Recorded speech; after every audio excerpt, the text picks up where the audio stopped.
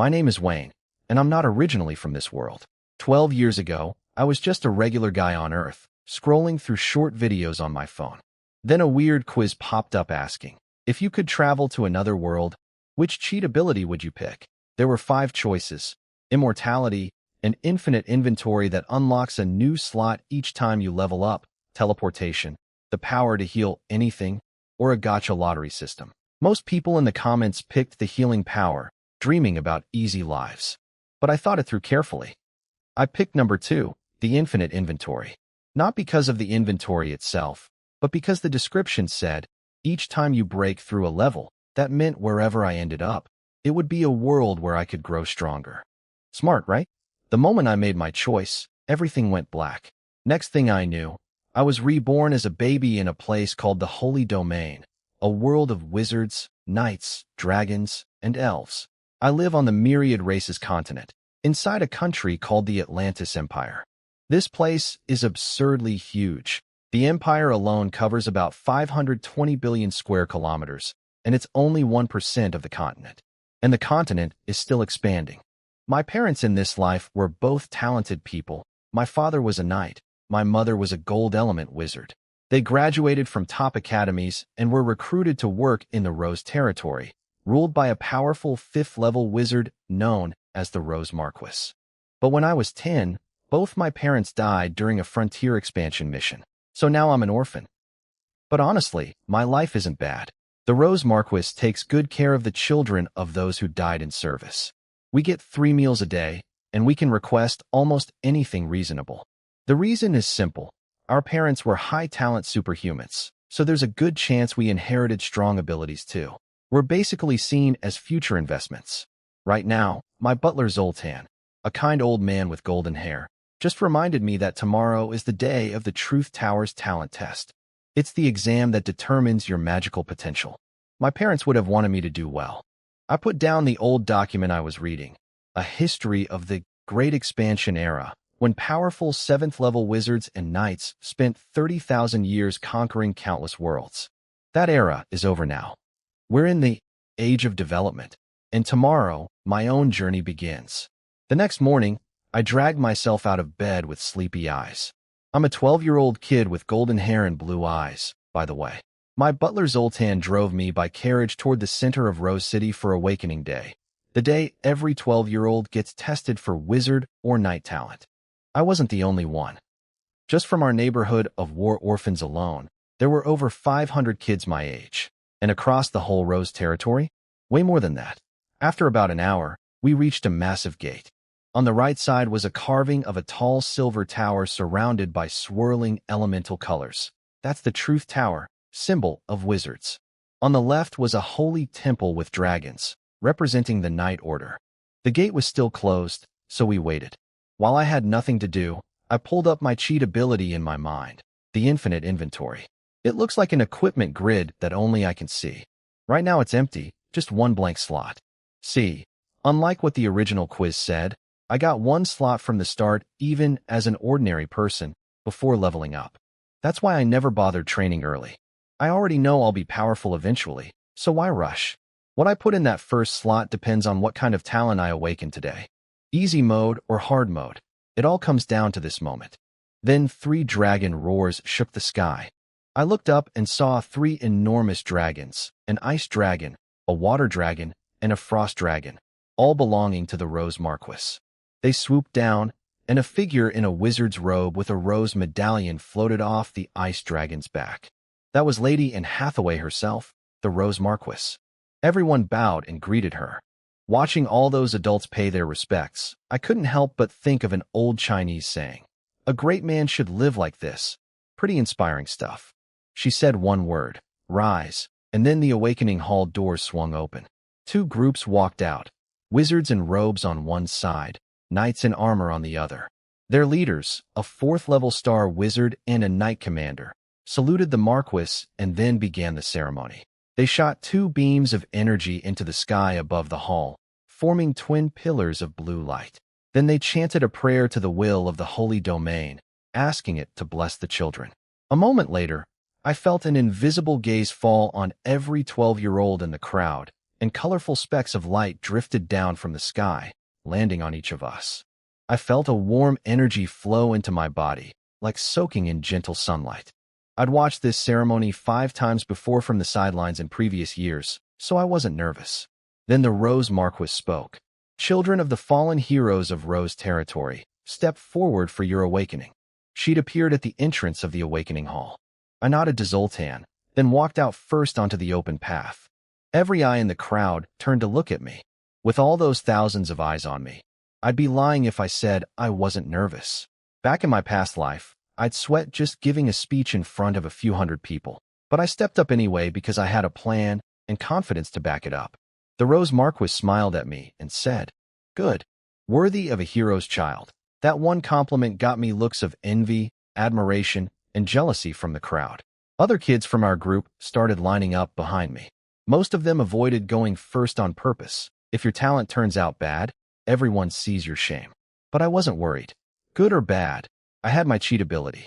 And if my talent was great, being first would make me unforgettable. Like the saying goes, nobody remembers second place. We entered the Awakening Hall, a space about the size of a football stadium. Inside were 2 giant crystal balls, each 3 meters wide, with wizards and knights standing by to record results. The Marquis watched from a balcony above. I walked up to the first crystal ball and placed my hand on it. It lit up so bright people could barely look at it. Then came the announcement: Spirit talent, top tier. Physical talent, high tier. I was thrilled. In this world, there are 3 types of talent: Spirit, for wizards; Physical, for knights; and Elemental. Each is ranked low, medium, high, or top tier. You need at least 1 high-tier talent to qualify for the best academy in the Imperial capital. The Marquis asked my name. I looked up at her and said it clearly, Wayne. She nodded and told me to go test my elemental talent. Walking past 500 kids who were all staring at me felt amazing, like eating ice cream on the hottest day of summer. I'll admit there was some gambling involved in going first, but I won. I placed my hand on the second crystal ball. A sharp golden light burst out. Gold element affinity, top tier. My heart finally relaxed. My entire plan was falling into place. Then my body floated up on its own. A little scary at first, but I realized I was being lifted to the Marquis's balcony. She congratulated me and told me I'd earned a spot at the highest academy in the Imperial capital. I bowed and thanked her, then stood to the side and watched the rest of the awakening. Out of all 500-plus kids, only 7 awakened to top-tier talent, and I was the only one with 2 top-tier talents. 36 others got at least 1 high-tier talent. Afterward, I asked the Marquis a question that had been bugging me. Only about 40 high-talent kids out of 500. Is that really a lot? She set me straight. Remove the word really from that sentence. It is a lot. In normal years, we'd be lucky to get 20. The entire Rose Territory has about 1 billion people, and each year only 30 to 50,000 awaken any talent at all. Of those, only 3 to 500 qualify for the Imperial Academy, and top-tier talents make up maybe 10% of that group. Every single person who awakens, even with the lowest talent, is 1 in tens of thousands.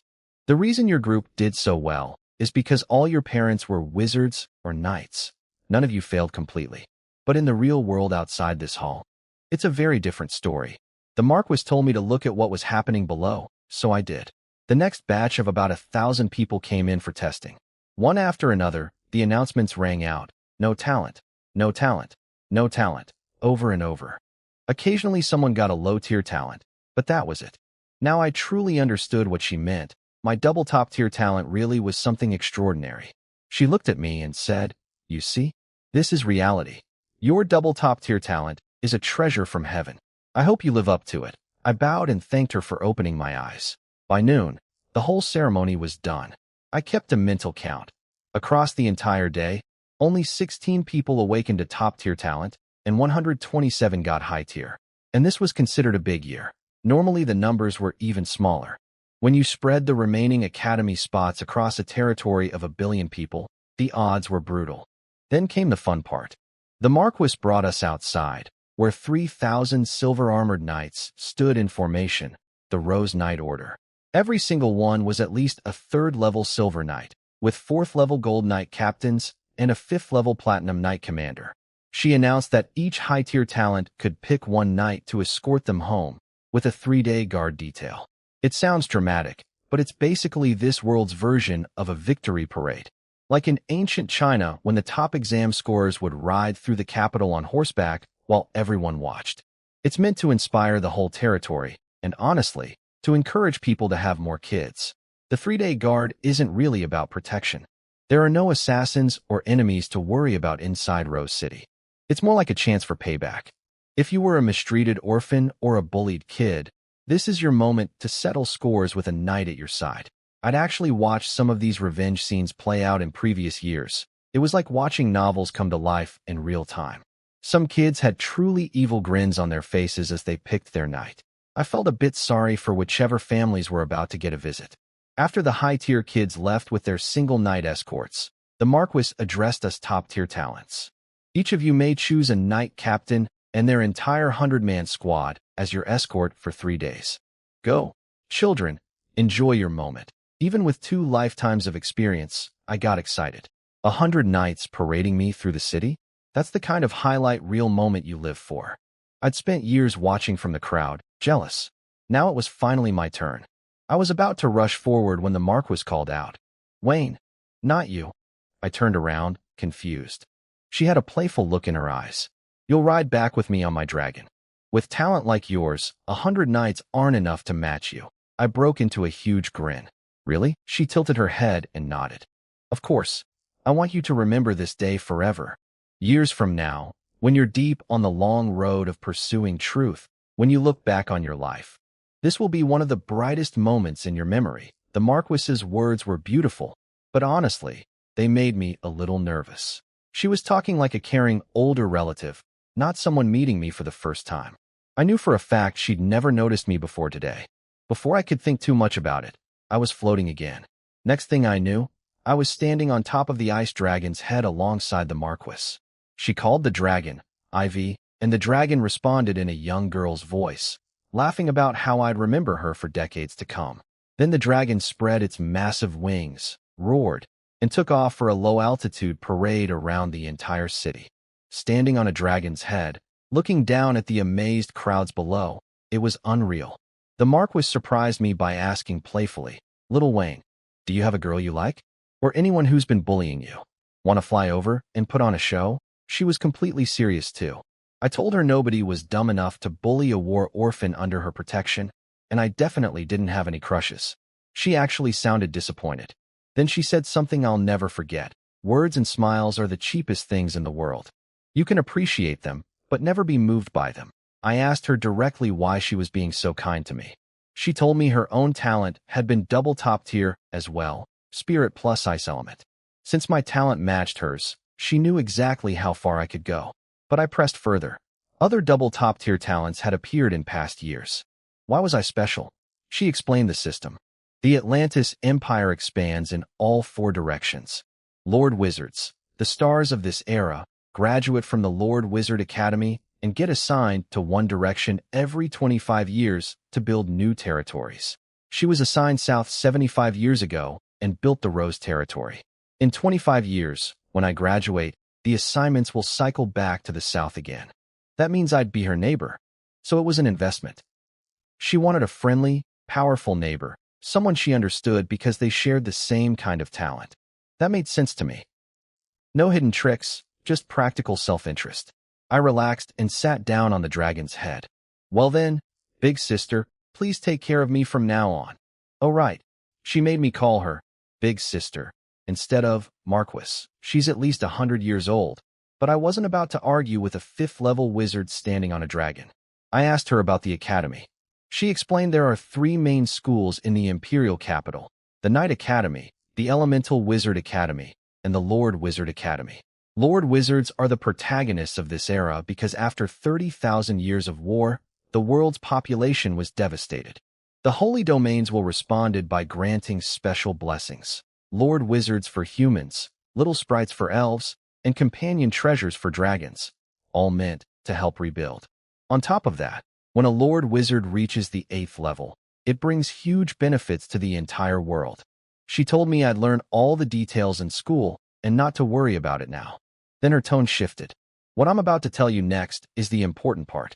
Burn it into your memory. The Marquis held up 3 fingers and gave me the most important advice for my future. First, focus on raising my wizard level at the academy. The Imperial Capital's academy has the best resources, and with my talent, advancing should be straightforward. Second, show off my talent openly. No hiding, no playing weak.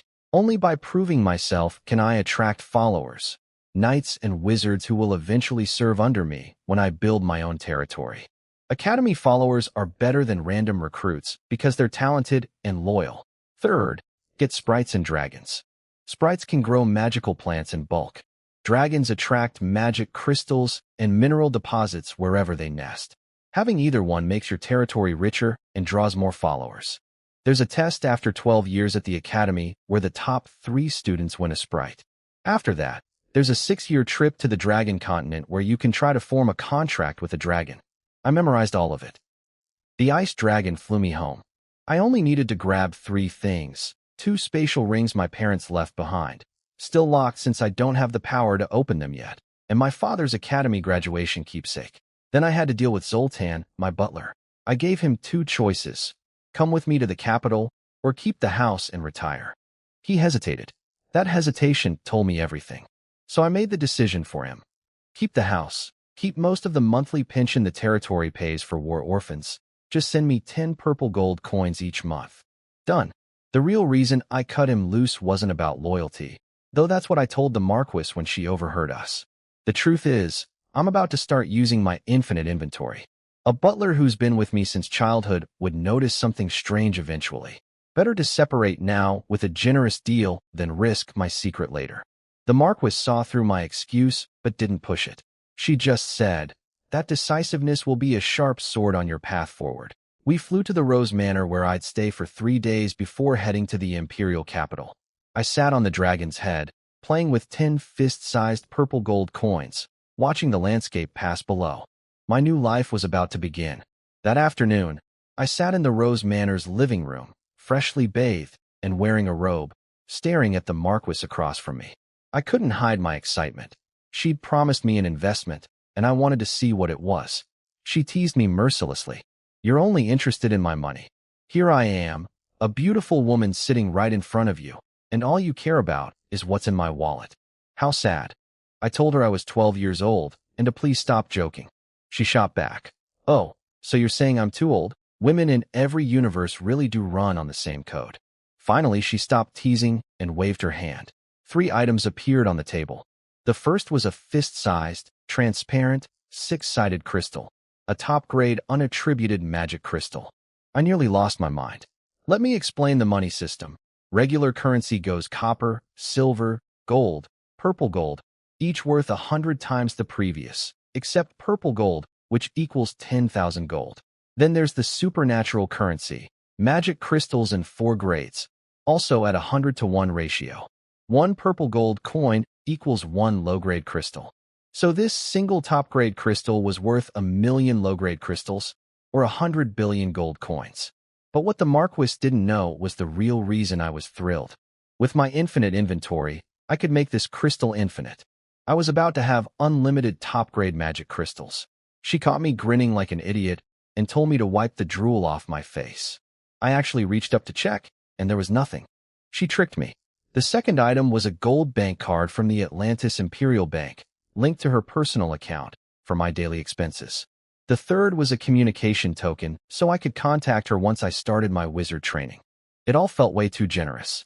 I asked her directly, did she treat the last double top-tier talent holder the same way? She explained that no, she didn't. That person was a commoner with no ties to Rose territory, and the future assignment rotation meant they'd probably end up somewhere far away. Investing in them would have been pointless. I was different for 3 reasons. First, my talent. Second, my identity. As a war orphan whose parents died serving Rose territory, I have a natural sense of belonging here. Third, the timing. When I graduate, the territorial assignments will rotate back to the south, meaning I'll almost certainly end up near her. She called me the purest-blooded Rose territory citizen because my parents gave their lives for this land. It all made sense. Cold, practical logic, but honest. I could work with that. The Marquis told me the magic crystal was for training, not selling. She explained that unattributed top-grade crystals are actually rarer than elemental ones. They only come from ancient mines that formed over 3,000 years ago. Since the age of development began, new crystal mines only appear where dragons nest, and those always have an elemental attribute. Good to know, but what she didn't realize was that I'd already decided to put it in my infinite inventory. 3 days later, on the morning we were set to leave for the capital, I woke up early. I picked up the crystal, placed it into my inventory slot, and watched the display change to unattributed top-grade magic crystal times infinite. I pulled one out just to test it. Worked perfectly. Then I rolled over and went back to sleep. During those 3 days, I learned a lot about Rose territory. It covers about 28 million square kilometers and is still growing. Its 3 most valuable assets are the 3 dragons, the 3 sprites, and the Marquis herself. Apparently she's considered the jewel of the entire Southern Empire, with admirers lining up everywhere. That morning I got dressed, put on my parents' spatial rings, tucked the bank card and communication token in my inner pockets, and tossed the magic crystal carelessly into my outer pocket. That thing was basically worthless to me now. I had infinite copies. The servants at the manor all called me young master by this point. 3 days of living like the Marquis's little brother will do that. I ate breakfast and headed to the Rose Garden Plaza, where everyone leaving for the capital had gathered. Kids with families were saying goodbye. Others stood alone, mostly commoners from outside the city. Then I heard a shout. "Wayne? Over here." That was Sackate, a fellow war orphan who was somehow already 6 feet tall at age 12. He dragged me over to our group of over 100 fellow war orphans' children. He announced me like I was royalty. "Ladies and gentlemen, our leader has arrived." The future big shot himself. I cringed. My Chinese soul isn't built for that kind of showmanship. But everyone here treats it as normal. Sackate is what I'd call a social terrorism expert. The guy is so aggressively friendly that 2 years ago, he made a kid who'd just lost his parents laugh out loud in front of their gravestones. Terrible and impressive at the same time. He asked me about insider information since he'd heard I'd been staying at the Rose Manor. I shared what I knew. It wasn't secret, just stuff everyone would learn at the academy anyway. I told them about the 3 schools, Knight Academy, Elemental Wizard Academy, and Lord Wizard Academy. Then I got serious. I told them to remember 2 things. First, once you're at the academy, focus on getting stronger. That's everything. Second, in 25 years the territorial assignments rotate back to the south, right where Rose territory is. If they truly accept me as the leader of our group, then train hard. I don't want to see any of your children end up living in the war orphans quarter of my future territory. In other words, stay alive, get strong, and don't make me mourn you the way we mourn our parents. My words hit everyone hard. The whole group went quiet, thinking about their dead parents. Then Sackate broke the silence with his usual boldness. "Of course. I'm going to become a 7th-level Holy Dragon Knight. No way I'm dying on some frontier." That loosened everyone up, but I could see they'd taken my warning seriously. The Marquis appeared and told us we had 10 minutes before departure. I repeated my message one last time, "Don't fall behind in 25 years, and walked toward her. Behind me, Sackate yelled out his promise not to fall behind, and then one voice after another joined in. My Chinese soul was cringing hard at all the dramatic shouting, but I raised my hand and waved without turning around. I ducked behind the Marquis to catch my breath. She teased me immediately. "You look like quite the inspiring leader just now. Are you hiding behind me because you're embarrassed?" I told her it wasn't leadership. I just didn't want people with the same background as me dying out on the frontier. Then she pulled out a tiny palm-sized airship and tossed it into the air. It expanded into a massive 5-story vessel, 1,000 meters long, covered in rose decorations. 12 knights boarded first to stand guard, followed by 12 maids for reception. Then all 700-plus students began boarding. The Marquis floated me up to the 5th-floor deck. Looking down, I counted roughly 700 kids and asked if none of them had double top-tier talent like me. She laughed and said that in the entire history of Rose territory, only 3 people had ever awakened double top-tier talent, and I was one of them. Out of 1 billion people. She told me that double top-tier talent appears roughly once in several billion people. Only territories ruled by dukes or higher, with stable populations, produce one per year. That shocked me. My talent was far rarer than I'd imagined. I asked about triple top-tier talent. She said there was only one known case, John Atlantis, the founder of the Atlantis Empire itself. And he wasn't even from our continent. He supposedly crossed the ocean from the Wizard Heartland, the Holy Domain continent. That got me thinking, maybe the Myriad Races continent doesn't even have the conditions to produce triple top-tier talents. 1,000 years and only one case. And he was an outsider? The airship lifted off. Watching Rose City shrink below us was breathtaking. It's huge, I said. The Marquis just smiled. Wait until you see the Imperial capital. We went inside the top floor, a cockpit area with a living room setup and 3 closed doors, probably bedrooms. I sat on a sofa and asked her what the real difference was between double and triple talent holders. She explained that triple talents have no weaknesses. Given enough time, they're complete in every way. In the early stages, everyone focuses on one path, either wizard or knight. The real gap shows up later, when you hit a wall on your main path and switch to training the second one. Triple talents can smoothly transition, double talents have a gap. I smiled to myself. My physical talent isn't top tier, but it's still high level. Not bad at all. A whole month of travel, even with teleportation arrays, and we finally reached the Imperial capital. I was bored out of my mind on the airship by the end. When I saw the capital from above, I was speechless. It covers 100 million square kilometers, split into 4 gates: north, south, east, west. The Marquis told me not to spoil it for myself and just explore slowly over the years. Then a red dragon came flying toward us with a young-looking man in armor standing on its head. The Marquis called him General Derry. He was from the Royal First Knight Order, a very big deal. He got straight to the point. He wanted his child to become my sworn knight, basically a follower who pledges loyalty. The Marquis was genuinely surprised. She asked why someone of his status would send his kid to follow a commoner-born talent like me instead of a prince. Derry's answer was painfully honest. His child only awakened low-tier talent. Even with his powerful family name, joining a prince's circle would mean being ignored. They wouldn't waste a valuable position on someone weak. So he was looking for a rising star who'd actually value the connection. The Marquis turned to me and asked what I thought. I didn't answer right away. Instead, I asked Derry how he'd even heard about me.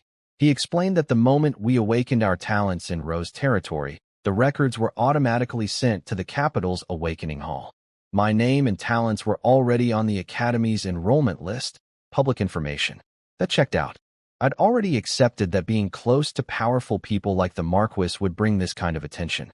And honestly, I had no regrets. Getting that top-grade magic crystal for my infinite inventory was worth any political hassle. So I looked up at the 2-meter-tall general and asked the only question that mattered. What can you offer me? The Marquis was watching me with a satisfied smile, pretending to look at the scenery but clearly listening to every word.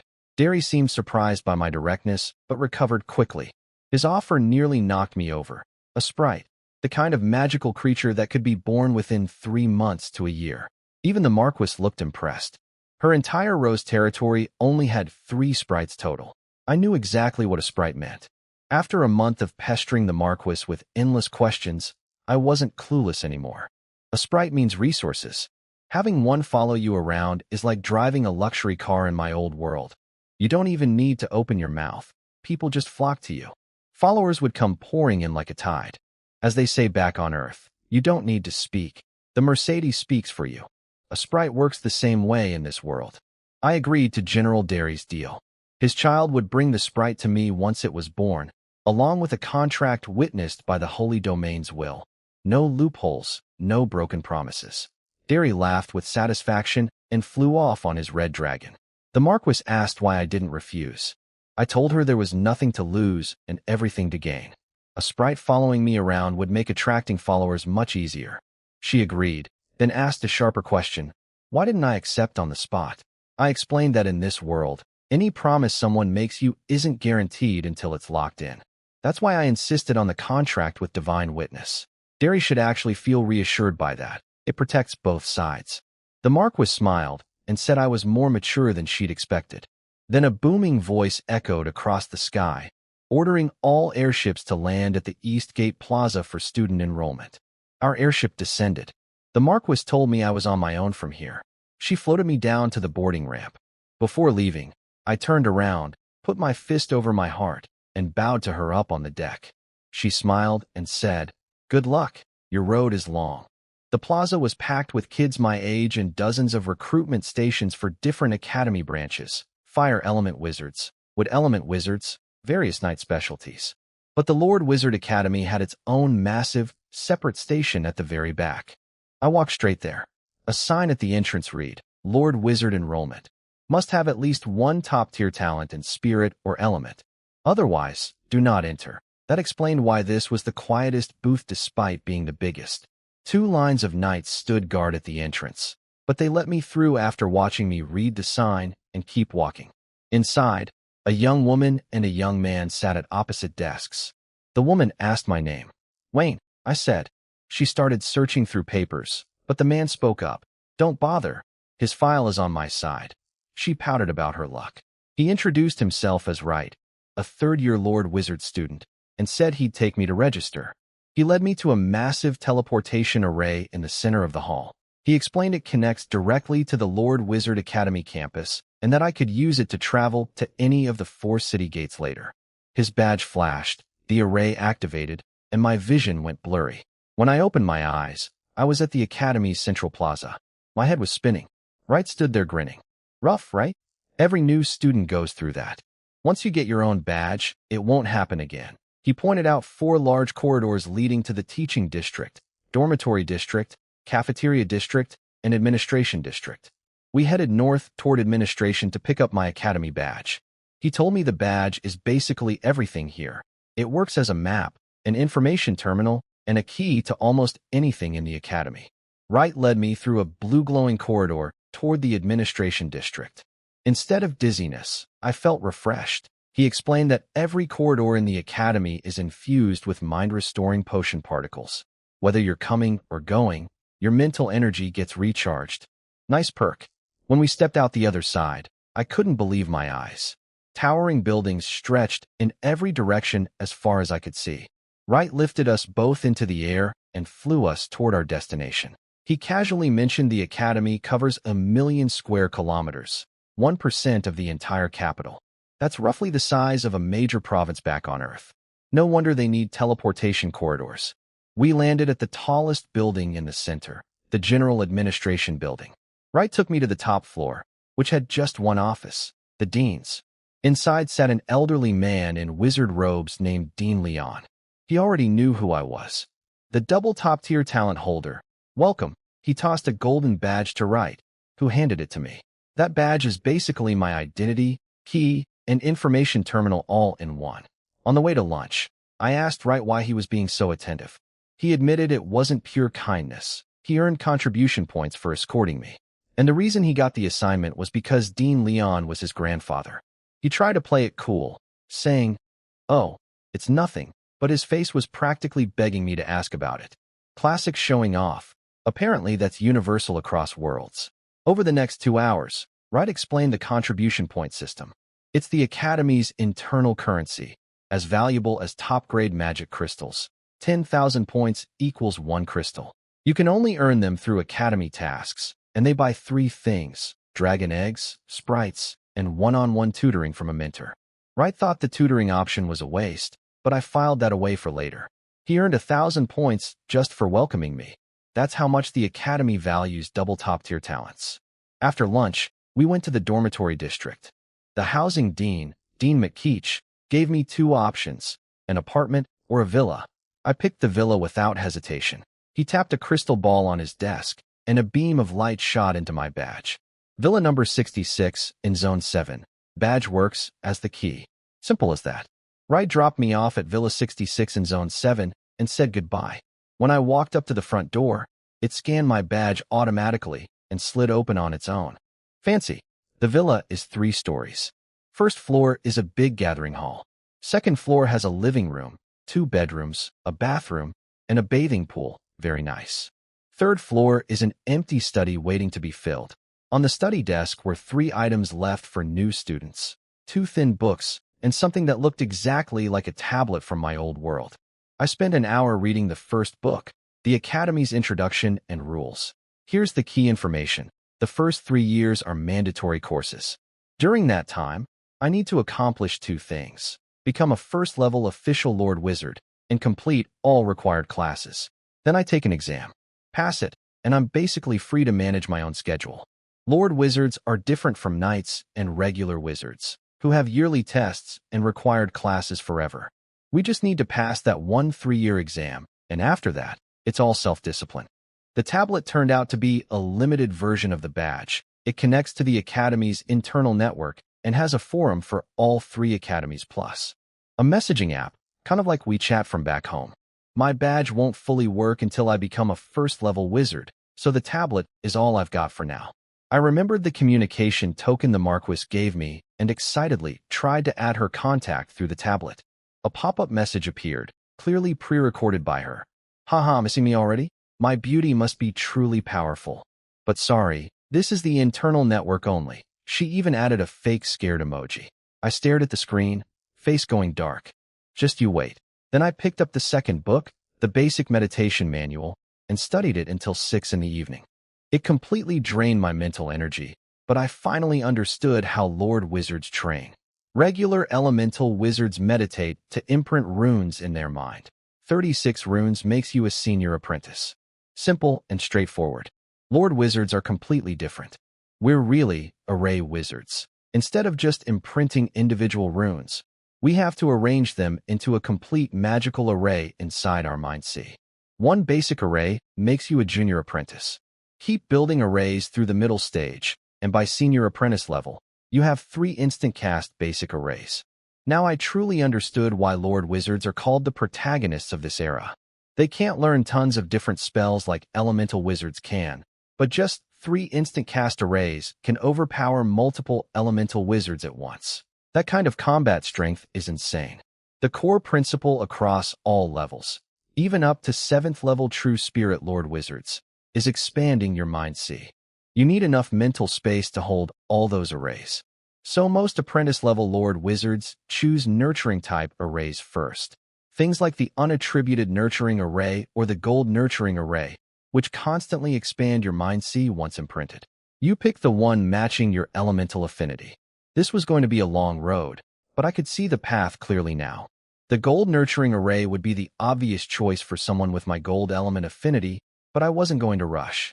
I needed to understand the full picture before making any moves.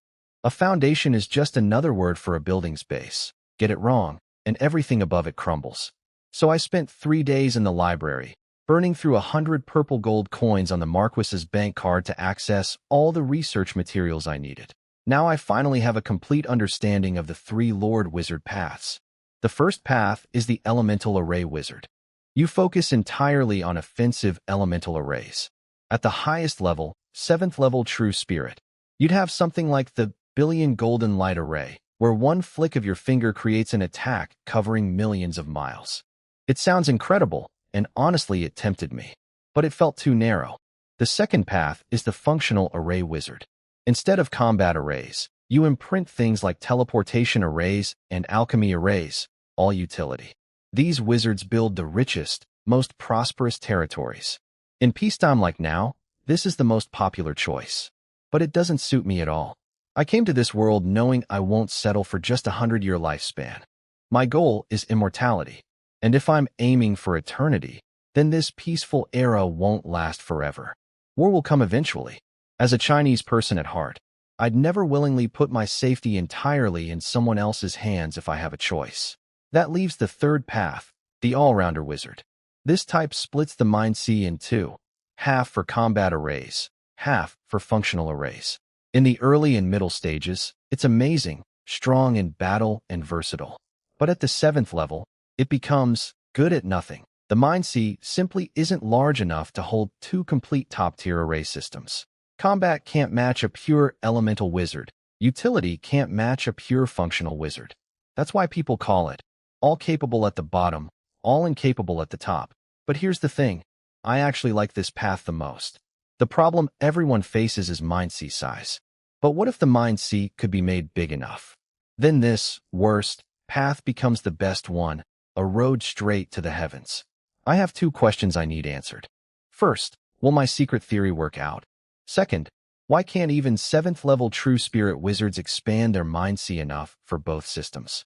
If I can figure out the reason for that limitation, I can decide whether my theory holds up and design a path that's truly my own. I decided to verify my theory step by step. First, I picked the gold nurturing array from the meditation manual. It matched my top-tier gold element affinity and spirit talent perfectly. I closed my eyes, and within 15 minutes, I entered my mind sea for the first time. It was a silvery white space, glowing softly. In the center was a puddle about the size of a basketball, filled with transparent liquid. That's my spiritual power in physical form. Having lived 2 lives gave me roughly 50% more spiritual power than other kids with top-tier talent. I started meditating on the first gold rune, pulling droplets of spiritual power into it, like ink forming a drawing. The rune gradually took shape, first a blurry outline, then sharper and clearer. When it finished, I was about to say, "That was easy," but a crushing wave of exhaustion hit me, and I passed out cold.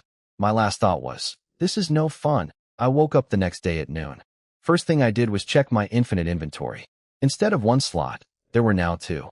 My theory was 1/3 confirmed. Going from ordinary person to the first step of the supernatural counted as leveling up. 1 slot per level, just like the original description said. Then I entered my mind sea again. The gold rune was floating there, and my spiritual power had recovered. I summoned my inventory grid inside the mind sea, and it appeared. 2 floating slots, one holding the magic crystal, one empty. That was 2/3 of my theory confirmed. The original description said, any item could be made infinite. If any truly means any, then spiritual power should work too. But I held off on testing that last step. I needed to answer another question first. I showered, dragged my exhausted body out, grabbed food, then headed to the teaching district's central building. I went straight to the top floor, the 26th, to find the teaching dean. If anyone could answer my question about the all-rounder path, it would be someone who'd achieved real success as a Lord Wizard. I knocked on the door. Inside sat a young woman in white wizard robes named Luna. She practically glowed, not in a romantic way, literally in a saintly, radiant way. She was surprised to see a brand new student at her door. I asked her directly, why can't even 7th level True Spirit Lord Wizards expand their mind sea enough to support both combat and functional arrays on the all-rounder path? She looked at me with genuine surprise. Most new students are still stumbling around like lost flies, and you've already thought this far. Then she gave me the answer that changed everything. The all-capable becomes all-incapable reputation was basically an old joke. Years ago, a genius who chose the all-rounder path reached the 7th level but went through a temporary weak period while his mind sea was still catching up. His rivals, people he dominated for years, ganged up on him during that window. The academy kept the story in the library on purpose as a test of students' judgment. The truth is, once an all-rounder wizard settles in at the 7th level and their mind sea keeps expanding, they become the most complete wizard of all. In fact, the other 2 paths eventually converge into the all-rounder path anyway. Elemental wizards start adding functional arrays once their mind sea grows. Functional wizards add combat arrays. The only difference is that the all-rounder walks that combined road from the very beginning. That was exactly what I needed to hear. I asked Dean Luna one more question before leaving. What are the most important foundations for a Lord Wizard? She said there are 3. First, resources, sprites, and dragons. Second, expanding your mind sea, which is something every Lord Wizard works on for their entire life.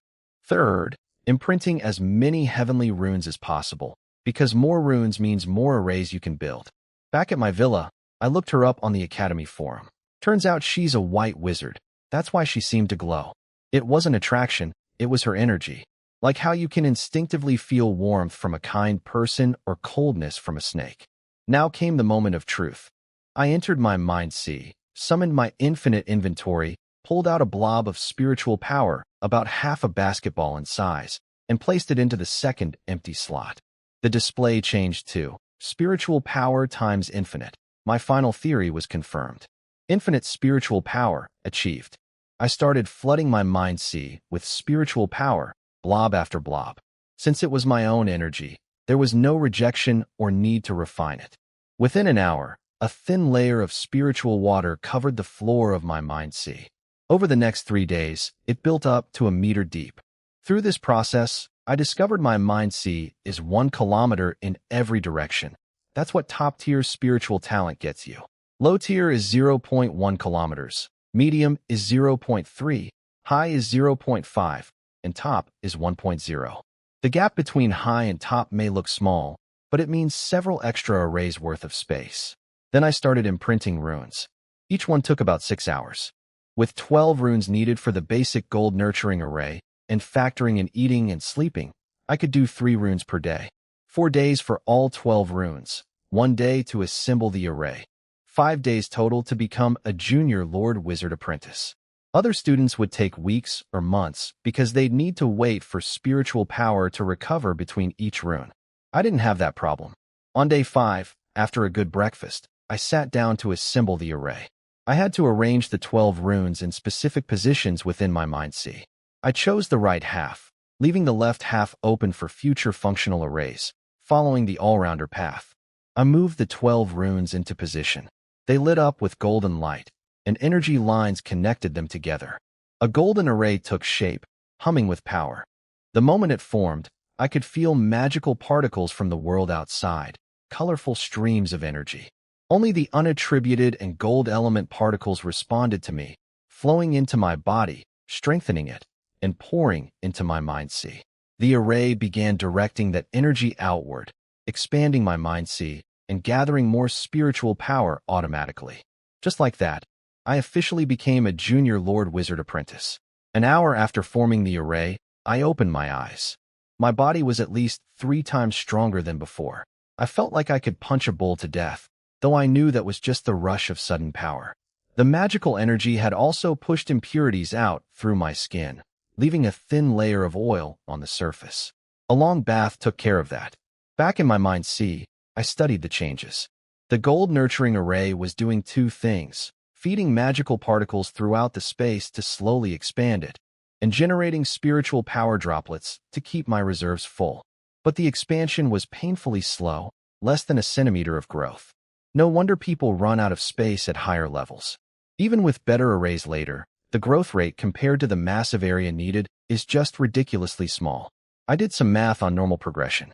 An apprentice needs 36 runes total across 3 arrays. At 2 runes per day, that's about 20 days. But becoming a first-level official Lord Wizard requires at least 1,000 runes. That's 500 days minimum, or about a year and a half when you factor in rest and mandatory classes. So the Academy's 3-year deadline is tight, but doable if you're disciplined. After that, advancement takes so long that the Academy basically sets you free to work at your own pace. None of this worried me. I have infinite spiritual power. No recovery time needed. Over the next 2 weeks, I powered through to senior apprentice level, completing 3 more arrays. The 10 blades array for offense, 10 golden blades slashing from all directions, the golden light array for defense, a gold elemental shield, and the flight array lets me or others fly within range. Combined with my original gold nurturing array, I now had attack, defense, support, and mobility covered. Best of all, no more paying for flying taxi rides around campus. But now I had to slow down. First-level arrays require 1,000 runes minimum, and even with unlimited spiritual power, each rune still takes hours of focused meditation. I also needed to find actual first-level array diagrams. The basic meditation manual only covered apprentice-level arrays. So I headed to the teaching district to pick my mandatory courses. There were over 100 options on the big screen, but only 10 were marked required in red: Dragon Information Basics, Elf Information Basics, Holy Domain History, Wizard Rank Introduction, Knight Rank Introduction, Sprite Information Basics, Rune Fundamentals, Relations of the 3 Great Races, Holy Domain Power Structure, and Contract Array Fundamentals. The elective courses were mostly designed for students with weak spiritual talent. Things like how to enter meditation and Mind Sea layout guidance. Useless for someone with top-tier talent. I picked the Sprite Information Basics class since it was about to start, and I'd be getting my own sprites soon. Time to learn what I'm dealing with. I flew to Building 127 for my first class, Sprite Information Basics. Only 8 students total, including me. A shy boy named Hart came over to say hello. He was from Rose Territory too, a commoner who'd seen me standing next to the Marquis at the gathering. I was polite, we exchanged names, and I sent him back to his seat before class started. No big deal. It cost me nothing to be decent. The teacher walked in and got straight to business. 1 hour, 3 parts, no breaks. First half was lecture, second half was questions. Part 1. How Sprites Are Born. 3,000 years ago, after the Great Expansion ended, the Holy Domain's world will created sprites using the Elven race as a template and the Life Sacred Tree's life rules as their soul. Once sprites were created, any magical plant in the world gained the potential to birth one. So a wheat sprite comes from a wheat plant, a herb sprite from an herb, and so on. Part 2. What sprites do. This is where my jaw dropped. A single first-level wheat sprite can cultivate 1 million acres of wheat and produce 2 harvests per year. I did the math instantly. At about 700 gene per acre, that's 1.4 billion gene of wheat annually. Enough to feed roughly 10 million people for a year. And that's just one sprite. My Chinese farming genes practically exploded with joy. How could I not love these little creatures? Part 3. Sprite levels. They go from level 1 to 9, with form changes along the way. Levels 1 through 3, they're little sprites. 4 through 6, great sprites. At level 7, they transform into dragon sprites. At level 8, they become a sprite queen. Not queen of all sprites, but queen of their specific plant type. So an 8th level wheat sprite would be the queen of all wheat sprites everywhere. When the question period came, nobody else raised their hand, so I jumped in with 3 questions. First, can you make sprites artificially? Yes. It takes 1,000 top-grade magic crystals, a special array, the right plant, and 3 years of waiting to produce one first-level sprite. Detailed information is in the library's 9th floor special section. Second, how do sprites level up? Simple. They eat magic crystals. The more crystals they absorb, the higher they grow. Third, how do you make a sprite your partner? Through a contract. The mandatory contract array fundamentals class covers exactly how to contract both sprites and dragons. 1,000 top-grade crystals to create one sprite. I almost laughed out loud. I have infinite top-grade crystals. The farming possibilities were making my head spin. A girl in class blurted out that 1,000 top-grade crystals was way too expensive for creating a sprite. The teacher smiled and said it was absolutely worth it. Sprites live as long as wizards do. A first-level sprite alone lives 1,000 years. Even earning just 1 crystal per year, you'd break even eventually, and as the sprite levels up, the payback comes faster. For me, of course, the cost is basically 0. The teacher also mentioned that detailed sprite creation information is on the library's 9th floor in a special section. I'd been stuck on the 1st floor before due to my level, so I hadn't even known about hidden areas. More surprises to discover. After class, I headed to the library's 2nd floor. I couldn't enter the reading area yet. That requires 1st-level wizard status, but I could ask questions at the entrance. A senior student was stationed there as a guard, earning contribution points. I told her I needed a 1st-level array diagram. She looked surprised. Apparently, I was the first new student this year to ask for one. She explained the system. Every student gets 1 free 1st-level array diagram before advancing. It's a gift from the academy. Once you reach 1st-level wizard, you can enter the floor and browse detail materials, but anything beyond that free pick costs crystals or contribution points. And no, you can't pay to enter floors above your current level. The academy prevents students from biting off more than they can chew. She handed me a catalog.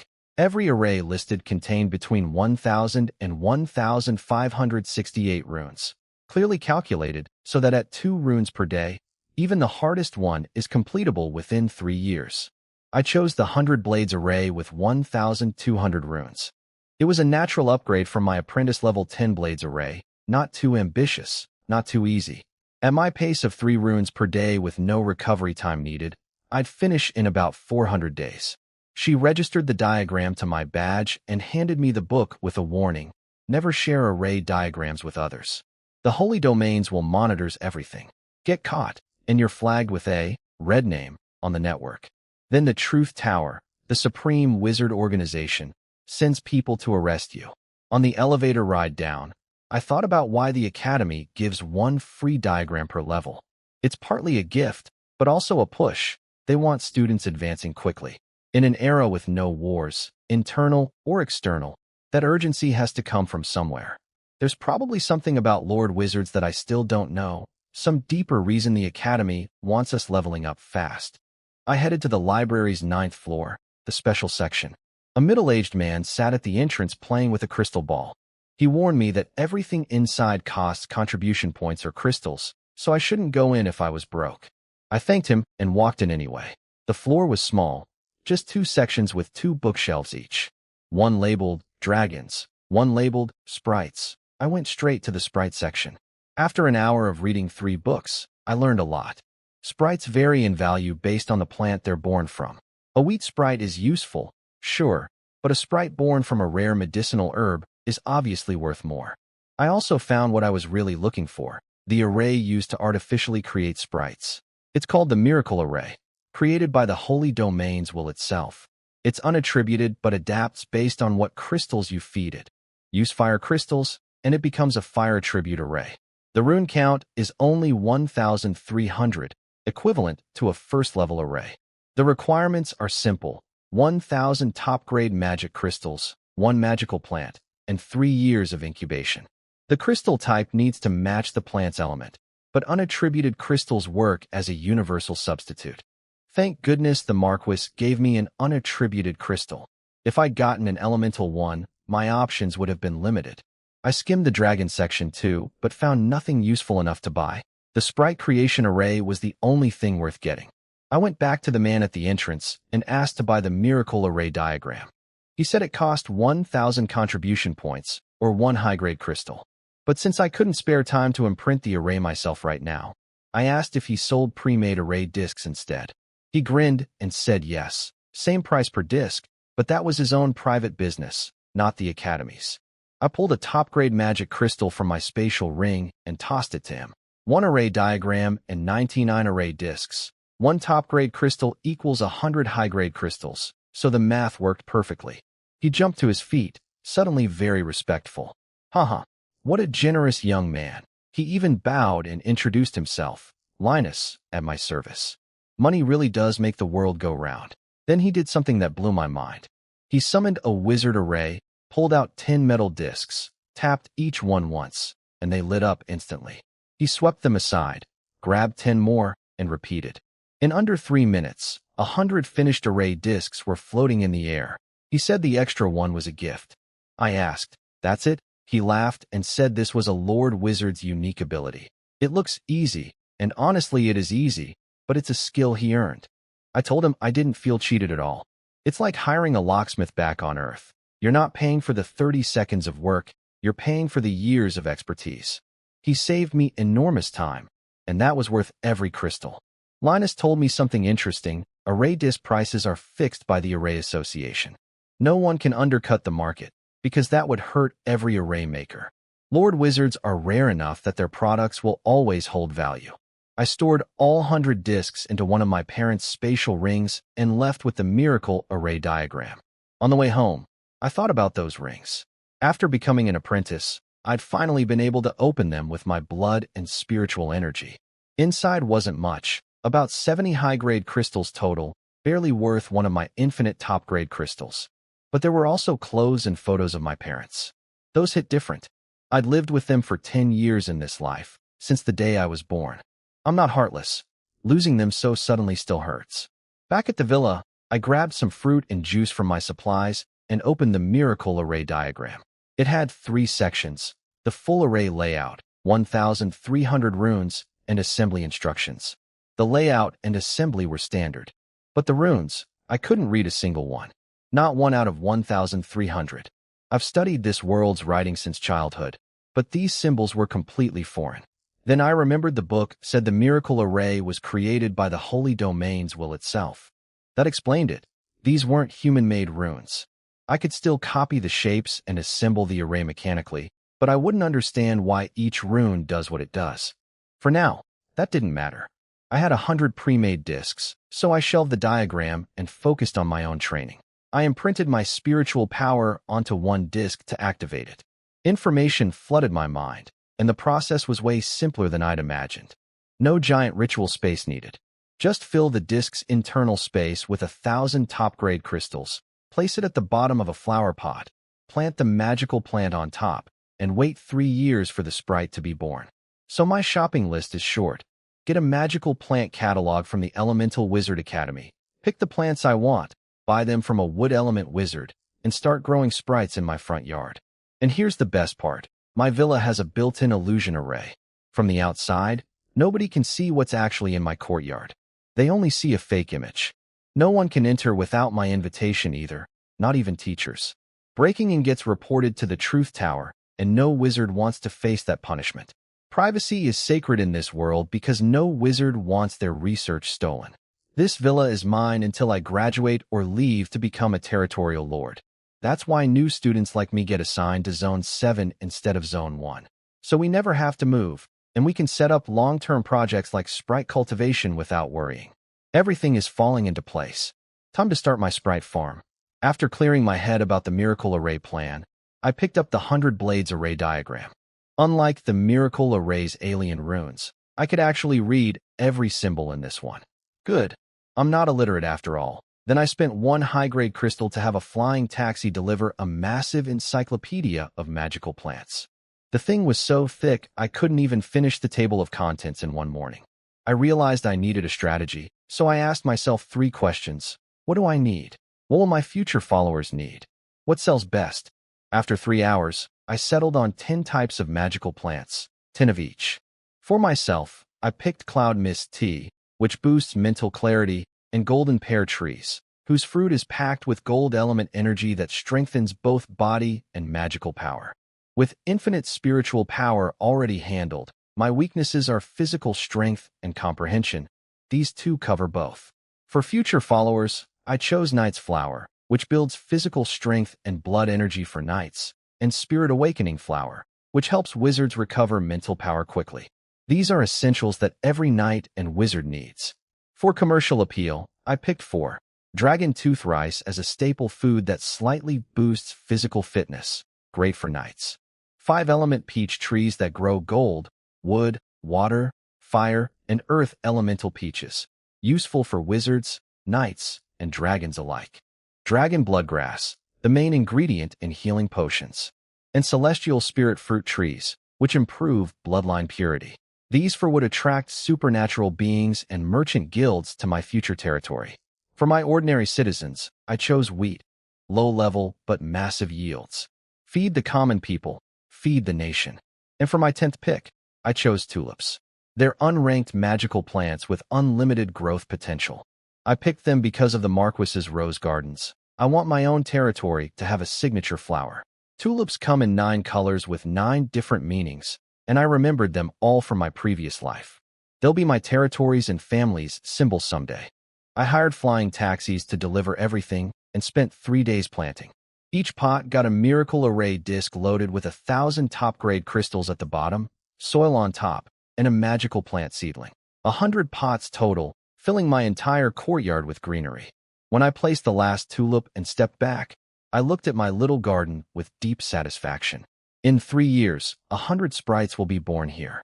That's right around when I'll pass the 3-year exam and enter the free study period. 100 sprites fluttering around me would be like parking 100 supercars in your driveway back on Earth. Followers will come flooding in like a tidal wave. 100 sprites. I can barely imagine how much confidence that will give me. After finishing my planting, I washed up and headed to the cafeteria. But when I stepped out of the teleportation corridor into the central plaza, I saw a crowd gathered around something. My Chinese instinct for watching drama kicked in, so I squeezed through to look. I immediately regretted it. Standing in the middle was a young girl about my age, next to a sign that read, Lost Person Notice. Personal maid has lost her master. Master's name is Wayne. And at the bottom, 3 words, Little Sprite. She'd been standing there for 3 days. 3 days. The crowd had been gossiping about how this, Wayne, guy was irresponsible enough to lose his own maid. I wanted to disappear. I stepped forward. I'm Wayne, she grinned. Finally found you. I grabbed her sign, activated my flight array, and flew us both to the cafeteria before the crowd could gossip more. Over food, I asked why she didn't just look up my address. She explained that even her father, General Derry, a 7th-level Holy Dragon Knight, couldn't access student records. The Truth Tower's privacy protections are that strong. That was actually reassuring news for my secret sprite garden. Her name was Derry Aurora. I told her the deal with her father was for a follower, not a maid. She smiled brightly and said becoming a maid was her own idea. Then she dropped a bomb. I want to become your woman. I lost it. Aurora, I'm 12 years old. She rolled her eyes. So am I. My brother had a son at 12, right? This isn't modern Earth. It's basically a medieval world with magic. I forced myself to calm down. I asked why. Her answer was surprisingly practical. My talent guarantees a bright future, and she needs resources for her knight training. The Derry family is new. Only 6 core members. Her father is a 7th level knight, but he's not a territorial lord. He's a merit noble, which is basically an honorary title without land or resource production. Everything comes from imperial handouts. With 3 older brothers consuming all the family's resources, plus her parents' own training stalling out, there's nothing left for her. She explained the Empire's 2 types of nobility. Real nobles are lord wizards with territories, ranked from baron up to duke. Merit nobles are warriors rewarded for service, ranked by level, but without their own land. They depend entirely on whoever they serve for resources. I also finally understood why I was called a merit descendant back in Rose territory. The merit part referred to a noble title, not just honorable sacrifice. I looked at her and said, "Your father really loves you." She beamed with pride. Of course, but then she got serious. The Derry family is small and new, so she's treated well as the only daughter. In an old, powerful family, someone with her low-tier talent would just be married off as a political tool and forgotten within a century. She had a point. Strong talent plus a powerful family means safety. Weak talent plus a powerful family can mean becoming someone else's bargaining chip. Aurora asked if I'd accept her proposal. I shook my head. No, not because of your talent, but because I won't let calculation and self-interest into my love life. She looked disappointed for a second, then smiled even bigger. Hearing you say that actually makes me think we have a chance. I didn't respond. Sure, I'm a grown man's soul in a kid's body, so I'm not uninterested in women. But right now, supernatural power has me completely hooked. Romance can't compete with imprinting one more rune. I changed the subject and asked her to break down the cost of training a knight. This would help me understand what I'd need to provide for future followers. She explained that before level 7, knight training is all about resources. With enough supplies and matching talent, you can reach 6th level Diamond Knight in 30 years. For trainee knights, daily costs run about 15 to 25 purple gold coins, 1 knight's flower at 5 coins, or a blood energy potion at 10, plus 10 gene of dragon tooth rice at 1 coin per gene. Top configuration comes to about 20 coins a day. For first level Black Iron Knights, the costs jump significantly. A first level Knight's flower costs 30 low-grade crystals. A first level blood energy potion is 100. 20 gene of first level dragon tooth rice runs 200, and 10 gene of first level black iron costs another 200. Top daily expense, about 500 low-grade crystals, with a small buffer up to 525. The price increase from trainee to first level is roughly tenfold just for the rice alone. I wasn't worried about money. I have infinite crystals. What struck me was the sheer wealth of Lord Wizards. The Rose Marquis casually maintained 3,000 third-level Silver Knights as guards. Between first level and third level, there's a whole second-level bronze stage in between. The costs must be enormous. And she's only a Marquis. Imagine what dukes and royal lords can afford. But I liked it. A bigger stage means more room to unleash my potential. Our food arrived. Aurora asked if I thought the costs were expensive. I told her it was nothing to me. Then I pointed out that her father, a 7th-level Holy Dragon Knight, should easily afford her early training costs. I also asked if she wasn't worried about angering me with her stunt and ruining her father's carefully laid plans. She just looked at me calmly. Are you actually angry? That shut me up. Women really are impossible. 1 minute she's proposing marriage. The next, she's winning arguments with 1 sentence. After we finished eating, she finally couldn't hold back. Don't you even want to ask about the sprite? I kept my face completely flat. When will it be born? She stomped her foot. Do you even know what a sprite represents? I was laughing inside. I've got 100 sprites growing in my backyard right now. What kind of reaction did she expect? But I played along. What reaction do you want from me? Aurora told me something useful before we parted. A single sprite produces value equal to an entire knight order of the same level each year. So a first-level sprite equals a first-level knight order annually. I thanked her sincerely. She didn't know it, but I was doing the math. 100 sprites in 3 years means the equivalent of 100 knight orders worth of resources. Insane. I gave her back the embarrassing sign and told her my address. Zone 7, Villa 66. But she explained she couldn't actually enter the Lord Wizard dormitory area. It's completely restricted.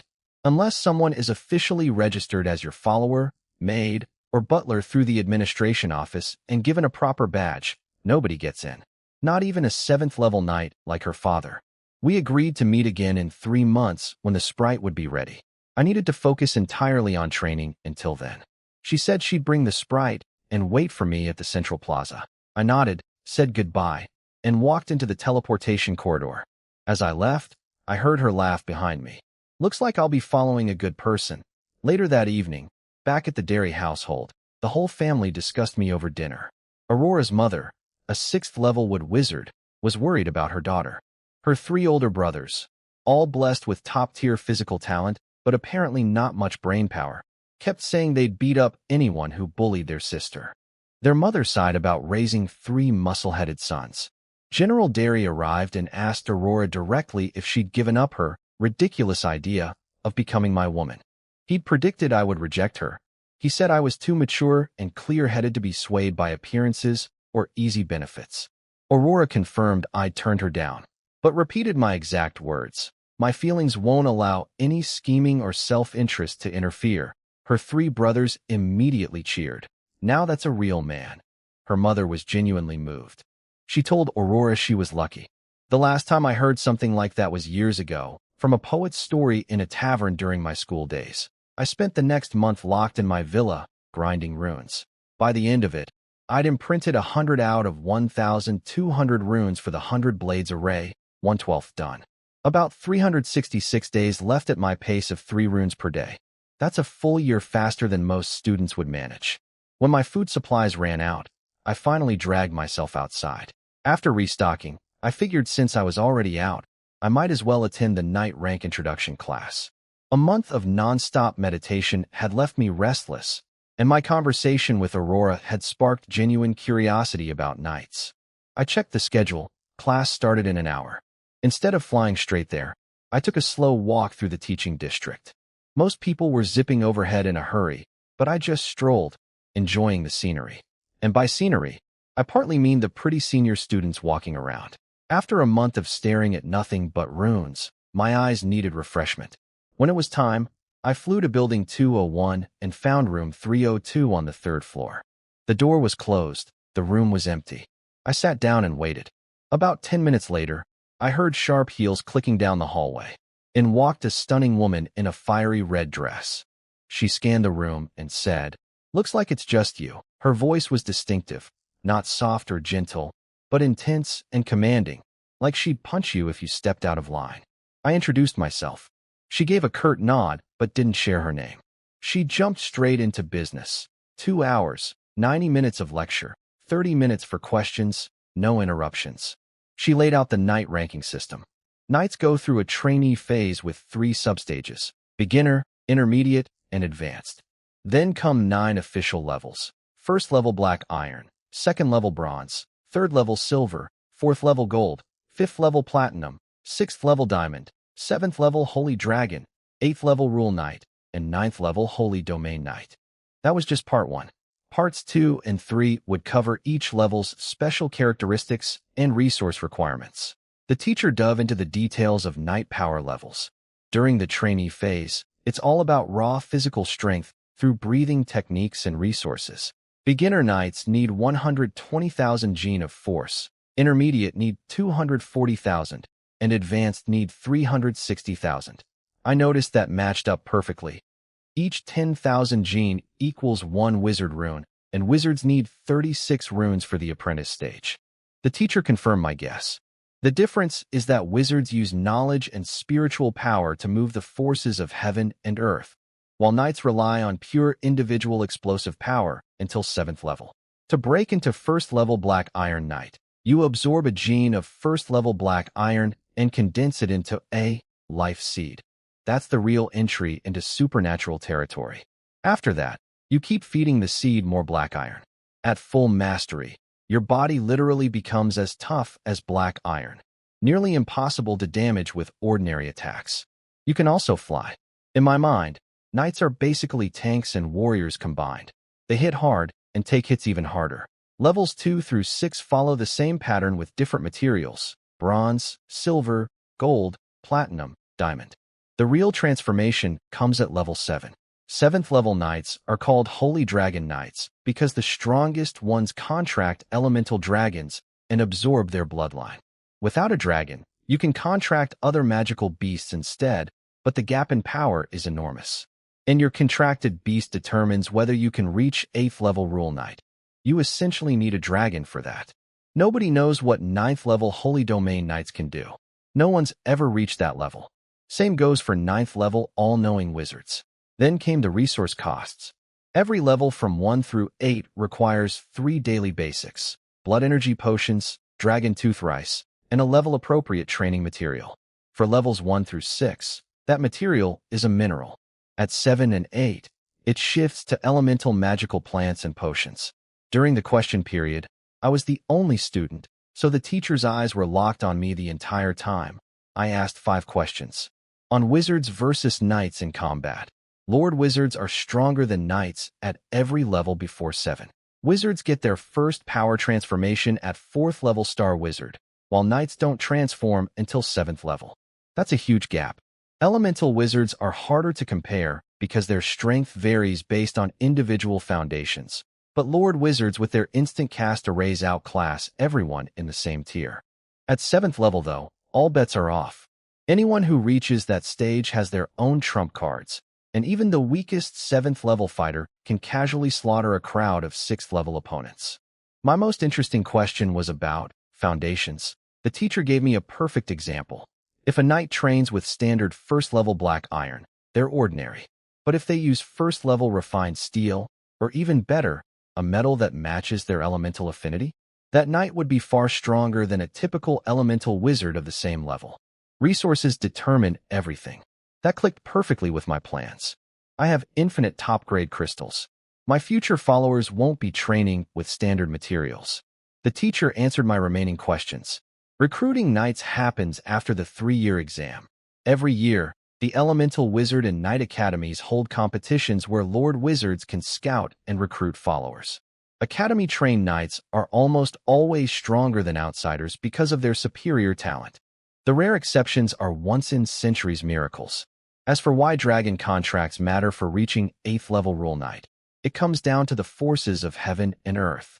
Wizards interact with those forces from the apprentice stage, but knights don't until 7th level. Elemental dragons give knights the easiest path to sensing those forces. Contract the wrong beast, and you're stuck at 7th level forever. Though she added that if a knight also has wizard talent, they could potentially find another way to 8th level. I bowed and thanked her. She gave me a small smile, said, "At least you have manners," and walked out without looking back. I sat there reviewing everything, then planned my schedule: 1 mandatory class per month, finish all required courses, and reach 1st level wizard within about a year. As for training future followers with the best possible resources, I can absolutely afford it, but I need to be smart about it. Using top-tier materials openly would raise too many eyebrows. Even the Imperial Knights might not get that treatment. Chinese wisdom says stay low-key. I'd train my people with the best stuff in private, but keep appearances modest. My training was accelerating too. By month 2, I was imprinting 100 runes per month. The constant flow of magical energy into my body was making me physically stronger, so I could now go several days and nights without rest, sleep once, and wake up fully recharged. 1,000 runes left, about 10 more months at this pace. The next class I picked was Wizard Rank Introduction. About 50 students showed up this time. The instructor, a young man who refused to share his name since we weren't official members yet, laid out the wizard levels. It starts with the apprentice stage in 3 sublevels, then 9 official ranks. 1st level official wizard, 2nd level elite wizard, 3rd level grand wizard, 4th level star wizard, 5th level full moon wizard, 6th level Great Sun Wizard, 7th level True Spirit Wizard, 8th level Rule Wizard, and 9th level All-Knowing Wizard. Wizards get 3 major transformations. The first happens at 4th level Star Wizard, the second at 7th level True Spirit, and from 7th level onward, every single advancement is a transformation. He was about to explain what those transformations actually involve. Now I understood why knights can't match wizards at the same level. Wizards simply have more transformations. Knights get 1 at 7th level. Wizards get 3 at 4th, 7th, and then every level after that. The teacher explained advancement. To become a first-level wizard, you imprint enough runes to form one first-level array. But that's just the entry point. You need 3 arrays at each level to fully complete that stage. There are 2 approaches. Combine 3 arrays into one perfect integrated system for maximum combat power, or imprint 3 separate arrays for maximum versatility but weaker fighting ability. Then came the transformations. At 4th level Star Wizard, you can travel through space and even lead invasions of lower-level planes, at least during the Great Expansion era. At 7th level True Spirit Wizard, 2 things happen. First, your spirit and body merge to create something called a True Spirit, which you imprint onto the world's origin. This grants immortality. You live as long as heaven and earth exist. Second, you gain mastery over your corresponding elemental laws. A single thought can destroy everything. Immortality. That word hit me like lightning. Since the day I arrived in this world, eternal life has been my ultimate goal. Now I know exactly where the finish line is. 7th level True Spirit Wizard. 8th level Rule Wizards aren't even considered human anymore. They're called embodiments of rules. The teacher only had one sentence to describe them. 9th level All-Knowing Wizard hasn't been achieved by anyone yet. During the question period, some kid excitedly asked how long it takes to reach 7th level. The teacher said it varies, anywhere from a few hundred to a few thousand years. Then he shut down further questions like that. I jumped in with 2 practical questions. First, is there a standard rune count for each level? Yes. For first level, it's 1,000 to 5,000 runes. Multiply any level's array rune count by 3, and that's your total. Second, how do people identify a wizard's level? 2 ways. The Academy badge automatically displays your rank once you reach it, and array range. Apprentice arrays cover 12 meters, first-level arrays cover a kilometer, and so on. After class, I found a quiet spot and spent 30 minutes organizing everything. Key takeaways. 1 rune equals 1 meter of range. Each level requires completing 3 full arrays, not just 1. And most importantly, 7th level True Spirit Wizard means immortality.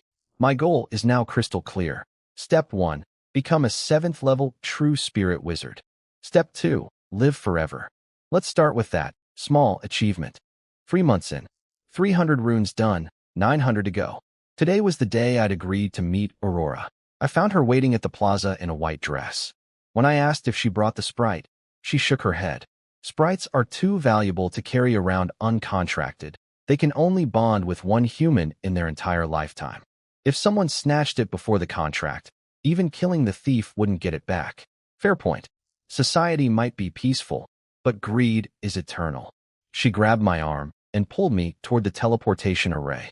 Her badge flashed, and we warped out. I asked how she could use the array without being a wizard.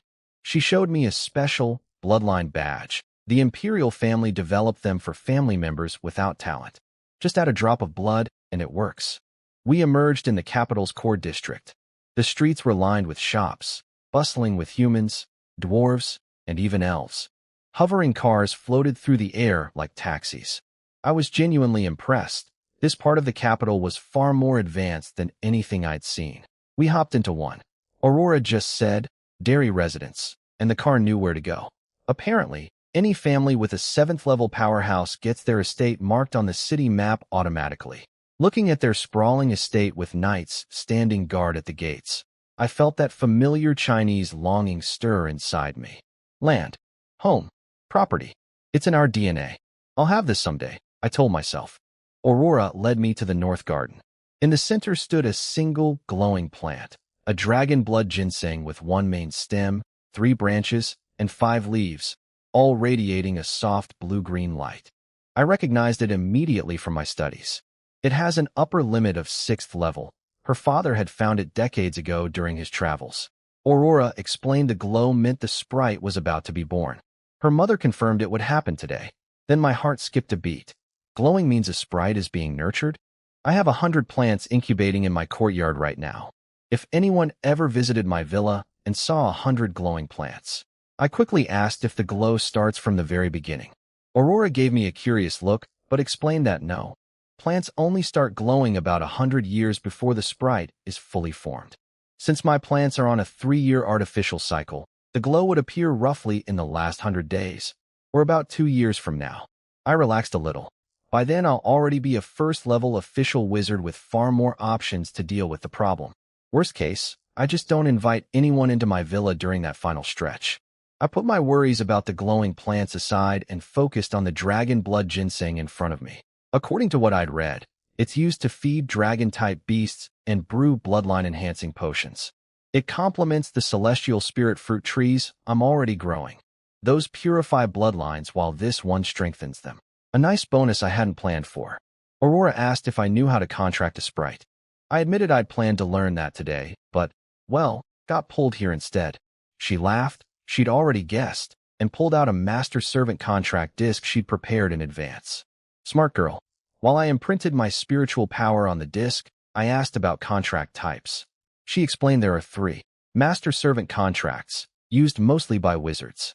Partner contracts, also popular with wizards. And symbiotic contracts, mainly for knights.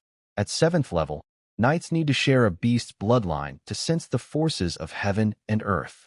Her father used a symbiotic contract with a fire variant dragon called a flame dragon, gaining its fire element bloodline and advancing to 7th level Holy Dragon Knight. Then a brilliant red light erupted from the garden's center. The dragon blood ginseng lifted itself out of the ground and floated into the air, revealing its full form, palm-sized with a humanoid shape, complete with tiny facial features. Life energy surged in from everywhere, pouring into it. Watching a new life being born from pure natural force left me speechless. The birth of life? I whispered. When the light faded, a tiny sprite hovered before me, and she was absolutely stunning. She had long red hair, a fiery red dress decorated with golden dragon patterns, little red high heels, and bright red eyes that looked around in confused wonder. She was barely bigger than my palm. Aurora snapped me out of it. Contract her, now. I walked forward with the contract disc. The little sprite nibbled her finger curiously, watching me approach. I activated the array, and magic energy rushed in from all sides, wrapping us both in a glowing circle. Then I pulled a top-grade magic crystal from my infinite inventory and waved it at her. Contract with me, and I'll give you as many of these as you want. The instant she saw the crystal, her eyes lit up with raw desire. I handed it over. She flew right to it, hugged the thing, which was nearly as big as her entire body, and bit into it. Just chomped right through it. I was shocked. I tried smashing these crystals before and couldn't crack them, but her tiny teeth cut through like butter. After about a dozen bites, she stopped, burped, and covered her mouth in embarrassment. Adorable. She looked at me and spoke, which surprised me. If we contract, will you really give me unlimited amounts of those tasty stones? I asked how she could talk. She said the holy domains. Mother gave her basic knowledge of the world when she was born. I always keep my word, I told her. I guarantee unlimited supply. She nodded. Then I'll contract with you, Master. Her body glowed red, and a tiny droplet of her blood appeared in the air. I bit my finger and let a drop of my own blood fall. The contract array pulled both droplets together, merged them, and absorbed them into the formation. The master-servant contract was officially complete. I had my first sprite. The moment the contract completed, I felt a connection to the little sprite. I could even sense her emotions. She was happy because she'd just eaten something delicious. Aurora walked over and called me Master. I was surprised. She explained that since we hadn't signed a holy domain contract yet, she considered herself my property already. I told her to call me young Master instead. Master didn't feel right for her. Her eyes literally sparkled. You're agreeing to let me be your maid? I looked at the sprite, then at Aurora's beaming face, and thought about the whole situation. As an adult mind in a kid's body, I could read between the lines. General Derry should have been present for something as important as a sprite's birth and contract. But he deliberately stayed away, giving me space and a relaxed atmosphere to make my decision without pressure. That kind of thoughtfulness deserves recognition. When someone offers you respect, you accept it gracefully. Yes, starting today, you're my maid. She cheered so brightly it actually warmed my heart a little. She led me to the family's castle. The whole Derry family was there. Aurora introduced everyone. Her father, the general, her mother, Murola, a beautiful woman and sixth-level wood wizard, and her three brothers, Andrew, Wiggins, and Naruto. All three brothers looked like they'd been raised on growth hormones. The shortest was at least 6 feet tall at 12 years old. Standing next to them, I was about 2.5 times thinner. I bowed to the general and his wife. Uncle, Auntie, pleased to meet you. The general laughed his booming laugh and said he'd known I was special from our first meeting. He asked me to take care of Aurora.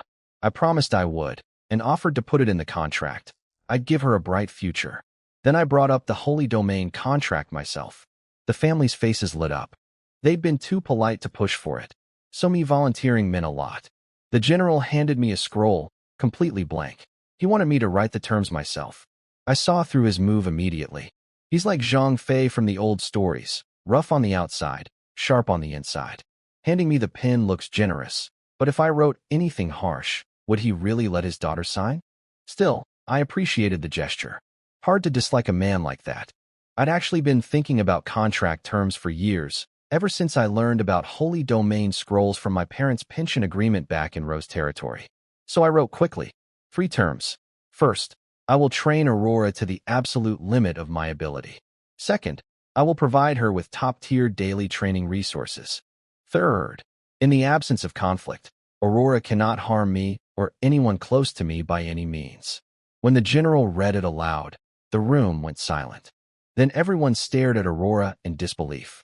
The terms were shockingly generous, basically promising her the best possible future with almost no restrictions on her end. The general looked at his daughter like she'd cast some kind of dark spell on me. His youngest son actually said it out loud. "Dear sister, you didn't use black magic on him, right?" Aurora stomped her foot when her family accused her of using dark magic on me. She pointed out that the Academy checks contract terms when registering followers. Anything harmful to the Lord Wizard gets flagged. She'd never risk that. General Derry looked at me with much warmer eyes than before and asked if I understood just how generous my contract terms were compared to normal ones. I told him plainly, I'm a merit descendant. You should understand what that means. He raised an eyebrow. He hadn't known that about me. As a general, he knew exactly what merit descendants go through. The pension contract we sign is the most restrictive, condition-heavy contract in the entire empire. So the fact that I'd write something this simple after experiencing that, it clearly made him think. He thought for a long while, then picked up the pen and added a 4th rule himself. Aurora may not reveal any of Wayne's private matters by any means. A chill ran down my spine. He'd clearly noticed something. Probably my line about training Aurora, within my ability, to an outsider, that implies I have some hidden advantage, some secret source of confidence. I'd been careless. Not about security exactly, but about showing my hand too openly. I needed to be more careful going forward. But the general wasn't threatening me. He was protecting me. He then pulled out another Holy Domain scroll and had his entire family, wife, 3 sons, everyone, sign a contract swearing never to reveal the terms of my agreement with Aurora. Each one dripped blood onto the scroll. The worlds will witness it, and the scroll burned to ash. That genuinely moved me. I signed the contract with Aurora. She bit her finger, added her blood. The scroll glowed and burned away. The Holy Domain contract was officially sealed. Afterward, the general's wife Murola told him privately that I seemed like a good kid but lacked worldly experience. The general agreed, and said that inexperience was precisely why Aurora got such a good deal. They decided to increase their investment. After 3 years, all 3 sons would be sent to follow me too. The general even said he and his wife would pause their own training to fund top-tier resources for the brothers, so they wouldn't be average among my future followers.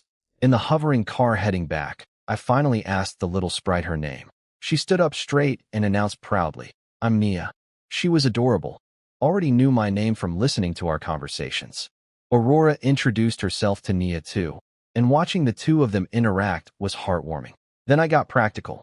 I asked Aurora about housing for sprites, what resources she needed for her own training, and her elemental affinity.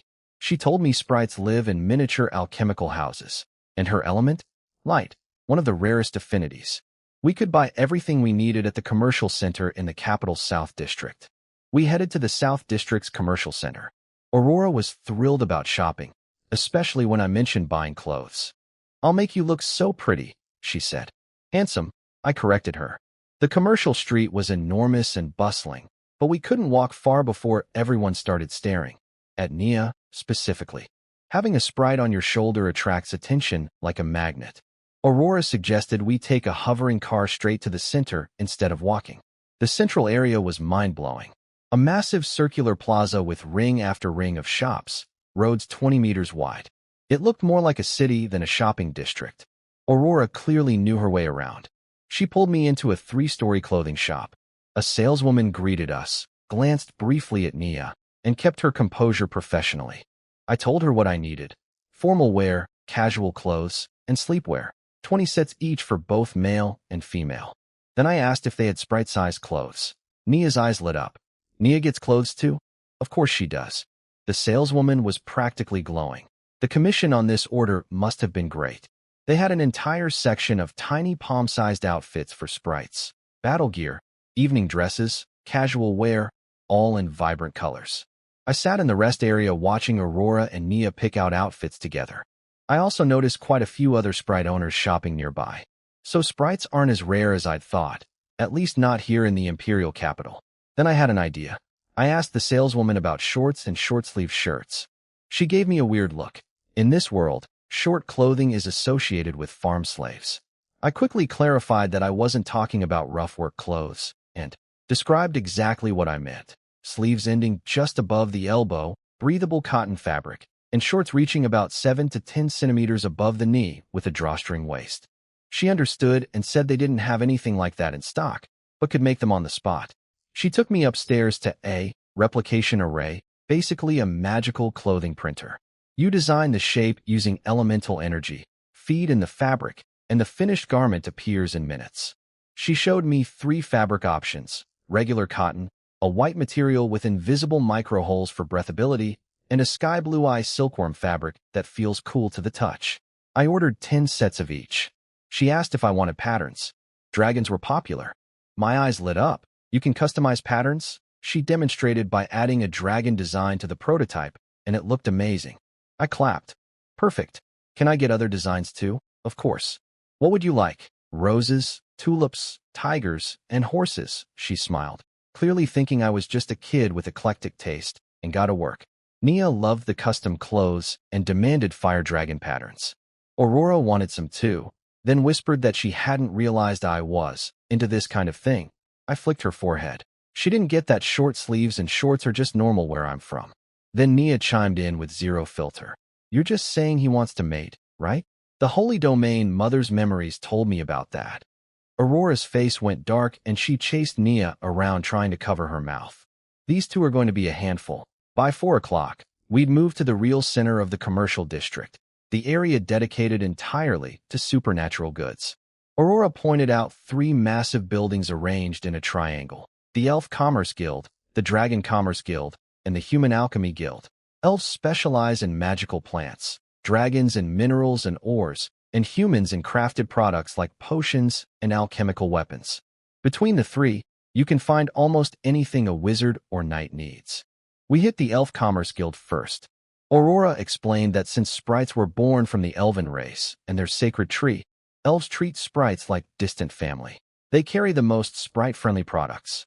The moment we walked in, the place was impossibly huge, space-folding magic at work. A beautiful elf saleswoman greeted Nia, first with genuine warmth. When she turned to me, I told her I wanted a sprite house, the best one available. And anything else good for Nia. All top quality. She led us to the premium section and showed me 3 options through crystal ball projections.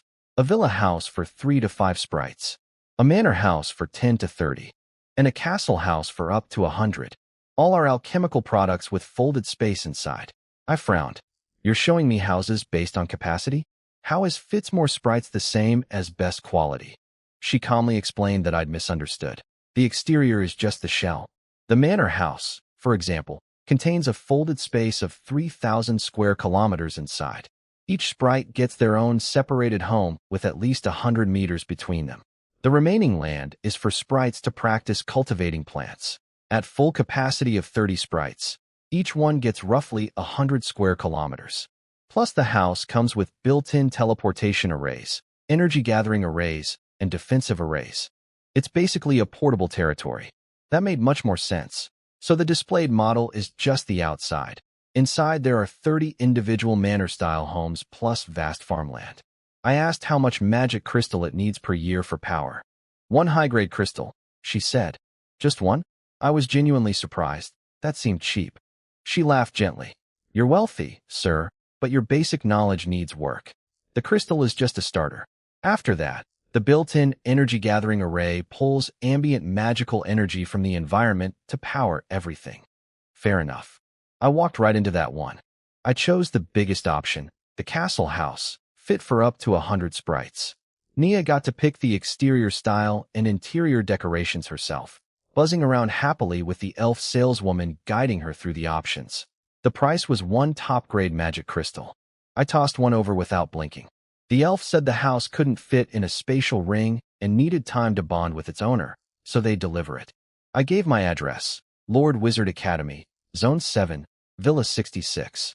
She looked surprised, clearly hadn't expected a new student to be dropping this kind of money, but noted it down professionally. We finished our other shopping at the 3 major guilds.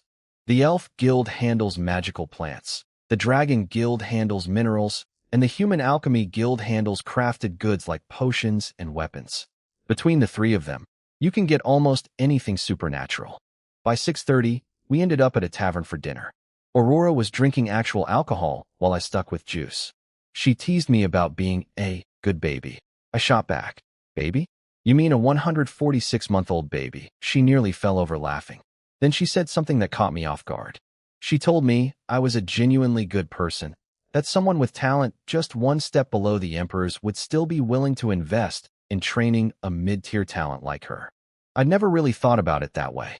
Then a line from my past life floated up. Only when you've received enough love do you stop being stingy about sharing it. With infinite crystals, I suppose generosity comes naturally. An old man's voice interrupted us. A towering 2-meter giant with muscles like an anime character asked to share our table. He looked like a real-life old garp. He said our conversation had drawn him in. He told us his story. He was a 6th-level Diamond Knight, 645 years old, with only mid-tier talent. He'd studied at a small territorial academy, never making it to the capital. Over 6 centuries, he'd watched talented knights soar through the skies on dragons while he scraped by. He refused to become a knockoff 7th-level knight by contracting some weak beast. Instead, he spent 600 years saving up enough for a round-trip teleportation pass to the Dragon Continent. Tomorrow, he was finally leaving to find a real dragon partner. His eyes shone with anticipation as he spoke. Then he apologized for getting emotional. 600 years of keeping this dream bottled up, and tonight was the first time he'd shared it with anyone. I raised my glass of juice. Congratulations on finding your youthful spirit again. To your dream. Cheers. Aurora lifted her wine. Good luck, sir.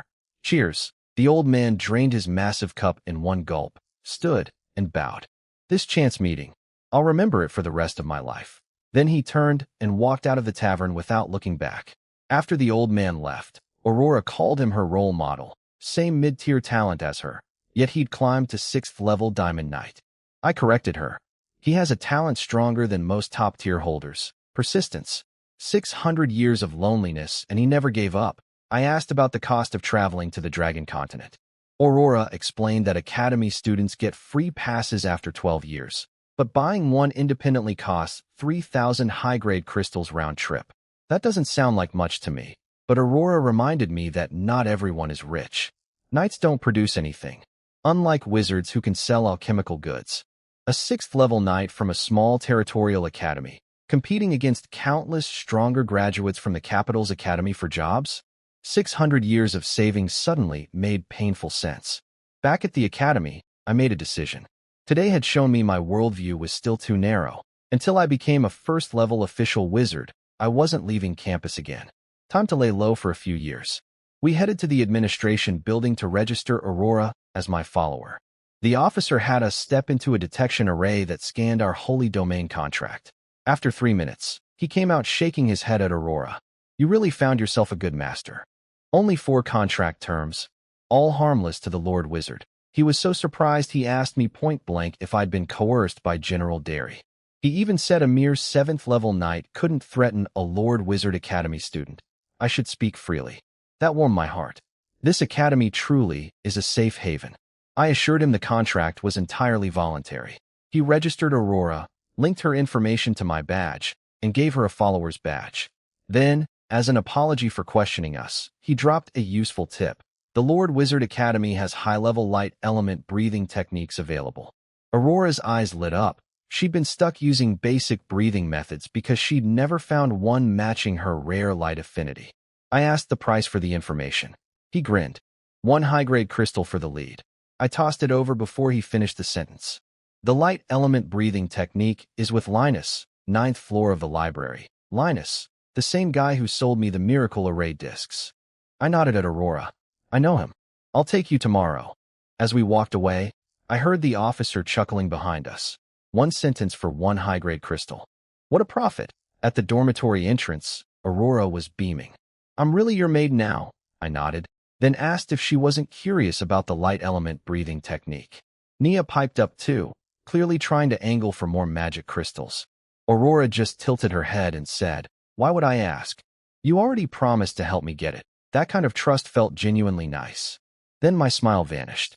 Standing at my villa door holding a Sprite Castle house was the stunning woman in the red dress, my night class teacher. She was the delivery person from the Elf Guild. She asked me to open the door so she could set it up inside. Absolutely not. My courtyard has 100 Sprite incubating plants in it. I awkwardly changed the subject, shoved a high-grade crystal into her hand as payment, grabbed the castle house, and rushed inside with Aurora. The door closed behind us.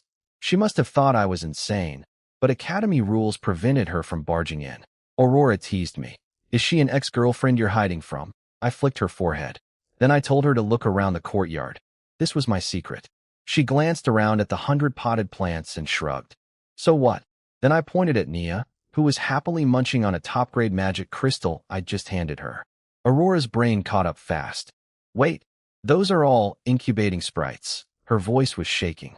She quickly did the math. 100 pots times 1,000 crystals each equals 100,000 top-grade crystals.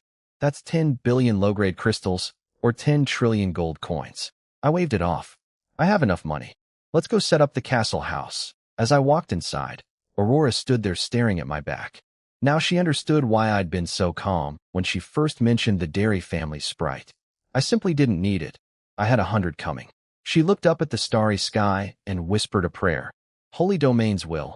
Thank you for your blessing. An hour later, freshly showered and finally wearing my custom shorts and t-shirt, I sat on the couch examining the Sprite Castle's holographic map. 10,000 square kilometers of internal space, 100 individual castles in the center, each with its own teleportation array connecting to surrounding farmland. Divided among 100 sprites, that's 1.5 million acres per sprite. More than enough for my academy years. Nia and Aurora came out of the bathroom wearing the custom shorts and t-shirts. Nia had fire dragon prints. Aurora had light dragon patterns on white. Aurora admitted they were comfortable, but said she'd never wear them outside. Too embarrassing. I told her they're just for home, no pressure. Then I showed them the Sprite Castles map. 100 castles, each with a teleportation array connecting to 1.5 million acres of land. Nia got excited and asked to try her abilities inside. She zipped into the castle house, activated the teleportation array with the crystal I'd placed inside, and appeared on an empty plot of land. Then she crossed her arms, glowed red, and began scattering seeds in every direction. The red light spread across a 10-kilometer radius, warm and gentle. The seeds burrowed into the soil on their own. I was impressed. She'd just been born yesterday, and she could already cover this much area. Give her some time, and she'd easily reach the full million-acre capacity. Then Nia used a second ability, something called an information domain.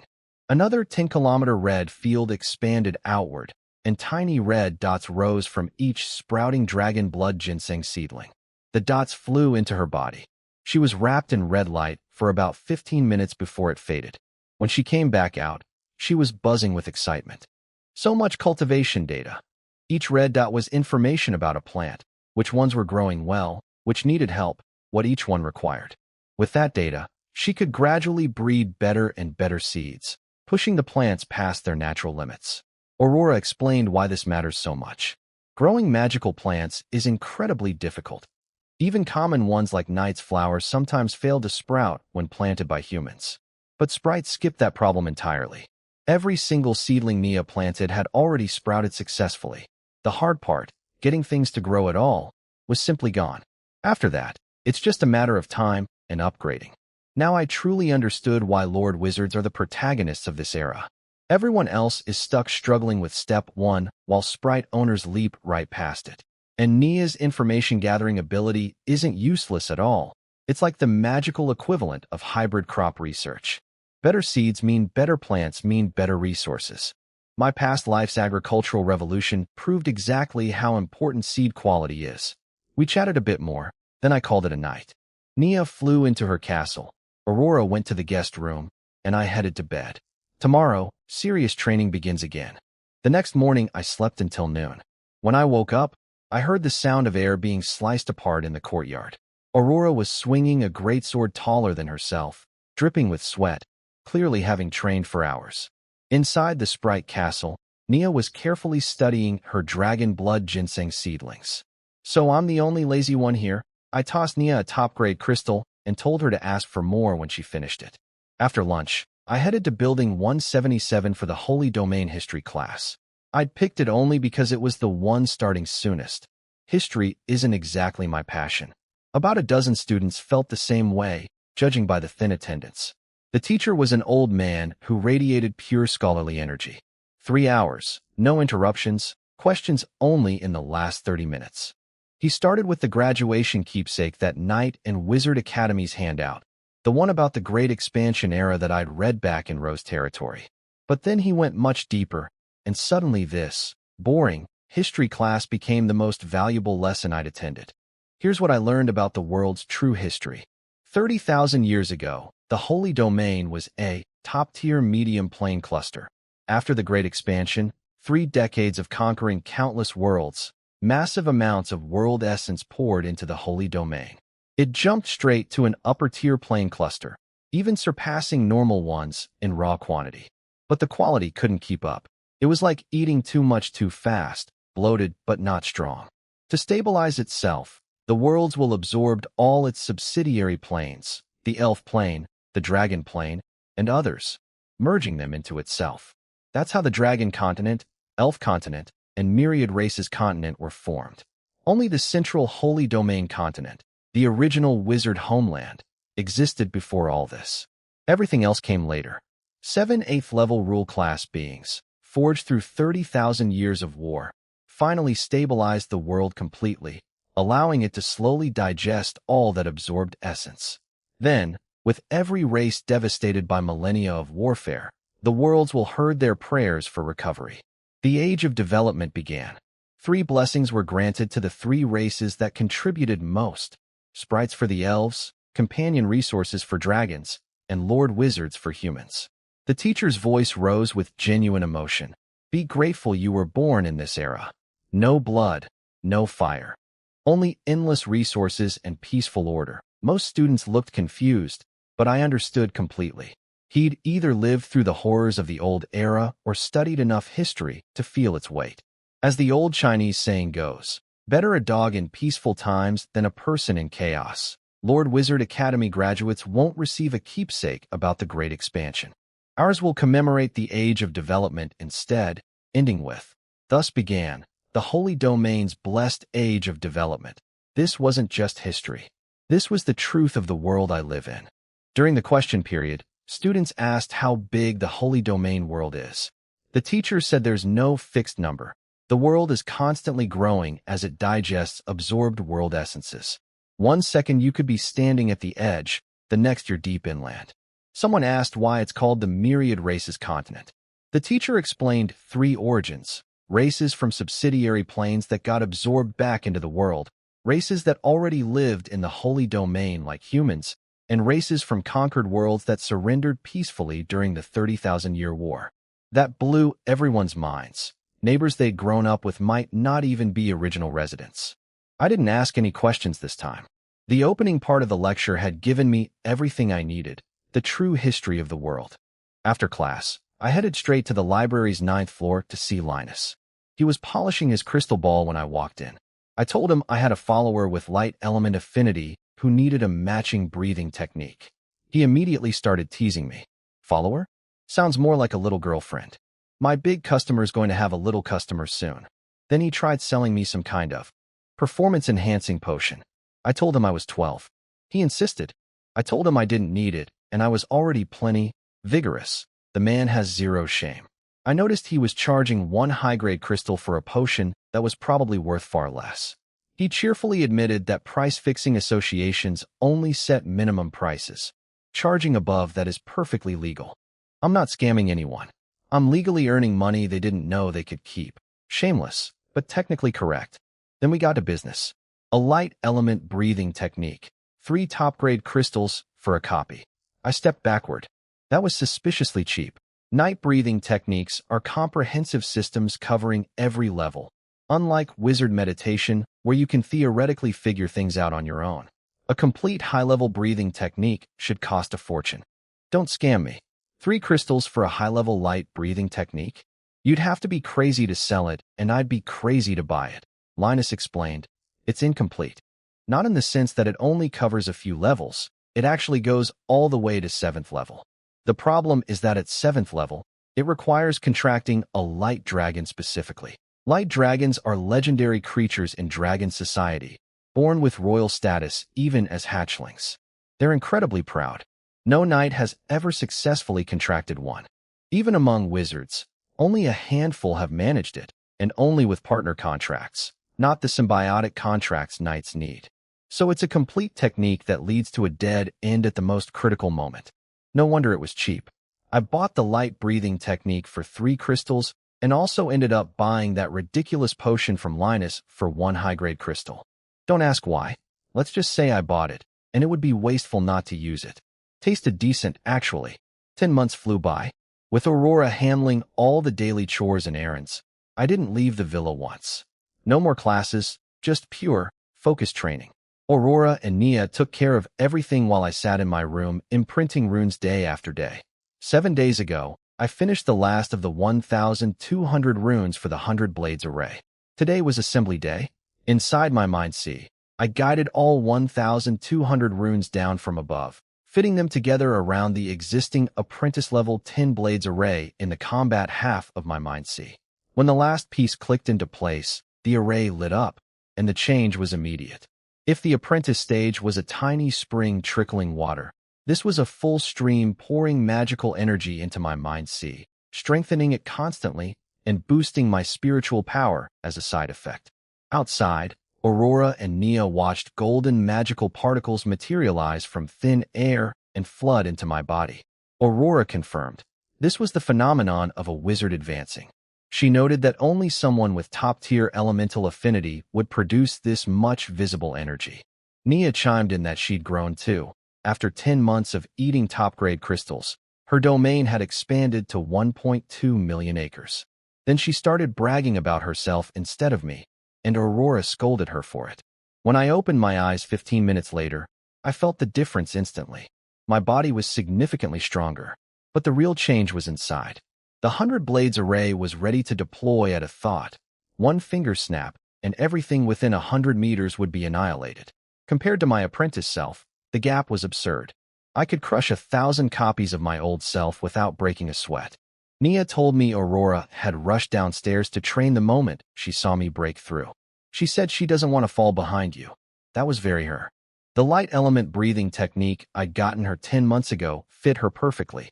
She'd restarted her entire trainee stage training with it and already reached the advanced trainee level, matching the speed of someone with high-tier physical talent, even though hers is only mid-tier.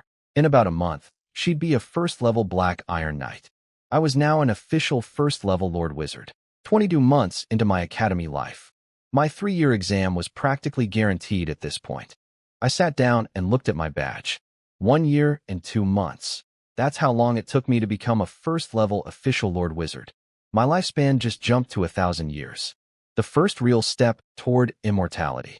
I imprinted my spiritual energy onto the badge, and it activated fully.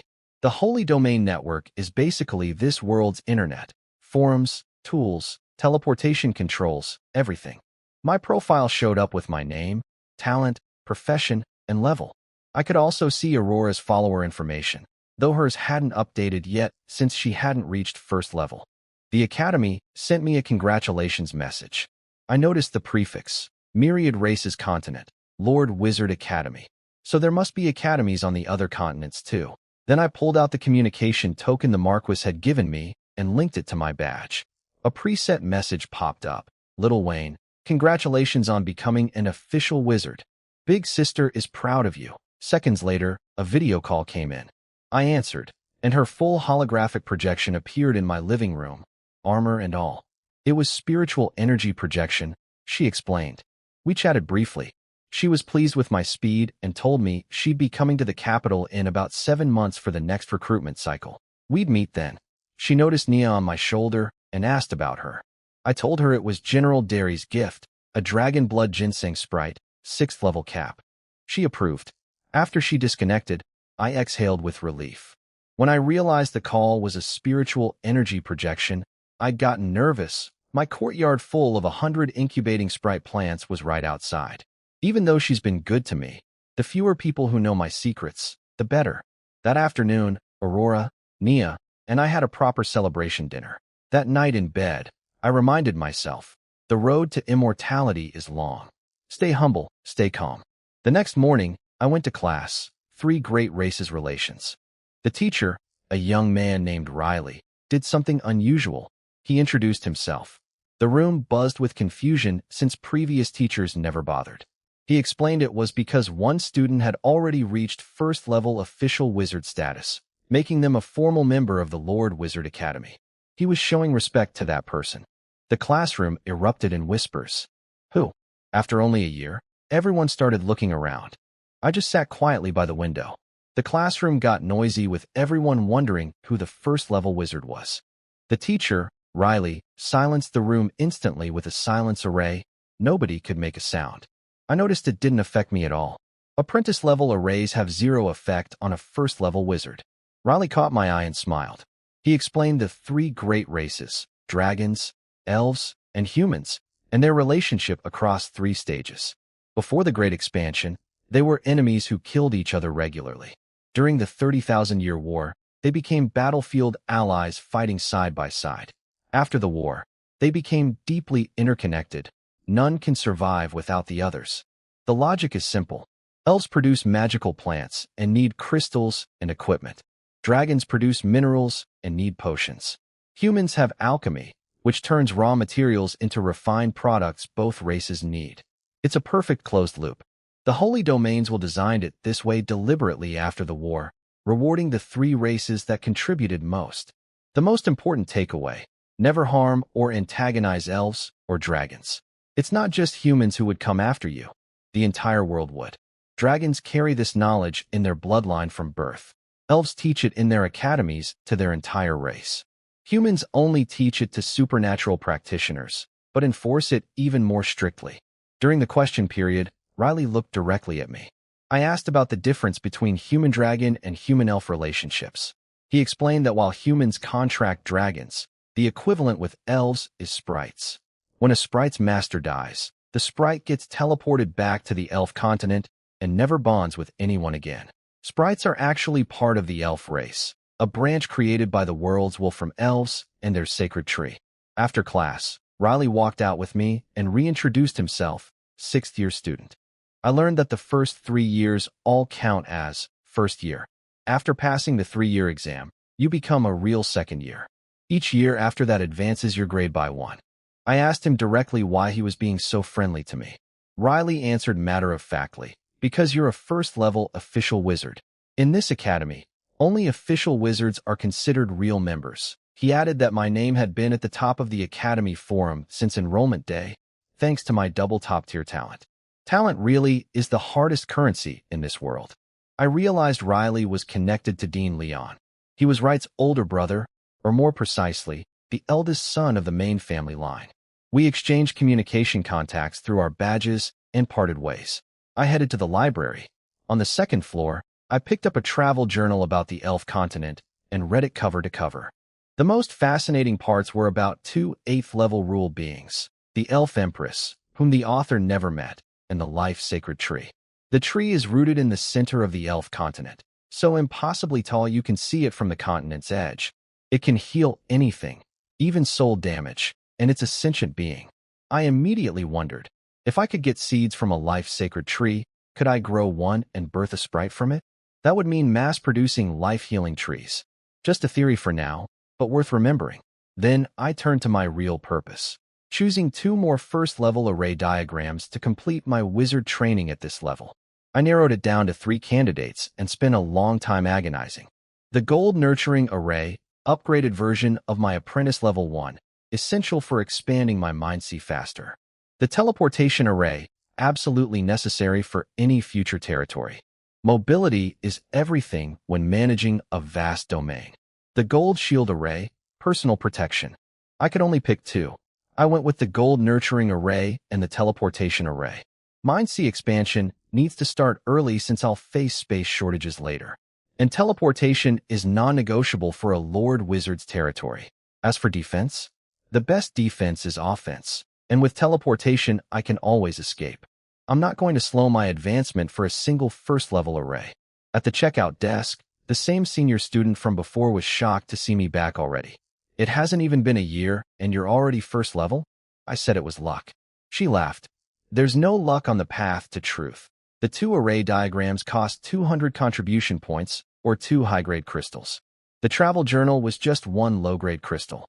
Problem was, the lowest quality crystal I own is high-grade. I couldn't exactly explain that, so I paid the arrays with 2 high-grade crystals and asked her to swipe the Marquis's bank card for the journal. She burst out laughing. You toss around high-grade crystals like nothing, but use a bank card for 1 low-grade crystal. I ignored the teasing. What was I supposed to say? That I literally don't own anything cheaper than a high-grade crystal. That would be too ridiculous. She registered everything to my badge with the usual warning about not sharing array diagrams, and I left with my 3 books. Over dinner, I told Aurora and Nia about my day. Aurora was surprised to learn that only first-level official wizards count as real Academy members. She admitted her knowledge of the Lord Wizard Academy's inner workings was limited. She grew up in the capital and knew about city life and sprites, but the Academy's rules were a closed world to her. Then Aurora brought up something her parents had mentioned. They wanted all 3 of her brothers to follow me. She emphasized they all have top-tier physical talent. I raised an eyebrow. Your family really knows how to breed. 3 top-tier physical talents? So what happened to you? A mutation? She didn't know whether to laugh or cry. She explained that her father has fire element talent, which evolved into a variant called flame element after contracting a flame dragon. Her mother has wood element talent. All 3 brothers inherited fire element. But Aurora got light element, which doesn't clash with her parents' elements, but doesn't synergize either. During pregnancy, parents can take elemental potions to boost a baby's talent, but it only works if the child inherits a matching element. Since Aurora's was different, the investment didn't help her. I asked if talent could be artificially cultivated. The answer was yes and no. You can boost it during pregnancy with the right potions, but you can't control which element the child gets. If you could reliably manufacture talent, every lord would be producing armies of geniuses. I asked why her brothers would choose me over other recruiters. Aurora said other options either wanted to use their father's connections or couldn't provide top-tier resources. With me, the resources are abundant and my interest in the family is genuine, not political. I agreed to accept them. I need people I can trust for errands like purchasing supplies and gathering information. 3 loyal, top-tier talents connected to Aurora are ideal. Aurora introduced them. Andrew, 21, top-tier physical plus high-tier fire, 3rd level Silver Knight, 9th year student. Wiggins, 19, Top tier physical plus mid-tier fire, 2nd level bronze knight, 7th year. Naruto, 12, top tier physical plus mid-tier fire, 1st level black iron knight, 2nd year. I told her they could bring holy domain contracts whenever ready, but I didn't have room in the villa for them yet. Aurora laughed. They'd obviously stay at the Knight Academy until graduation. They wouldn't physically join me full-time until after they finished school. She explained the full academy system, 25 years total. 12 years of campus study, 6 years on the Dragon Continent, 6 years on the Elf Continent, then 1 final year back for graduation and assignment. All 3 academies follow this schedule. I asked whether her older brothers graduating before me would be a problem. She said no. Lord Wizards are mandatory deployed upon graduation since they lead the expansion effort. But Knights and Wizards who've chosen a Lord Wizard Master simply wait until their Master graduates, then deploy together. So even if Andrew finishes years before me, he'll just wait. I asked Aurora whether the system had problems with older followers bullying younger Lord Wizards, or people deliberately delaying graduation. She said no. 25 years is nothing compared to lifespans measured in centuries, and holy domain contracts prevent any follower from harming their lord. Once a Lord Wizard grows powerful, anyone who crossed them would deeply regret it. I asked if there were any dark forces or enemies in the holy domain. Aurora said no large-scale threats exist. The Temple and Truth Tower maintain order everywhere. Small incidents like rogue wizards attacking people in remote territories get squashed quickly. This was great news for me.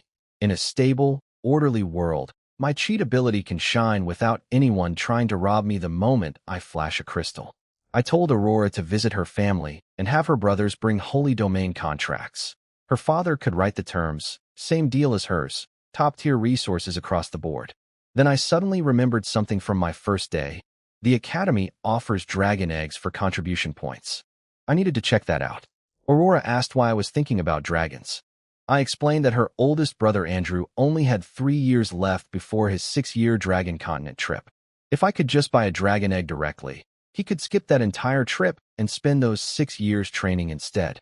With good resources and top-tier talent, all 3 brothers could reach 6th level Diamond Knight within 30 years. I don't want to start building my territory without any heavy hitters watching my back. Plus, I want a dragon of my own. Ever since riding the Marquis's Ice Dragon on Awakening Day, I've been determined to have my own magnificent beast. When I mentioned the Marquis, Aurora nearly lost her mind. The Rose Marquis? One of the Southern Twin Stars. Apparently, the Marquis and someone called the Golden Dragon Princess are the 2 most brilliant women to come out of the Lord Wizard Academy in the past century. 20 years ago, when the Marquis was promoted to Marquis rank, the entire capital celebrated. Rose petals filled the sky, and her name hung above the city in lights for 7 full days. Aurora begged me to introduce her. I told her no problem. The Marquis was coming to the capital in September for recruitment season. We'd all meet then. Aurora's eyes practically sparkled. That evening, I read a travel journal about the Dragon Continent. Dragons at 7th level legendary status can take human form and build their own civilizations. The Dragon Continent has a single massive power, the Dragon Empire, and the Dragon Commerce Guild exists mainly to sell minerals and buy potions, magical plants, and shiny things dragons love collecting. The continent is also called the Treasure Continent, which tells you everything about how wealthy dragons are. They literally generate resources just by living somewhere. I decided on tomorrow's plan. Attend the Dragon Information Basics class, then check the contribution point exchange for dragon eggs. Dragons are basically walking resource mines, just like sprites. If I can get some eggs, my future territory will be unstoppable. After planning, I picked up my 2 new array diagrams and started studying. Training never stops. The next afternoon, I attended the Dragon Information Basics class. The classroom was packed, all 300 seats filled, with latecomers turned away. No surprise there. Dragons mean resources and prestige. Every young wizard or knight dreams of having one. An elderly wizard in white robes walked in, noticed me, and gave a respectful nod before starting. 5 hours total. 3 hours on dragon basics, 1 hour on dragon-related topics, 1 hour for questions. First, dragon classification. There are 3 tiers. Lower dragons are material dragons. Iron, copper, silver, gold dragons. They're the weakest category. Middle dragons are elemental dragons, the 5 basic elements of gold, wood, water, fire, and earth. Knights need at least a middle-tier dragon contract to earn the title Holy Dragon Knight. Upper dragons are rare, powerful types: ice, space, light, darkness dragons. Each one represents a fundamental rule of the world. Then there are variants. General Derry's Flame Dragon is a fire element variant strong enough to rival upper dragons. A copper dragon could mutate into a secret copper dragon, producing superior secret copper or instead of regular copper. Variants can punch above their class. Dragon levels mirror human levels, 9 total. Levels 1 through 3 are the hatchling stage. 4 through 6 are adult. At level 7, a dragon fully masters its elemental power and becomes a legendary dragon. Level 8 means they've grasped elemental rules, like the Light Rule dragon contracted by the temple's leader, an 8th level Light Rule knight named Arthur. Nobody has reached level 9 yet. The second section covered dragon resources. Dragons are living elemental energy collectors.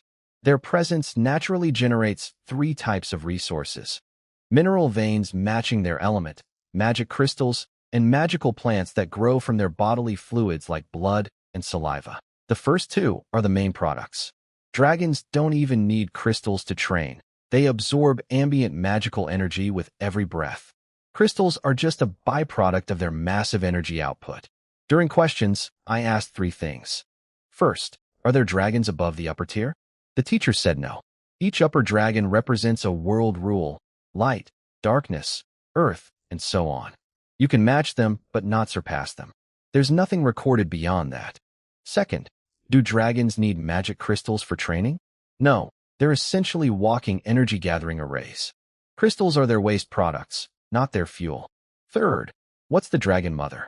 She's a dragon born with all 5 basic elements, which is why she earned the title. She's a 5-element dragon who has mastered elemental rules, one of the most powerful beings in the world. This class was incredibly valuable. Now I understood exactly why dragons are walking treasure mines, and I was more determined than ever to get some dragon eggs from the Academy's contribution point exchange. Back at the villa, Nia greeted me excitedly. She'd advanced to 2nd-level sprite. Her abilities hadn't changed, but they'd gotten stronger. She could now manage 3 million acres of dragon blood ginseng, and the range would keep growing as she ate more crystals. For a creature barely a year old, that's incredible output. Aurora had visited her family that day. The answer was an enthusiastic yes. All 3 brothers would come tomorrow with Holy Domain contracts. The next morning, 3 knocks on the door. Aurora opened it, and there they were, 3 massive guys who made the doorway look small. She brought them straight upstairs where I was meditating on the couch. Nia was on her tiny sofa drinking juice from a miniature cup. I looked at the 3 brothers and once again felt personally attacked by their size. These are supposed to be my peers. They make me look like a stick figure. I told them to sit wherever they wanted. They squeezed onto the couch and immediately started arguing about whose, but was too big. Aurora said one word: brothers, and all 3 went silent like scared quails. 3 hulking warriors tamed by their little sister. Comedy gold. Aurora told them to take out the contracts. Each one reached into their fancy clothes and pulled out a scroll. I opened them and my jaw dropped. The pages were covered in dense, tiny writing with an absurd number of terms. It looked less like a follower's contract and more like a slave indenture. I tossed all 3 scrolls aside without reading further. These don't count. You 3 are going to be my core people. Sign the same contract as Aurora. Simple, fair, for terms. The brothers immediately broke into grins. See? I told you Wayne wouldn't agree to father's crazy terms. They started praising me in the most clumsy way possible, talking over each other. I asked Aurora for blank contract scrolls. She didn't have any. The brothers didn't either. I rubbed my forehead. General Derry had genuinely intended for his sons to sign that ridiculous thing. There were no backup scrolls because he never planned for a different option. I tossed Aurora a high-grade crystal and told one of them to go buy some blank scrolls. Get extras. We'll need them later. Then I told them to set out breakfast while I took a bath, but made sure Aurora understood my hint. Don't let the brothers go downstairs to the courtyard before the contracts are signed. Can't have them seeing 100 sprite incubating plants. Andrew left to buy the scrolls. From the bathroom, I could hear the other two brothers complaining to Aurora about her luxurious lifestyle. Unlimited elemental minerals, dragon tooth rice, the works. Naruto was especially dramatic. Sister, we came from the same factory. How could you forget your twin brother? The second brother told him that was nonsense, and Naruto fired back. Even mother's potions come in batches. Are you saying her 5th level brews are the same as her 6th level ones? I soaked in the tub, grinning. These guys are idiots, but they're my kind of idiots. After the 3 contracts burned away, I told Aurora to brief her brothers on everything. Resource supply, the courtyard secret, all of it. Then they'd register as followers and check out the Dragon Egg Exchange. Aurora explained the deal to them. Unlimited training resources matching their fire element. Elemental or blood energy potions, dragon tooth rice. Take as much as you can absorb, but no reselling. Then she told them about the 100 sprite plants incubating in my courtyard. In 2 years, I'd have 100 sprites. The 3 brothers looked at each other with pure joy in their eyes. Andrew jumped to his feet and swore loyalty on the Dairy family name. The other 2 immediately followed, looking at 3 giant warriors pledging themselves to me. I couldn't help thinking of Cao Cao with his bodyguards Dian Wei and Su Chu. Except I had 3 of them. I gave them the carrot and the stick. You're my core team. Don't betray me, don't waver. You don't want to know what happens when you cross a wealthy Lord Wizard with top-tier talent. They swore again, louder this time. I asked if they needed new breathing techniques. They said no, they used their father's fire element method, which fits perfectly. Then I realized Aurora had never shown her light breathing technique to her father for review. She said she wouldn't show my property to anyone without permission, even her own father. I smacked my forehead. You'd really just fumble through it alone forever? Go home and let your father check it. He's a 7th level Holy Dragon Knight.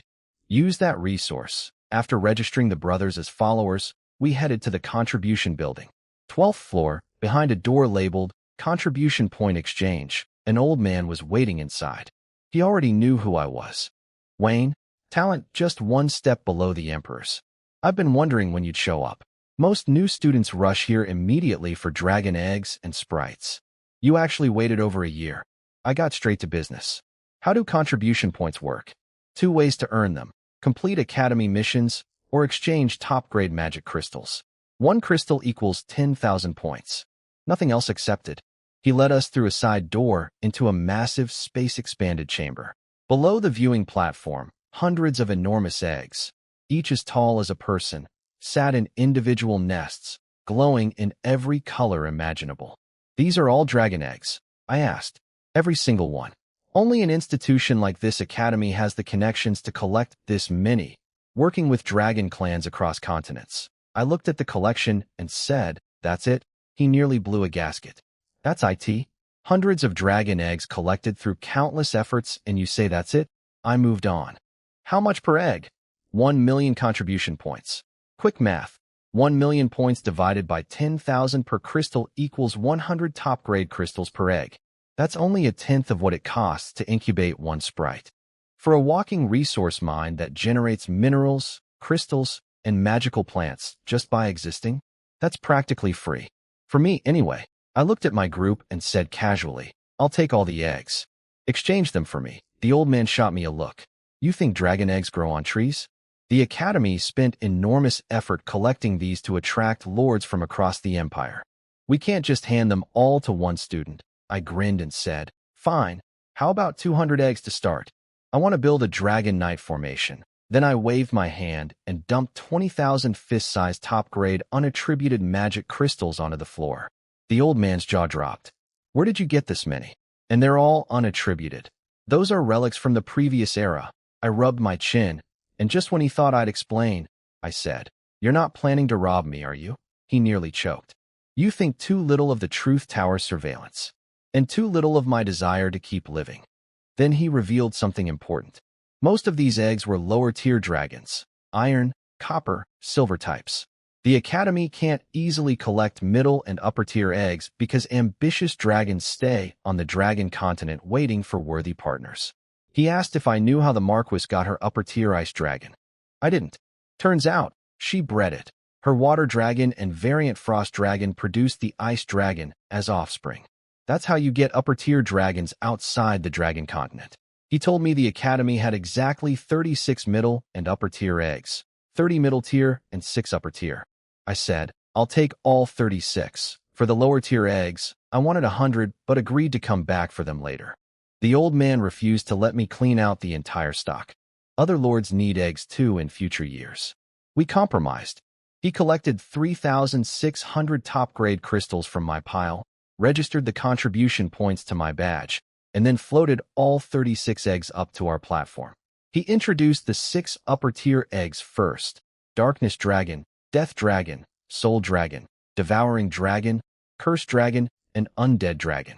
These were the Academy's entire upper-tier collection. I also learned something crucial about dragons and wizards versus knights. Knights who form symbiotic contracts can break through to 8th level together with their dragon, like how Knight Commander Arthur reached 8th level Rule Knight and brought his light dragon along. But wizards rarely form symbiotic bonds with dragons. For most wizards, dragons are just resource generators.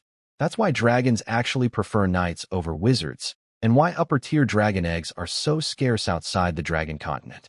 Good thing I have high-tier physical talent on top of being a lord wizard. When I eventually visit the dragon continent, my dual nature should attract a dragon that truly fits me. I told the old man to put my remaining crystals away. He grumbled, "Get those out of my sight. They're making me depressed." I couldn't help laughing. Is there anything better than being so rich it annoys other people? Looking at those 6 upper-tier eggs glowing with dark energy, I couldn't help but twitch. Darkness Dragon, Death Dragon, Soul Dragon, Devouring Dragon, Cursed Dragon, Undead Dragon. Just the names told you these weren't friendly creatures. The old man explained they'd been expelled from the dragon continent, not because of their elements, but because their parents had committed unforgivable acts. The dragon clans auctioned off the eggs just to get them out of sight. Still, he insisted they were genuinely powerful and worth raising. I asked about the soul dragon. Do knights even awaken spiritual element talent? He laughed and said spirit dragons are most compatible with wizards, not knights. Rare, but real. The 30 middle-tier eggs broke down as 5 each of gold, wood, water, fire, and earth element dragons, plus 5 variants: 2 flame dragons, 2 frost dragons, and 1 swamp dragon. The variants can rival upper-tier dragons. He told me not to waste them.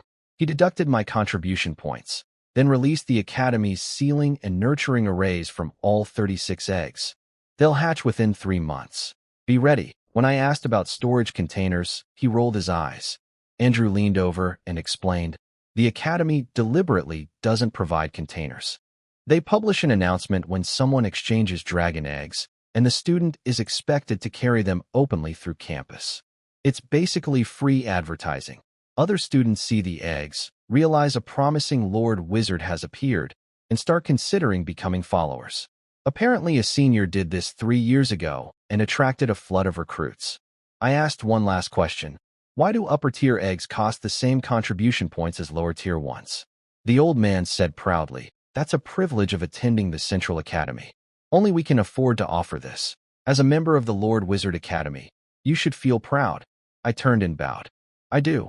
We headed to the exit platform with 36 massive eggs floating around us. Before leaving, I looked at the Dairy brothers. Want dragon eggs? Their eyes practically caught fire. I told them, you 3 train your father's fire element breathing technique, and there are 2 flame dragon eggs. Perfect matches. Whoever reaches 4th level Gold Knight first gets 1. The runner-up gets the 2nd. The 3rd brother either picks a regular fire dragon egg or waits for the dragon continent trip. The 3 of them immediately started trash-talking each other about who'd break through first. Classic. I turned to Aurora. For you and me, a light dragon for you and a gold element variant for me. We'll both have to wait until the dragon continent trip. Nothing here matches us well enough. She nodded and thanked me. I waved it off. As we flew toward the teleportation corridor with 36 dragon eggs orbiting around us, I noticed more and more students gathering below, staring up. Meanwhile, the Academy forum posted an announcement. Congratulations to student Wayne for exchanging 36 dragon eggs, 6 upper tier, 30 middle tier, including 5 variants. Someone even snapped a photo of me flying through the sky, surrounded by eggs. It went viral across all 3 academies instantly. So much for laying low. That evening, I was eating dinner with Nia surrounded by 36 dragon eggs when my badge lit up. The Marquis was calling. I accepted, and her holographic projection appeared in my living room, wearing a wine-red silk robe with rose patterns. She saw the eggs piled around me and gasped. The Academy announcement really was you. I couldn't help teasing her. It was rare to see the always cool Rose Marquis genuinely surprised. Bad move. Her eyes immediately flashed with danger. Getting brave, are we? Let's see if you're still this bold when we meet face to face. I broke into a cold sweat, remembering we'd be meeting in a few months. I switched to full flattery mode instantly. She laughed and let it go. She assumed my parents' inheritance funded the eggs. Without overthinking it, I asked, "Do you need any, big sister?" It came out naturally, like asking someone if they've eaten. In my mind, she's my angel investor. Compared to everything she's given me, dragon eggs are nothing. But her expression went completely flat. She poked my forehead with her projected finger and said quietly, "You think too narrowly of me, little Wayne." Then she reminded me of what she'd told me back in Rose territory. Don't hide yourself. This era is stable and safe. Even black wizards can't target native humans. She said she'd noticed my excessive caution from the very first day we met. How different I was from other children. She'd originally thought it was just a form of talent, but now she saw it was something deeper. An overly cautious little Wayne isn't cute at all. Then she cut the connection. I sat there wanting to cry. I genuinely wasn't testing her. I was just offering, the same way Chinese people reflexively ask, "Have you eaten?" when they see someone. She's my benefactor. Of course I'd share. I frantically messaged her. "Big sister, are you angry?" After an agonizing wait, she replied, "Not angry. But watch what you say, and when you say it next time." I exhaled so hard I nearly collapsed. Losing my angel investor over a misunderstanding would have been devastating. Not that I need her money, but free stuff is free stuff, and that never gets old. Meanwhile, at the Derry household, General Derry reviewed Aurora's light breathing technique and confirmed it was solid, the only flaw being the light dragon requirement, which he said barely mattered given my obvious wealth. Aurora then handed him a confidentiality contract to sign. He grumbled, "You eat my food, then make me sign a gag order? This is how you thank your father?" But he signed it anyway. Then he looked at his 3 sons and said with a touch of envy, "You lucky brats. At minimum, you'll get middle-tier dragons handed to you. When I was your age, I had nothing. Now train hard, or I'll show you what fatherly love really means." The 3 brothers were already grinning like idiots, dreaming about the dragon eggs and top-tier resources waiting for them back at the academy. A month passed. I spent it deep in training, ignoring all the buzz about the dragon eggs. My gold nurturing array progress hit 150 runes out of 1,300. Since becoming a first-level wizard, my imprinting speed increased by half. At this rate, I'd finish by December. 3 of the water dragon eggs had already hatched. I visited the Secret Realm house, a portable pocket dimension Aurora bought last month, where she and Nia were feeding the blue hatchlings. Each one was barely a meter long, but they were already breathing water element energy like tiny fire hoses. Being living magical energy bodies, ambient magic surged around them like ocean waves from the moment they were born. I told Aurora to keep the hatchlings away from the 100 sprite plants incubating nearby. I'd set up protective arrays around them. After that, I headed to class. Walking through the academy was still annoying. People kept recognizing me and trying to chat. I picked a less popular course this time, Holy Domain Power Structure. I wanted to understand why the Truth Tower and Temple have such absolute authority, enough to make even a contribution exchange officer afraid to steal, and enough for the Marquis to call my caution excessive. The teacher was terrifying. An old man in black wizard robes with a scar running from his face down past his collar, as if he'd been split in half once. His energy felt cold and dangerous. He warned us that anyone who made noise during his lecture would get sealed with an array. 6 months of no training. He sounded like he was hoping someone would test him. He broke the power structure into 3 tiers. First tier, the only one, the Holy Domain Council. Born from the Great Expansion era, it once gathered every 7th-level powerhouse in the world. Now it's quieter, but far more terrifying. 7 8th-level rule class beings sit on it. Every meeting they hold shapes the direction of the entire world. Second tier, 4 organizations forming the first echelon. The Truth Tower, governing all wizards. The Temple, governing all knights. The Elf Empire, controlling the entire Elf continent. And the Dragon Empire, controlling the Dragon continent. The three major commerce guilds, Elf, Dragon, and Human Alchemy, are just extensions of these four powers, so they don't get separate listings. Third tier, everything else. The teacher literally just said, other forces, and stopped. That was it. If you're not in the first echelon, you're lumped into other. The whole class nearly choked. I actually threw my back out from the sheer audacity of that classification. The old man cackled at our reactions like a villain enjoying his prank. Your mental fortitude really doesn't match your talent. The old man rattled off the 7 8th level rule beings who sit atop the world. The Elf Empire has 2, Empress Vivian and the Life Sacred Tree. The Dragon Empire has 2, the Elemental Dragon Mother Daenerys and the Light Dragon Wanfu. The Temple has 1, Knight Commander Arthur. And the Truth Tower is co-managed by 2, Water Wizard Atox and Undead Black Wizard Latin. These 7 form the Holy Domain Council, and their existence is why the world stays orderly. Nobody below 8th level dares challenge the system.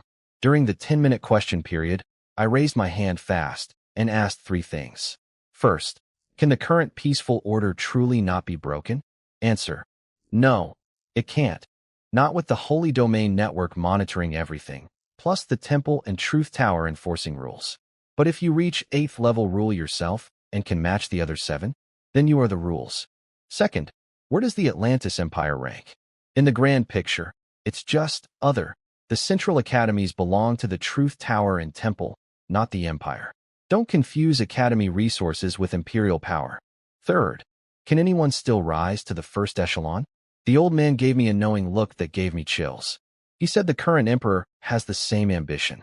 If the Emperor unifies the myriad races continent and reaches 8th level rule, then yes, it becomes possible. The biggest takeaway for me was confirming that this era's order is genuinely stable and fair. The path upward isn't locked behind bloodlines or fixed hierarchies. Talent, effort, and wisdom can take you to the top. This is a world of real opportunity. Sitting by a quiet lake afterward, I told myself, time to be bolder. That evening on my balcony, I pulled up my infinite inventory. Since reaching first level wizard, I'd gained a 3rd slot, but I still hadn't decided what to put in it. What I really wanted was infinite lifespan, but lifespan isn't a tangible thing I can grab and store. There's no physical form for it, not even a semi-physical one like spiritual power. Then I thought about the Black Wizard teacher from today. Black wizards deal with curses, undead magic, and death. They probably know more about life force than anyone. If life force has some concrete manifestation, their records would have it. I'm in no rush. I've got 1,000 years of lifespan, but it's worth investigating when the chance comes. As for putting something else in the slot, honestly, I couldn't think of anything I needed. Money buys everything. I have infinite crystals, and infinite spiritual power covers my training. It's a nice problem to have. I closed the inventory and went back to reading my dragon encyclopedia. I was on the Soul Dragon page. Upper tier, spiritual element, born with vast mental power. The entry warned, don't underestimate it, or you may no longer be yourself. I nodded with satisfaction. I've got one of those eggs. Once it hatches and grows up, it'll be one of my greatest assets.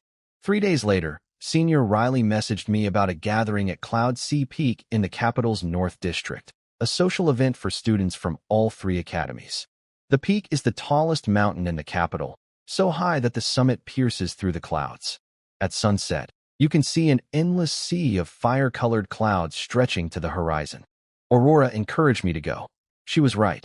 I'd been holed up training and needed a break. Now that I knew the world's order was stable, there was no reason to keep hiding. I told her to invite her brothers too. At the Derry household, Naruto excitedly announced the invitation. But their mother overheard and smacked all 3 on the back of the head. Your sister is trying to build a relationship with Wayne, and you want to tag along as 3 giant light bulbs? Get lost. The brothers fled the house at top speed. Their mother looked at her hand afterward and muttered, no wonder Derry likes doing that. The feel is actually quite nice. Poor brothers, losing intelligence points one smack at a time. So it was just me, Aurora, and Nia heading out that afternoon. We took a hovering car to the mountain's base.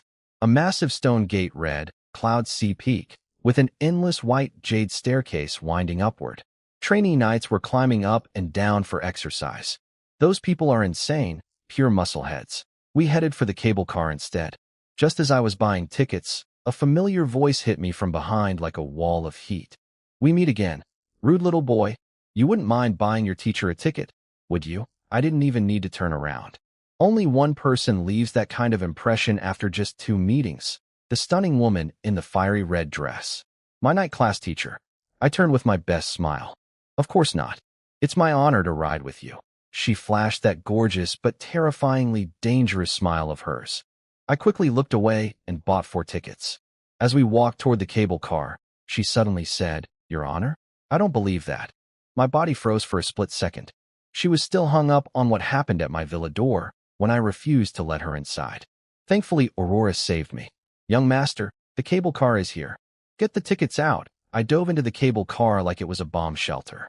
Nia, sitting on my shoulder, asked innocently, "Master, why are you so scared?" "I'm not scared. Don't slander me. Just look at that dangerous smile on her face. Isn't that terrifying? What a waste of a beautiful face." Nia tilted her little head. "But master, if you're not scared, why did your body freeze up twice?" "I'm sitting on your shoulder." I felt it. Before I could defend myself, that voice came from behind us. "It seems your sprite is much more honest than you are. Wouldn't you agree?" Observant but rude little boy. The stunning woman, Sophia, stepped into the cable car with Aurora. I tried to joke my way out of the earlier embarrassment. What if I said a black wizard controlled me into saying those things? She shot back without blinking. "So you're trying to frame black wizards under the Holy Domains surveillance network?" Aurora burst out laughing and couldn't stop. I covered my face in shame. Sophia formally introduced herself, a 6th-year Knight Academy student. I asked if she was an elf. She said yes, with a flat, "Correct." That killed the conversation dead. Then she dropped a bomb. "You refused to let me into your villa because of the magical plants incubating sprites in your courtyard, right?" My heart rate spiked, but I wasn't afraid. I knew this era was safe. I asked how she figured it out. Her reasoning was airtight. She'd been my night class teacher, a one-on-one session that made me memorable. Then she delivered my sprite house and saw all those different plant varieties through the gate. Normal Lord Wizards don't grow that many types. After my 36 dragon egg exchange proved I had absurd wealth, the pieces clicked together. My reaction just now confirmed her guess. I was annoyed at myself for falling into her verbal trap. But honestly, I'm only about 31 mentally across 2 lives, and both were spent as teenagers. I'm not some cunning old fox. This experience taught me I need to work on emotional control alongside my wizard training. I told her sincerely, "You've taught me another lesson." "So what's your purpose?" she scoffed. "Purpose? I just wanted to know why you rejected me at your door." "Is that not enough? That was it? All that detective work over being turned away at a door?" Women's minds truly are unfathomable. The ancestors weren't wrong about that. I turned to look out the window, trying to ignore her. She asked if I was angry. I lost my composure and snapped. "I take back what I said about your face being wasted. Your personality absolutely matches it." She just smiled. "You have great taste." I tried changing the subject. "Are you here for the gathering too?" She looked at me strangely. "Nobody told you?" "I'm one of the 3 organizers." Then she dangled bait. "Don't you want to know what the gathering is really for?" I tried so hard not to respond. My brain said stay quiet. My mouth said, "What's it for?" She pounced like a cat who caught a mouse. "Oh, wasn't a certain little boy just ignoring me?" She told me the gathering's real purpose was to select followers for herself. "What?" I blurted out, and fell right into another trap. She looked at me with that teasing gaze. Oh dear, the little boy fell for it again. I completely lost it. "Sophia, you terrible woman. One day I will show you what it means to be a proper teacher." I made a solemn vow to myself. From now on, if I ever see Sophia coming, I'm turning the other way. This woman could smile sweetly while destroying you emotionally. In my old life, we had a phrase for people like her. She'll laugh while playing you to death. Sophia paused at the cable car door and said, "You're special, kid." Then she walked out. I turned to Aurora dead serious. "Do you think she's mentally ill?" Aurora's brain short-circuited for a second, then she burst out laughing. She said Sophia wasn't wrong. I really am special. I chalked that up to Aurora's bias and moved on. We met up with Riley at a massive hotel on the Cloud Sea Peak summit. The whole place was booked for the event, packed with people. Everyone at least first-level wizard rank. Riley told me the real excitement would come at tonight's evening exchange party, where I'd likely be the star attraction. Word had spread that I was coming, and students from the other two academies would be swarming to meet the guy who buys dragon eggs by the dozen. He also mentioned that after I cleaned out the exchange, the old man pastor had called an emergency academy meeting about how to keep enough eggs in stock. They even filed a request with the Truth Tower for more dragon egg allocations. I asked if it was approved yet. Riley didn't know. I told him I wasn't in a rush about followers. I hadn't even passed my 3-year exam yet. Aurora suggested we check out the trading area while waiting for sunset, when the cloud sea would really shine. The exhibition hall was huge, filled with small stalls. Most sellers were Lord Wizards hawking arrayed discs. Easy money when you can make them with a finger tap. Element Wizards sold alchemical products. Knights and wizards from the other academies made up most of the buyers. Aurora pulled me toward the magical plant section. I'd only seen these in books before, so seeing real specimens was genuinely exciting. Then I heard an argument. A woman was yelling at a stall owner, an androgynous-looking man, about charging one high-grade crystal for a plant with unknown effects. The seller's sign read, "Wood Element Wizard. Hybrid creations below. Effects unknown. 1 high-grade crystal each." No bargaining. The woman stormed off. I walked over and browsed his merchandise. Mostly ordinary items, but my eye caught something interesting, an ice blue rose. I asked what it was crossed with. He shrugged. Forgot. Classic. No wonder customers were arguing with him. I didn't bother pressing further. I tossed him a high-grade crystal, floated the ice blue plant into my hands, and walked away. The moment it came close, a wave of cool, refreshing energy washed over me. My mind felt sharper, more alert. Was that my imagination? I wasn't sure, but something about this plant felt different. Worth investigating later. Back at the observation deck, I examined the ice blue rose more closely. When I leaned in and sniffed, a cold energy flowed through my nose into my body. My attention went straight to my mind sea. I felt my spiritual power stir slightly, becoming more active. I had Aurora smell it too. With her knight's body, she just found it refreshing. Then she recognized the feeling. It's like walking through the Academy's transmission corridors. Exactly, Spirit Awakening flower. This ice blue rose was apparently a hybrid containing Spirit Awakening flower properties, combined with some unknown ice element plant. If my guess was right, this single plant could be worth far more than 1 high-grade crystal. It might even replace the main ingredient in Spirit Awakening potions. But I couldn't be sure until a wood element plant expert examined it for defects.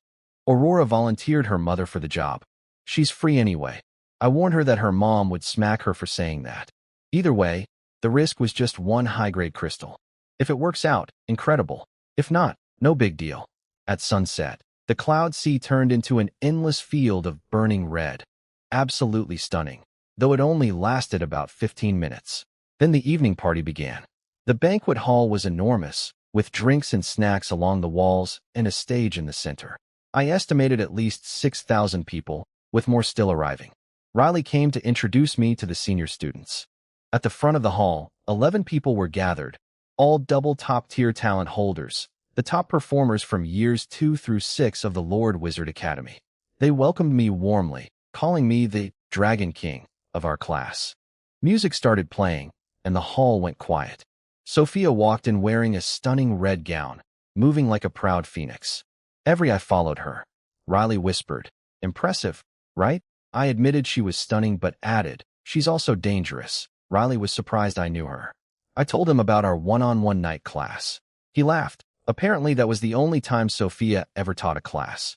Sophia took her position at the center of another group nearby, the Knight Academy's elite. They had at least twice our numbers. Then a bridge made of green wood element energy extended across the hall. A man in an elaborate outfit walked along it, and I recognized him immediately. It was the androgynous stall owner who'd sold me the ice blue rose. "He's the Element Academy's leader?" I asked. Riley nodded. So that's why he'd been so casual at his stall. He wasn't some struggling merchant. He was playing around. The guy was one of the 3 Academy leaders organizing this entire event. The androgynous guy took his position at the center of the Element Academy group. I asked Riley who our Lord Wizard Academy's leader was. He said coolly, "We're different." Every one of us 12 standing here is a leader. Nice line. I'll admit it felt good hearing that. Riley went up to the stage as one of the three organizers, but Sophia took the center spot, not him. I noticed and laughed internally. So much for every one of us is a leader. A senior named Trava came over and filled me in on the Element Academy's leader, a guy named Trant. His story was wild. He entered with only high-tier element talent, nothing special. But then he created a hybrid plant called the Yang Revival Vine. Basically 100 times stronger version of the Yang Revival grass, which is essentially a potency herb. Nobody wants to fight him because his signature move is incredibly embarrassing for everyone involved. He even got patents from the plant and potion associations, and his vine is now the standard tool for magical beast breeding programs. After me, he's reportedly the wealthiest student in all three academies. Trava called it. Good luck. I wasn't so sure anymore. The speeches ended and the party kicked off. A girl my age walked up and introduced herself as Sass, a second-year Lord Wizard student. Then she said, I want to become your partner. Just like that, completely matter of fact. I pointed toward the exit. The Daydream Lounge is that way. Out the door, turn left. Trant appeared behind me. Looks like we rich guys have the same problems. Little flowers buzzing around. The girl retreated, clearly intimidated by him. Then Trant revealed his hand. You actually owe me 2 thanks, not 1. He hinted. The ice rose. Everything clicked. He'd deliberately set up that stall, hoping I'd come by. The forgotten hybrid ingredients, the casual attitude, it was all calculated. He wanted to see if I was worth befriending. I mentally threw away Trava's lucky guy label. Someone who can breed 100 times potency hybrid plant. Then within days of my dragon egg purchase whip up a custom ice rose designed to catch my attention? That's not luck. That's terrifying competence in plant cultivation. His real power isn't the embarrassing vine. It's his genius-level understanding of magical plants. He told me he'd looked into my public information. I'm from Rose territory, talent just 1 step below the Emperor's. The Rose Marquis would naturally invest heavily in me, especially since my graduating class will all be assigned to the southern region where she operates. Trant explained his reasoning. The ice blue spirit awakening rose he'd crafted was specifically designed to appeal to someone connected to the Rose Marquis. He wanted to test whether I'd recognize the value and whether I was the type who repays kindness, a small trial to see if I was worth befriending. He hadn't chosen anyone to follow yet and wasn't in a rush. We'll see, he said, raising his glass. I clinked mine against his. Fair enough, I'm evaluating people too. Nobody picks a lord just because of some magical aura of authority. It goes both ways. After Trant left, Sophia appeared. She told me she still hadn't found anyone worth following. The Lord Wizard she admired had either already graduated or didn't exist yet. I guess she wanted to follow the Rose Marquis. She said no. The Marquis is still in her 100-year development period and could recruit anytime. The person she actually wanted was the Golden Dragon Princess, the other half of the Southern Twin Stars, Sophia explained. The Golden Dragon Princess is actually a Lord Wizard who graduated from our academy. She holds a Duke-level title. Technically, she should be called Golden Dragon Duchess, but since she's a woman and has been paired with the Rose Marquis as the 2 brightest stars of the South, the public calls her Princess instead. I asked why the Princess and not the Marquis. Sophia's answer was personal. Her grandfather was an elf from the Elf continent who met the Golden Dragon Princess during his travels. He settled in her territory, and Sophia grew up hearing stories about her. That's her reason, pure childhood admiration. I couldn't resist poking her. So if you'd been born in Rose territory, you'd follow the Marquis instead? It's not really about who. It's about where you grew up. She stared at me for a long, uncomfortable moment. Then she picked up her wine glass with a smile. Quite the vengeful little boy. Cheers, I understood. This was her way of clearing the air. Everything from the cable car teasing to my rude pushback, all wiped clean. I raised my juice and clinked it against her glass. So are we friends now? She asked. I thought about it. Trant's calculated friendliness, Sophia's deliberate provocations. Both were tests, just different styles. Of course, I always follow through on what I say. And friendship is just the first step. She caught my meaning.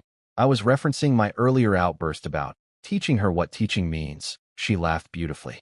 Then I'll be waiting for you to deliver on that promise. She looked around the hall. I've monopolized you long enough. There are plenty of people here tonight waiting to meet the star of the show. Enjoy your spotlight, kid." She walked away, and immediately a wave of people surged toward me. The rest of the night was going to be very busy. I also learned something useful from her. During the 100-year development period, lords can still recruit from the 3 central academies. Once that century ends, they can only train their own people. Good to know for planning ahead.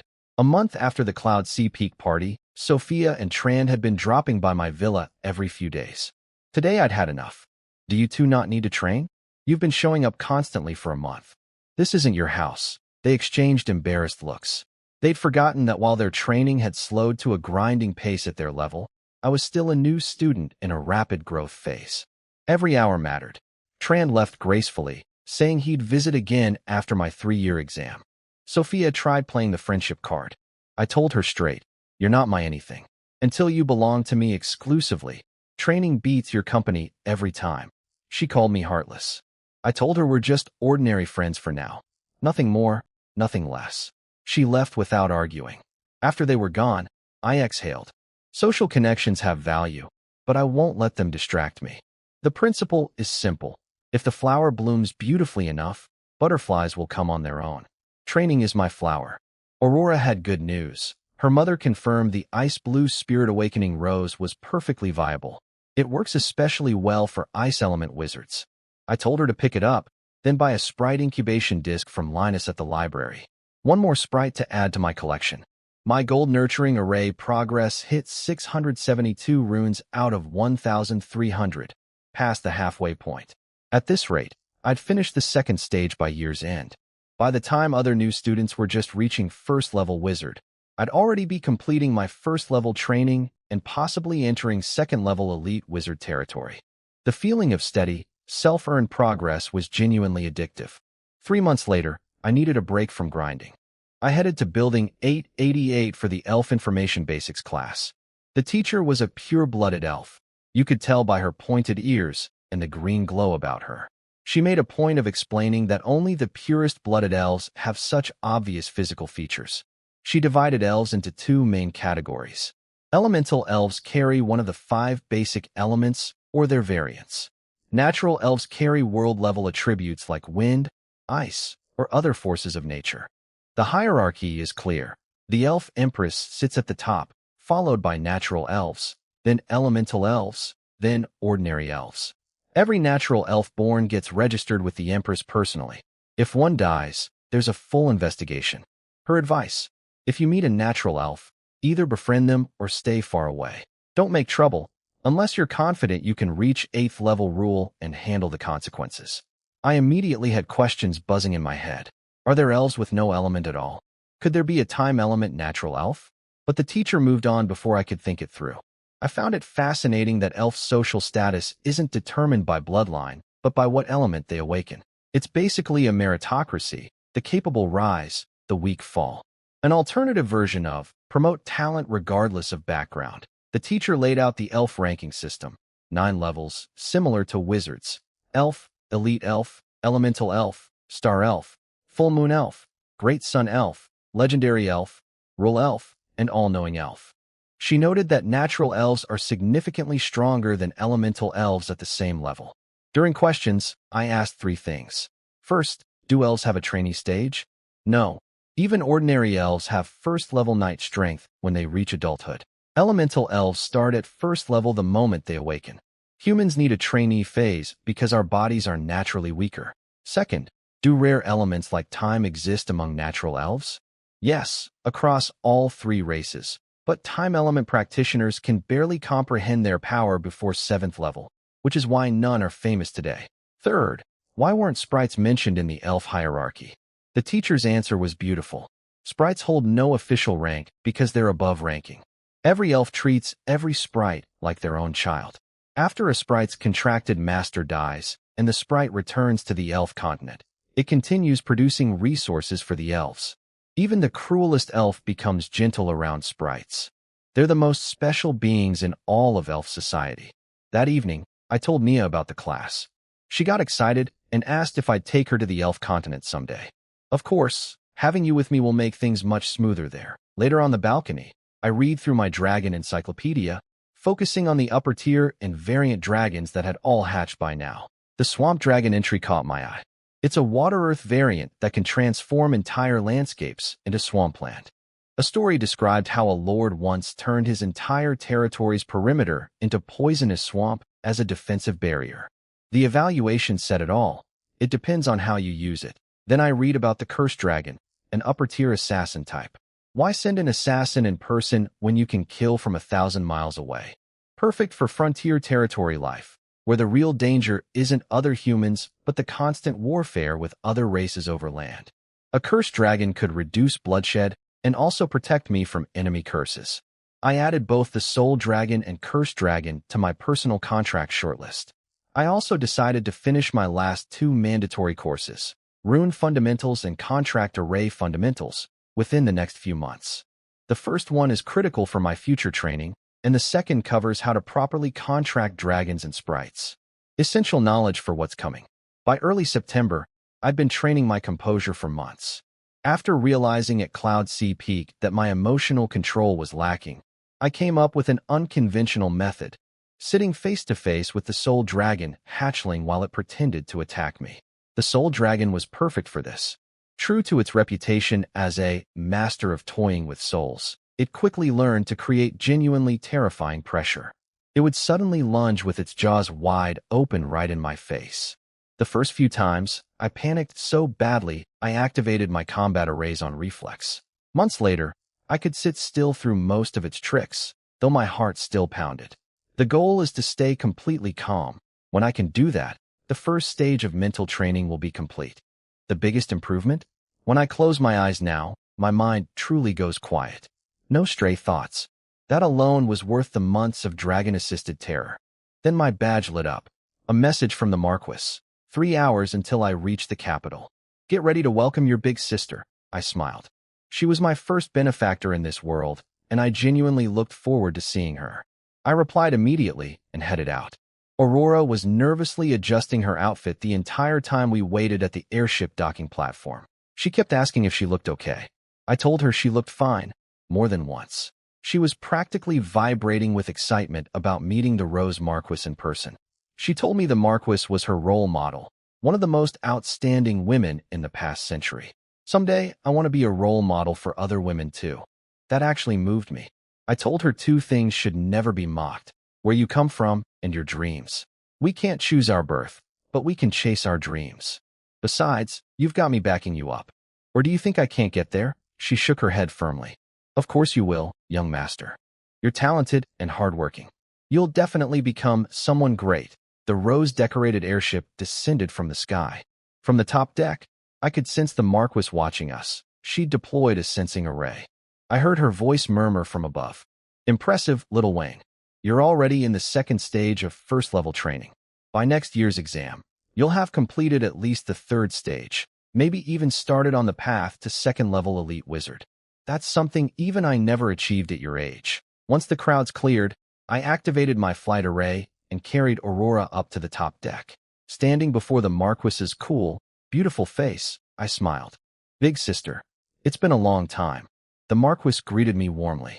I introduced Aurora, who was so nervous she could barely speak. She told the Marquis she wanted to become someone like her. The Marquis replied gently, "Don't try to be me. Be the one and only you. You're nobody's replacement." Then she added, "Since you're Wayne's person, saying this much is only natural." I recognized what she was doing, giving Aurora guidance as a favor to me, building goodwill through my name. She told me her schedule. Tomorrow she'd recruit knights, the day after that wizards, then she'd head back to Rose territory. The 100-year development period was approaching its end, and her boarders were getting restless. I offered to help.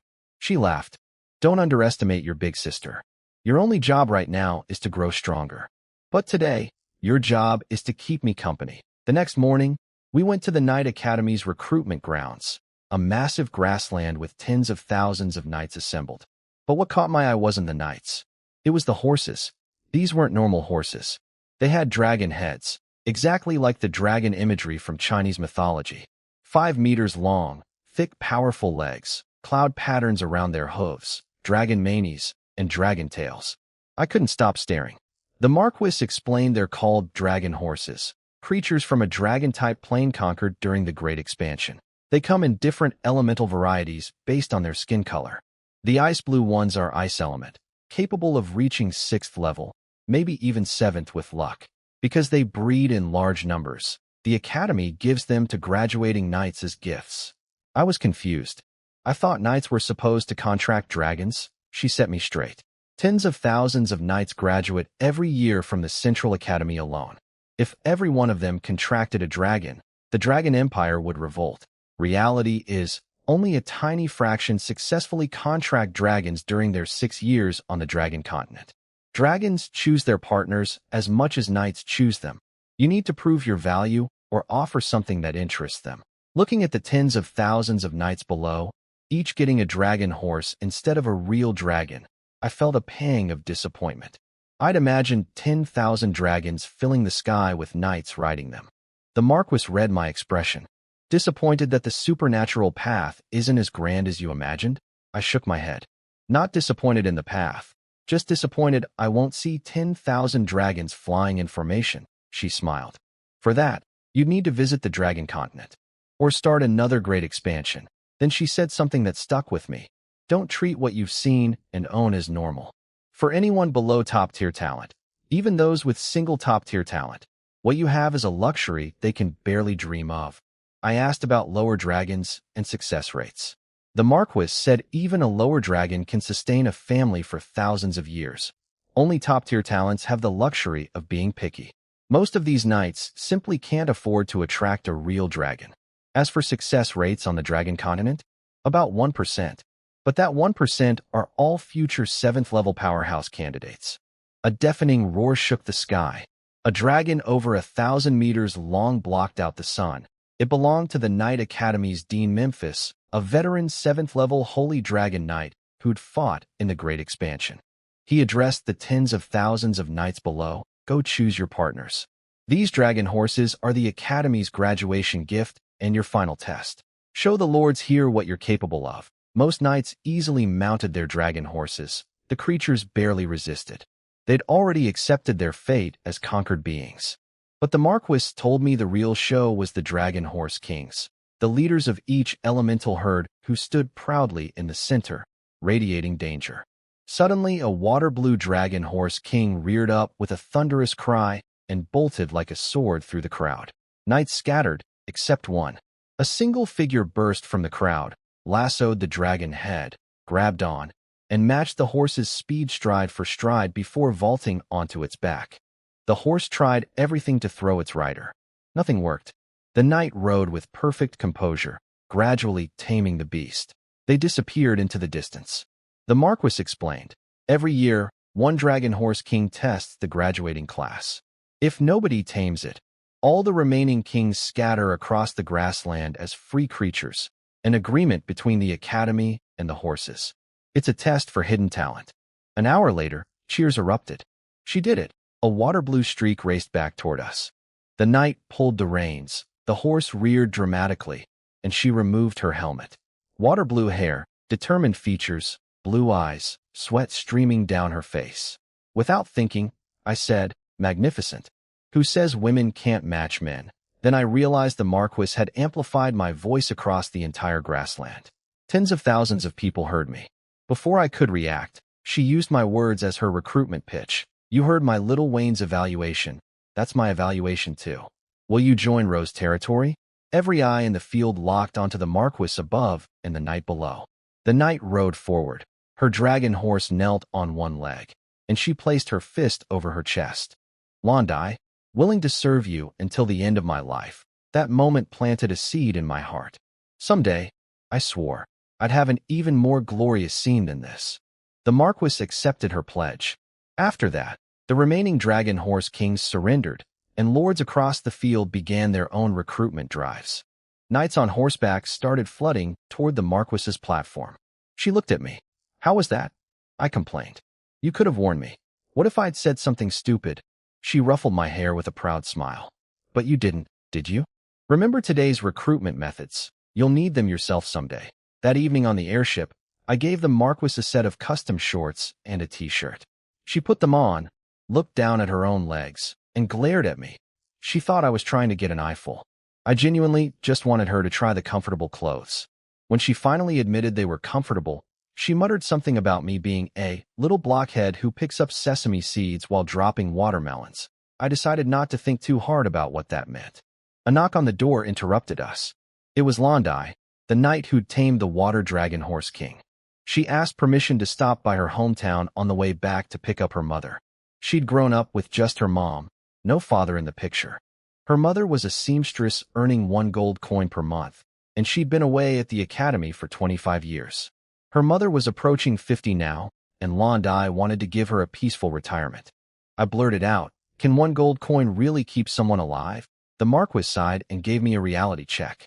I'd lived my entire life in luxury, supernatural parents, then a generous pension as a war orphan, then her investment, then the academy. I'd never experienced ordinary life. She explained that outside the capital, normal people spend about 30 silver coins monthly. A jean of wheat costs 10 copper coins. 1 silver buys 10 jean. Regular meat like chicken and fish is cheap too. So Londi's childhood on 1 gold coin per month was actually above average for commoners. I'd been comparing everything to supernatural prices, magical beast meat and enchanted produce at the academy cafeteria, which naturally costs far more. The currency system isn't broken. Ordinary goods are affordable. It's supernatural items that are expensive. And thanks to sprites boosting food production, most ordinary people live comfortably as long as they're not lazy. 3 days later, after the Marquis headed back to Rose territory, I went to my next mandatory class, Contract Array Fundamentals. The classroom was packed, naturally, since everyone needs to learn how to contract dragons and sprites. The teacher, a man in gold clothing, got straight to business. 3 hours total, 2 for lecturing, 1 for questions. He laid out the 3 categories of contract arrays. First, master-servant contracts. Second, employment contracts. Third, symbiotic contracts. That's it. Every contract in the world falls into one of these 3 types. The teacher explained each contract type in detail. Master-servant contracts give you complete control over the contracted being's life. The most dominating, but also the most commonly used because it guarantees loyalty. Employment contracts involve paying a price to summon beings from other planes to do work for you. Black wizards use these most often. Symbiotic contracts share power between both parties, mainly used by knights contracting dragons. The knight gets the dragon's bloodline. The dragon gets faster growth and future advancement opportunities. For Lord Wizards, 3 types matter most: master-servant, equal partnership, and symbiotic. All available at the library's 2nd floor. During questions, I asked 3 things. First, where do equal contracts fit? They're a subcategory of employment contracts. You pay, they work, but they're your equal in status. Wizards often use these with dragons, provide growth resources early on, receive the dragon's resource output and combat power later. Second, do servants die when their master dies? Yes, unless the contract is dissolved beforehand. But sprites are the exception. The worlds will personally dissolve their contract at the moment of their master's death and teleports them back to the elf continent. Sprites are the world's favorites. Third, are undead summons like skeleton knights also employment contracts? No, those are master-servant contracts. If they were employment contracts, the cost for summoning that many would be impossible to bear. After class, I exchanged all 3 contract arrays from the library. Each one has about 600 runes, roughly 1,900 total.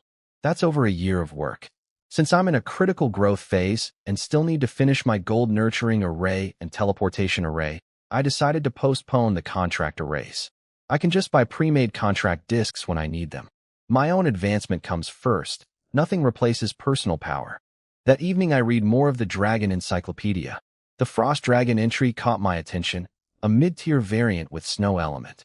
The assessment called it naturally weak in direct combat, but warned it's a walking natural disaster. Wherever it goes, winter follows, freezing everything, killing all vegetation. If you can't defeat it quickly, it wins through pure attrition, turning the entire landscape into a frozen wasteland. I remembered the Marquis owns a frost dragon. That's probably her ultimate deterrent. If anyone truly threatens Rose territory, She can freeze everything outside her borders into a dead ice field. I have 2 hatched frost dragons of my own. I decided to contract them personally. A weapon this devastating can't be trusted to anyone else's hands. When I have my own territory someday, I need to be the one holding the doomsday button. By the end of the second school year, I completed the gold nurturing array, all 1,300 runes assembled. The moment it formed, I could feel my mind sea expanding noticeably faster than before. Not dramatically, but constantly. Every second brought a tiny improvement instead of the long waits during the apprentice stage. Second stage of first-level wizard training, complete. Only the teleportation array remained before I'd be done with the entire first level. Aurora suggested celebrating with everyone. Good idea. I invited Sophia, Trand, and the Dairy brothers over. It was the first real gathering at my villa. Sophia was surprised to see the 3 Dairy brothers were my followers. Apparently, several princes had tried recruiting them and been turned down. Trand commented on my luck, but Andrew stood up and said firmly, "We're the lucky ones." Our father always said geniuses are everywhere, but eyes that can spot them are rare. Our young master has those eyes. That felt good. I finally understood why rich kids in my past life always kept loyal friends around. When someone hypes you up like that, you can't help but enjoy it. Sophia told me to stop holding back my happiness. Breakthrough plus loyal followers, double celebration. So I let loose and laughed from the gut. Everyone joined in. Then, during after-dinner conversation, Andrew suddenly jumped to his feet. "Young master, I'm breaking through." He vaulted over the balcony railing and dropped to the courtyard below before anyone could react. His brother Wiggins shouted after him, "You animal, you said you still needed more time." We rushed to the balcony and watched. Silver-white energy surged around Andrew as he swung his greatsword. After 15 minutes, Sophia said quietly, "He's about to break through." Andrew pulled out a fist-sized piece of fire element gold ore, glowing with red light. He melted it with fire battle energy in his hands, then inhaled the entire liquid through his nose in one massive breath, sending it surging through his whole body before directing it to the life seed in his core. Sophia looked alarmed. "Breaking through like this? Is he insane?" Wiggins calmed us down. This was their father's special technique. Normal knights absorb minerals slowly through their skin. General Dairy's method forces the energy through the respiratory system, spreading it throughout the entire body first. Agonizingly painful, but it strengthens everything inside and out before the life seed transforms. The result? The moment breakthrough completes, you're immediately as strong as a veteran of the same level, sometimes stronger. Andrew's life seed would transform into a variant, an Inferno element gold seed, combining the gold stage's standard power with the Dairy family's signature flame element. Wiggins explained that life seeds come in different qualities. Ordinary knights get a basic gold seed. Talented ones get a secret gold seed. The absolute best get an elemental seed. Andrew's method would produce something even rarer, a hybrid that carries both gold stage power and fire element properties. I relaxed. He wasn't being reckless from eagerness over the dragon eggs I promised. This was a proven family technique. Andrew was about to become a 4th-level gold knight, and the first Dairy brother to qualify for a flame dragon egg. Wiggins explained that Andrew's breakthrough method gives him something other gold knights don't have, the ability to directly release flame element energy, similar to how wizards work. Instead of pulling elemental energy from outside, he generates it internally from his transformed life seed. That's the Dairy family's secret technique, and it's exactly why General Dairy successfully contracted his flame dragon years ago. The dragon saw the potential in this method to help it advance further. Andrew's aura exploded past the threshold. Silver-white light transformed to brilliant gold as he let out a roar. My first 4th-level gold knight follower, born right in my courtyard. He looked up at me from below with those eager puppy eyes. I couldn't help laughing. No tricks, no subtlety, just honest excitement about the dragon egg I'd promised. I preferred this over scheming any day. Congratulations on reaching 4th-level gold knight. A promise is a promise. Come up. Let's go contract your dragon right now. He practically teleported upstairs. We all entered the secret realm house and made our way to the volcanic area where the 2 flame dragon hatchlings lived. Satisfied? I asked. Andrew could barely contain himself. This is a dragon. I pulled out 3 contract array discs. Master Servant, equal partnership, and symbiotic. Before handing them over, I checked with Sophia whether a 4th-level knight could safely bond with a 1st-level hatchling. She confirmed it was fine. The usual 6th-level requirement is for adult dragons. A hatchling's power was well within Andrew's capacity. Andrew chose the symbiotic contract without hesitation.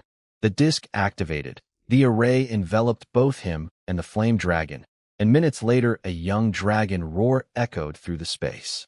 Andrew emerged wreathed in flame element fire, radiating power. Still only 1st-level dragon power for now, but his path to 7th-level Holy Dragon Knight was now virtually guaranteed. His brothers congratulated him. Wiggins called him an animal for getting there first. During the contract, Sophia quietly asked me, "So joining you comes with a free dragon?" I told her someone with her background and strength could probably contract a dragon on her own. She admitted she had about 80% confidence with adult dragons, but the ease of contracting a hatchling here was something else entirely. She hinted at wanting to follow me. I just said, the loss wouldn't be mine. That evening at the Derry estate, General Derry and his wife watched Andrew riding his young dragon across the night sky. The general said, "Our decision was right. The Derry family now has another future Holy Dragon Knight, and soon, more than one." His wife said something that surprised even the general. "When Wayne graduates, I'm thinking about following him to his territory too. We can't see the bottom of that boy's potential. Maybe one day his domain will become an empire, or something even greater." Half a month later, I attended my final mandatory course, Rune Fundamentals. This one turned out to be far more important than I expected. The teacher divided it into 3 parts: rune evolution, rune types, and rune applications. The history was fascinating. In the earliest days, wizards didn't imprint simple symbols into their mind's-eye. Instead, they drew entire natural landscapes. If you wanted the mountain rune, you'd sketch an actual mountain range inside your mind. It worked, but it was incredibly slow. So what changed? One word: civilization. When people developed written language, someone had the brilliant idea of using simplified characters to represent natural phenomena instead of drawing the whole thing. Text replaced sketches, and modern heavenly runes were born. Much faster, much more practical. There are only 2 categories of runes. The first is civilization runes, the ones we use every day, derived from written language describing nature. The second is origin runes, manifestations of the holy domain's world will itself.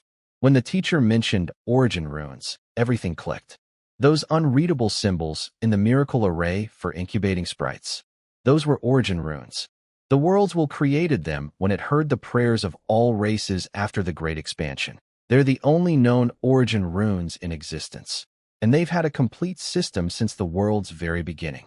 The entire Holy Domain world is essentially one massive set of origin runes. The gap between the 2 types is enormous. Civilization runes are effective but incomplete. Human civilization simply hasn't existed long enough to develop a fully comprehensive system. Origin runes are perfect and ancient. For the practical part, the teacher explained that runes are used in virtually everything supernatural: alchemy, weapon enchantment, wizard advancement, and even knight comprehension at 7th level and above. Every rune you imprint in your mind-see adds to your overall completeness as a wizard. It's a lifelong pursuit. There's no finish line.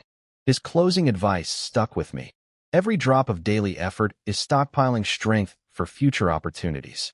Don't wait until the chance arrives only to realize you're not ready. A student asked whether the old method of drawing natural landscapes was stronger than modern runes. The teacher said no, modern runes won because they're efficient. The old method was abandoned for a reason.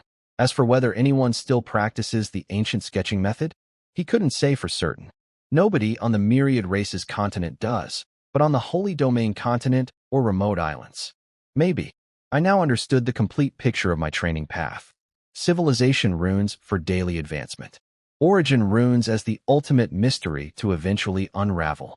And the never-ending quest to imprint as many runes as possible, because every single one makes you more complete. The teacher turned to me for questions. I had 3. First, if origin runes are so powerful, why don't we learn them? He said the answer was obvious, and a bit stupid to ask. Origin runes are a world's deepest secret. The Holy Domain would never reveal them. The only reason the basic ones in the miracle array exist publicly is because the worlds will release them out of gratitude to the three races. It's like someone's most guarded secret. Nobody willingly lets others peek at it. Second, since civilization runes come from written language, could creating a complete new writing system produce new runes? The teacher said maybe, but a writing system alone isn't enough. It needs widespread use by large populations before it can evolve into true heavenly runes.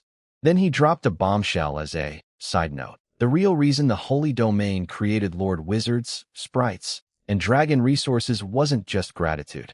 It benefits the world itself.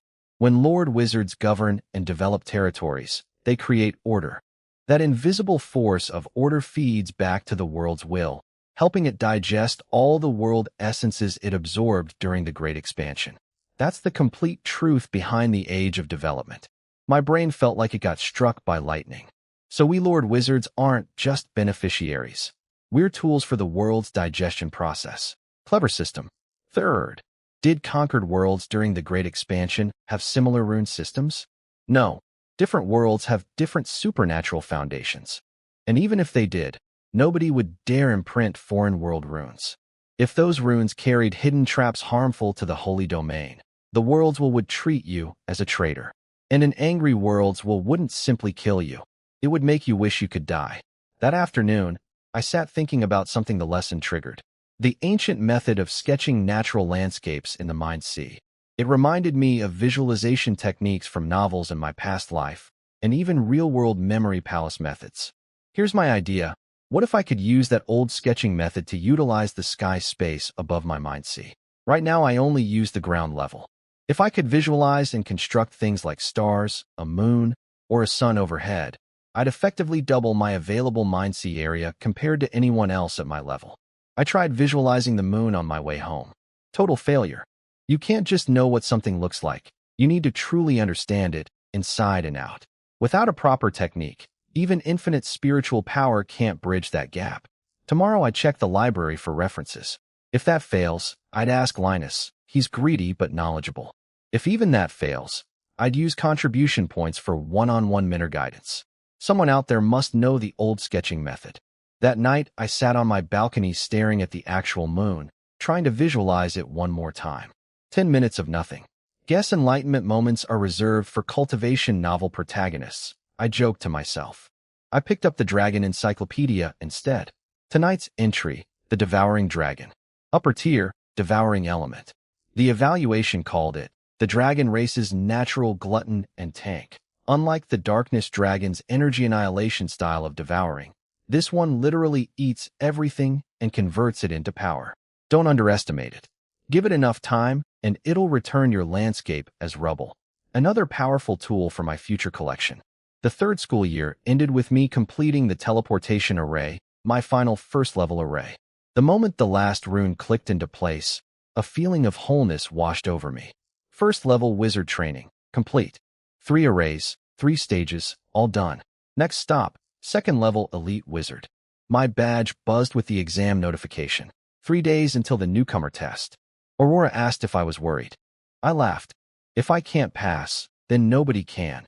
After a year of nothing but training and library visits, this exam was a formality. I passed with full marks.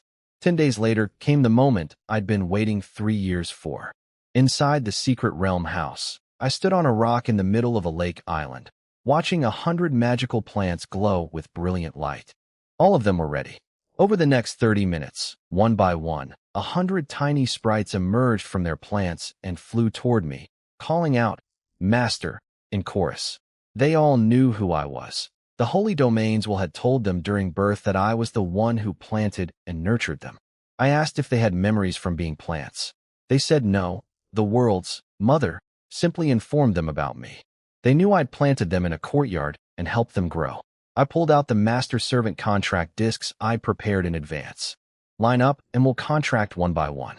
Tell me your names as we go. The first was a little sprite in a purple dress decorated with purple tulips.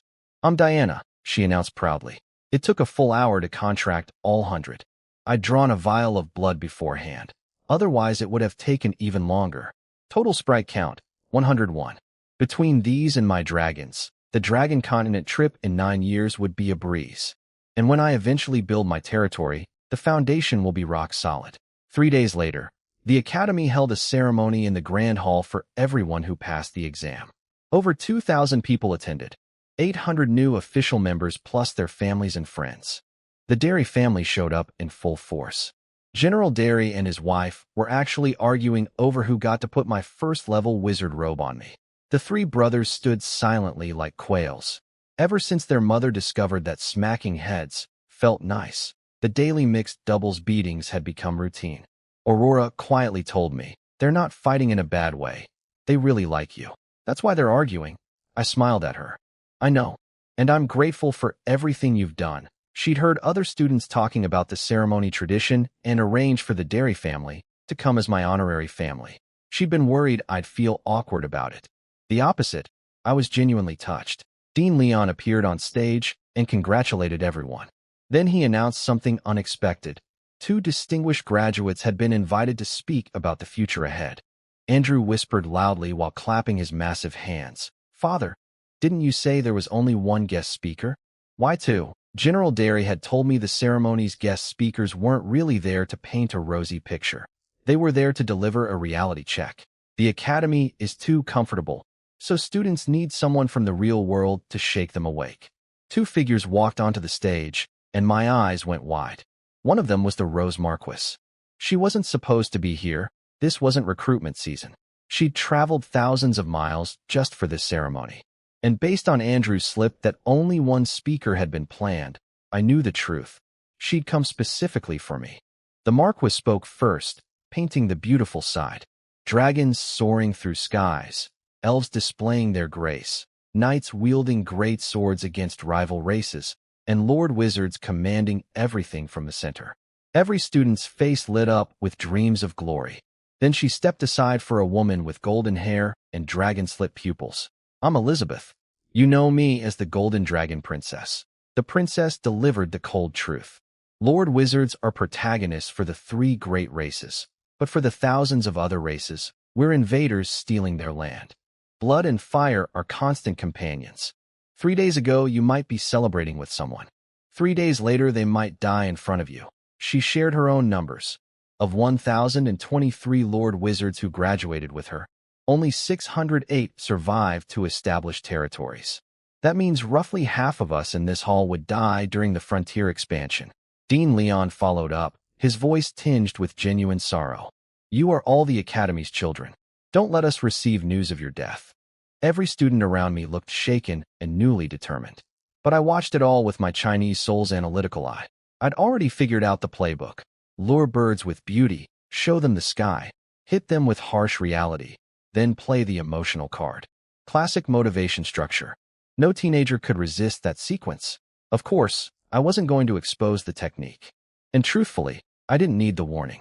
A person from a world without magic, reborn into a world overflowing with it, given top-tier talent and a cheat ability? Only a fool wouldn't train with everything they had. Then Dean Leon told everyone to collect their wizard robes. But I didn't move, because I saw the Marquis grab a robe and walk straight toward me. Behind me, General Derry and his wife had been arguing about who'd put my robe on me. When they saw the Marquis approaching, the general buried his face in his wife's shoulder in defeat. "Looks like neither of us wins." The Marquis stood before me with a warm smile. "Come here, little Wayne. Big sister, why did you come?" "For you, of course." She draped the wizard robe over my shoulders and carefully fastened each button at the waist. Those 3 words, "for you," hit me like sunlight breaking through clouds. In that moment, her place in my heart rose to heights I couldn't measure. She looked at me. I was nearly as tall as her now, and her voice carried a touch of wistfulness. "When I first met you, you were so tiny. 3 years, and you've almost caught up to me. Congratulations, little Wayne. You're now an officially registered wizard of the Truth Tower, just like me. Thank you, big sister, for coming all this way for me. Just call me sister from now on. And I came because your parents died serving Rose territory. If not me, then who?" I noticed something then. The Marquis has a touch of tsundere in her personality. Rose territory has countless people. She didn't attend anyone else's ceremony. She came for me alone, then made up a formal excuse about my parents. I wasn't about to point that out, though. I'm not stupid enough to ruin the happiest moment of my academy life. I went to apologize to General Derry and his wife for the robe situation. They'd come all this way expecting to do the honors, and the Marquis had swooped in unexpectedly. I bowed deeply and explained honestly. She's the first person who ever believed in me. She's special to me. That's why I chose her. The general smiled warmly and said he understood completely. No hard feelings. The Marquis asked if I liked that she'd come. Yes, I said simply. The next day, the Marquis hosted her triennial gathering for Rose Territory graduates at a luxury hotel. I invited the Derry family as my guests, partly as an apology for yesterday. General Derry asked me about my plans for my future territory. I had him set up a sound barrier first, then laid everything out. My foundation is already solid, 100+ sprites and 36 dragons for resources. Next phase is recruiting followers. I want to build an entire knight order where every member rides a dragon. That's my core military force. The final phase is logistics, basic supplies like food and materials, plus purchasing slaves to expand the population base. I'm saving this for last because I don't want to distract my followers from training during their golden years of growth. Andrew and Wiggins will handle this after graduation. For a temporary population settlement, I'll ask the Marquis for land in Rose Territory. It's spacious, sparsely populated, and in the same southern direction I'll be assigned to. After I finished, Derry and his wife exchanged a look. Then Murola made an offer. She'd handle all the logistics work for me. She's a 6th-level wood wizard with practical skills. She added that she and the general both believe my future could surpass the empire itself. I was surprised.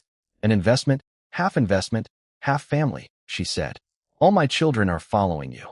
Am I supposed to stay home alone as an empty nester? The general jumped in. Same goes for me. Once I can leave my post, I'm coming too. You think I want to be the only one left behind? I was momentarily stunned.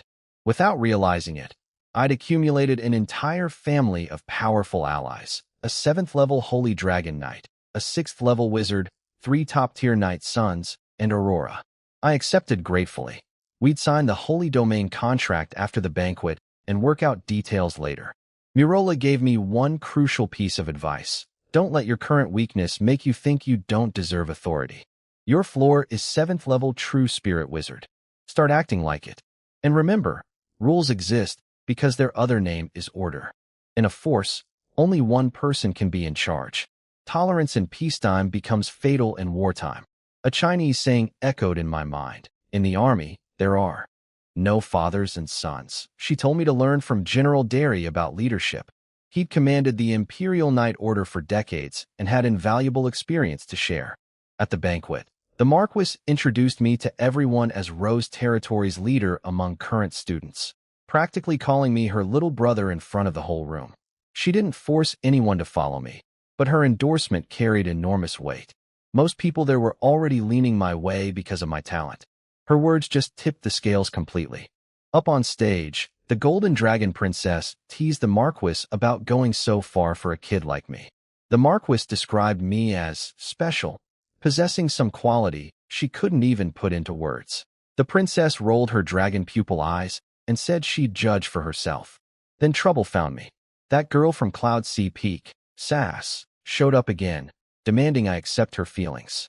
She announced her father was the Black Mountain Count, a 3rd-level Lord Wizard in the Western Territories, as if that should impress me. I'd had enough. I rejected you before, and my impression of you is terrible. Confessing feelings should be something beautiful, but yours is just disgusting. She asked what gave me the right to refuse her. I pointed at General Derry. That's the commander of the Imperial Knight Order, a 7th-level Holy Dragon Knight. Those 3 are his sons, my followers, all with top-tier talent. Her face went white. I told her what I really thought. A true noble family takes 3 generations to cultivate proper character and grace. Your attitude screams new money, no manners, no class, no sense of respect. Real nobles don't humiliate themselves with public spectacles like this. I added that my rejection wasn't only about her attitude. I simply wasn't interested in romance right now. Training comes first. She left red-faced as the crowd cheered. On the stage, the Golden Dragon Princess whispered to the Marquis. Clear logic, no emotional impulse. Your kid's got something. Then Aurora asked me quietly. So you really have no plans for romance? I shrugged. Who can say for sure? Supernatural power is fascinating, but if someone more fascinating comes along, I wouldn't have a reason to refuse. Like who? I hesitated. I almost pointed at the Marquis, but got scared she'd smack me. So I pointed at the Golden Dragon Princess instead. Like her. Everyone looked where I was pointing. The Derry brothers stared at me in awe. Andrew gave me a thumbs up. Young master, you're absolutely fearless. I explained my Golden Dragon Princess comment. It was just a hypothetical. The point was that something so impossibly romantic would be the only thing that could distract me from training. A fairy tale coming true. Naruto immediately chimed in about his own first experience with beauty, and Aurora shut him down. You're just being perverted. That's not what young master was talking about. Aurora asked if I had any realistic preferences. I answered with a question. How do you become a general's wife? Everyone instinctively looked at Murola. She smiled at General Derry and answered with a warmth that made her seem to glow. You marry him when he's still a nobody soldier. Then a scarred man with mechanical limbs showed up, dragging Sass behind him. He challenged the answer. What if he stays a nobody forever? Murola didn't flinch. She hugged her husband's arm and said, Then I'll always be a soldier's wife. Nobody knows if he'll become a general. The general title is just an accessory. He's the husband I chose. The scarred man turned his attention to me. Before he could speak, the Marquis appeared behind us. You're still the same. Always blaming others for your problems. I pieced it together. This was the other double top-tier talent holder from Rose territory that the Marquis had refused to invest in. He was bitter, covered in mechanical replacement limbs, clearly having suffered greatly. He erupted. Why shouldn't I be jealous? Same talent, but you invested in him and not me. If you'd helped me, I wouldn't be crippled like this. The Marquis stayed ice cold. I didn't invest in you because of your character. The moment you awakened your talent, you abandoned your family. You looked down on your peers. You mocked your childhood friends. And whenever trouble came, you pushed blame onto others. Would you invest in someone like that? He sneered and listed his justifications. His family couldn't help him. His peers were beneath him. His friends couldn't keep up. The Marquis cut him off with a devastating challenge. Would you sign a holy domain contract swearing you'd genuinely invest in someone exactly like yourself? He couldn't answer. He turned to leave, but General Derry's voice stopped him cold. Think you can just walk away? You insulted my wife. The general released his 7th level aura. The man collapsed to his knees instantly. Derry grinned. I'm not stupid enough to kill a registered lord and wizard. But beating you and humiliating you? That's perfectly legal. He looked at Murola. Dear, I'm going to hang him from the east gate. Back in a moment. He vanished. Murola shouted after him. Remember to strip his wizard robes first. Got it, came the distant reply. The Marquis moved us to the hotel rooftop to get away from the crowd. She confirmed the scarred man was the other double top-tier talent from Rose territory, the one she'd refused to invest in. His daughter Sass had been acting on his orders, hoping I'd accept a noble family's backing like he did. He didn't expect my standards to be different. The Marquis explained her reasoning clearly. She didn't invest in him because of his character. He abandoned his birth family the moment he got talent, looked down on everyone, and blamed others whenever things went wrong. Investing in someone like that is asking for trouble. Gratitude would turn to resentment. His mechanical limbs? Self-inflicted consequences. He coasted through the academy relying on noble connections instead of training, got badly injured during frontier expansion, and only survived because his investor didn't want to lose the investment entirely. She was using his story as another reminder for me. I told her I'd been grinding nonstop for 3 years. She didn't need to keep warning me. She smiled and said she was glad I understood the deeper message rather than treating it as entertainment. Then she formally introduced the Golden Dragon Princess, Christine Stewart, founder of the Golden Dragon Duchy. Christine immediately claimed me as a little brother too. The Marquis protested, "Are you robbing me?" But Christine just laughed. "What's yours is mine."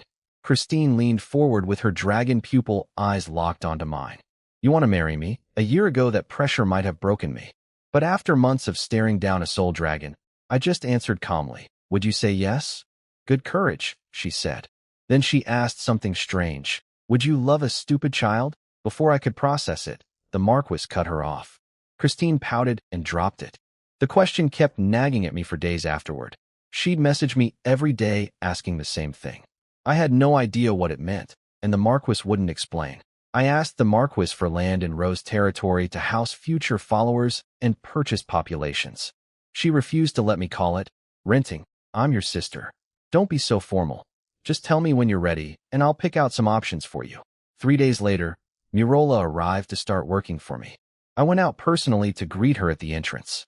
She was surprised, a future lord meeting his subordinate at the door. I told her simply that she and the general had made a strong impression on me. Small courtesies matter. When I saw Aurora's footsteps bounce with happiness behind me, I smiled to myself.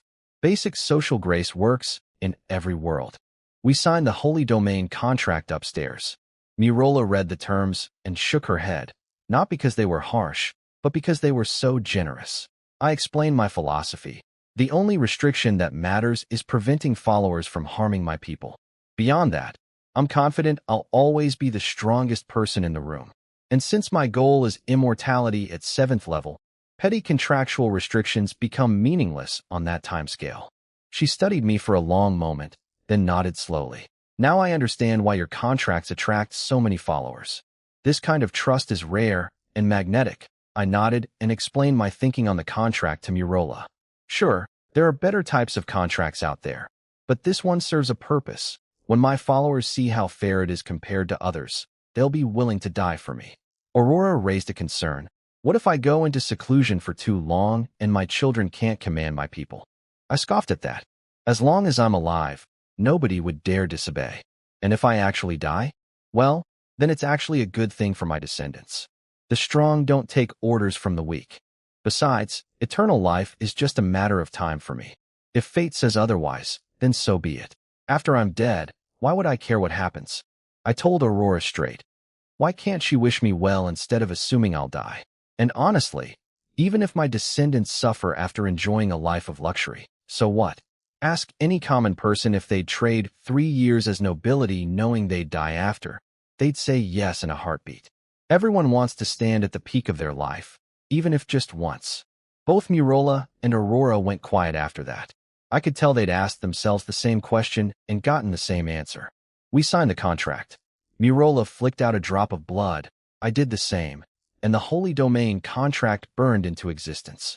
She stood and bowed to me, saying she'd be in my care from now on. I accepted it calmly and told her to sit. We had things to discuss. I waved my hand and placed 300 top-grade unattributed magic crystals on the table. Murola was surprised but kept her composure. After the dragon egg incident, she'd already guessed I had serious wealth. I told her all these crystals were operational funds. The mission: buy up salt, wheat, flour, meat, clothing, basic survival goods for ordinary people. This is a long-term task, at least until after I graduate. She asked about settling common people. I shook my head. Not enough manpower yet, so that has to wait.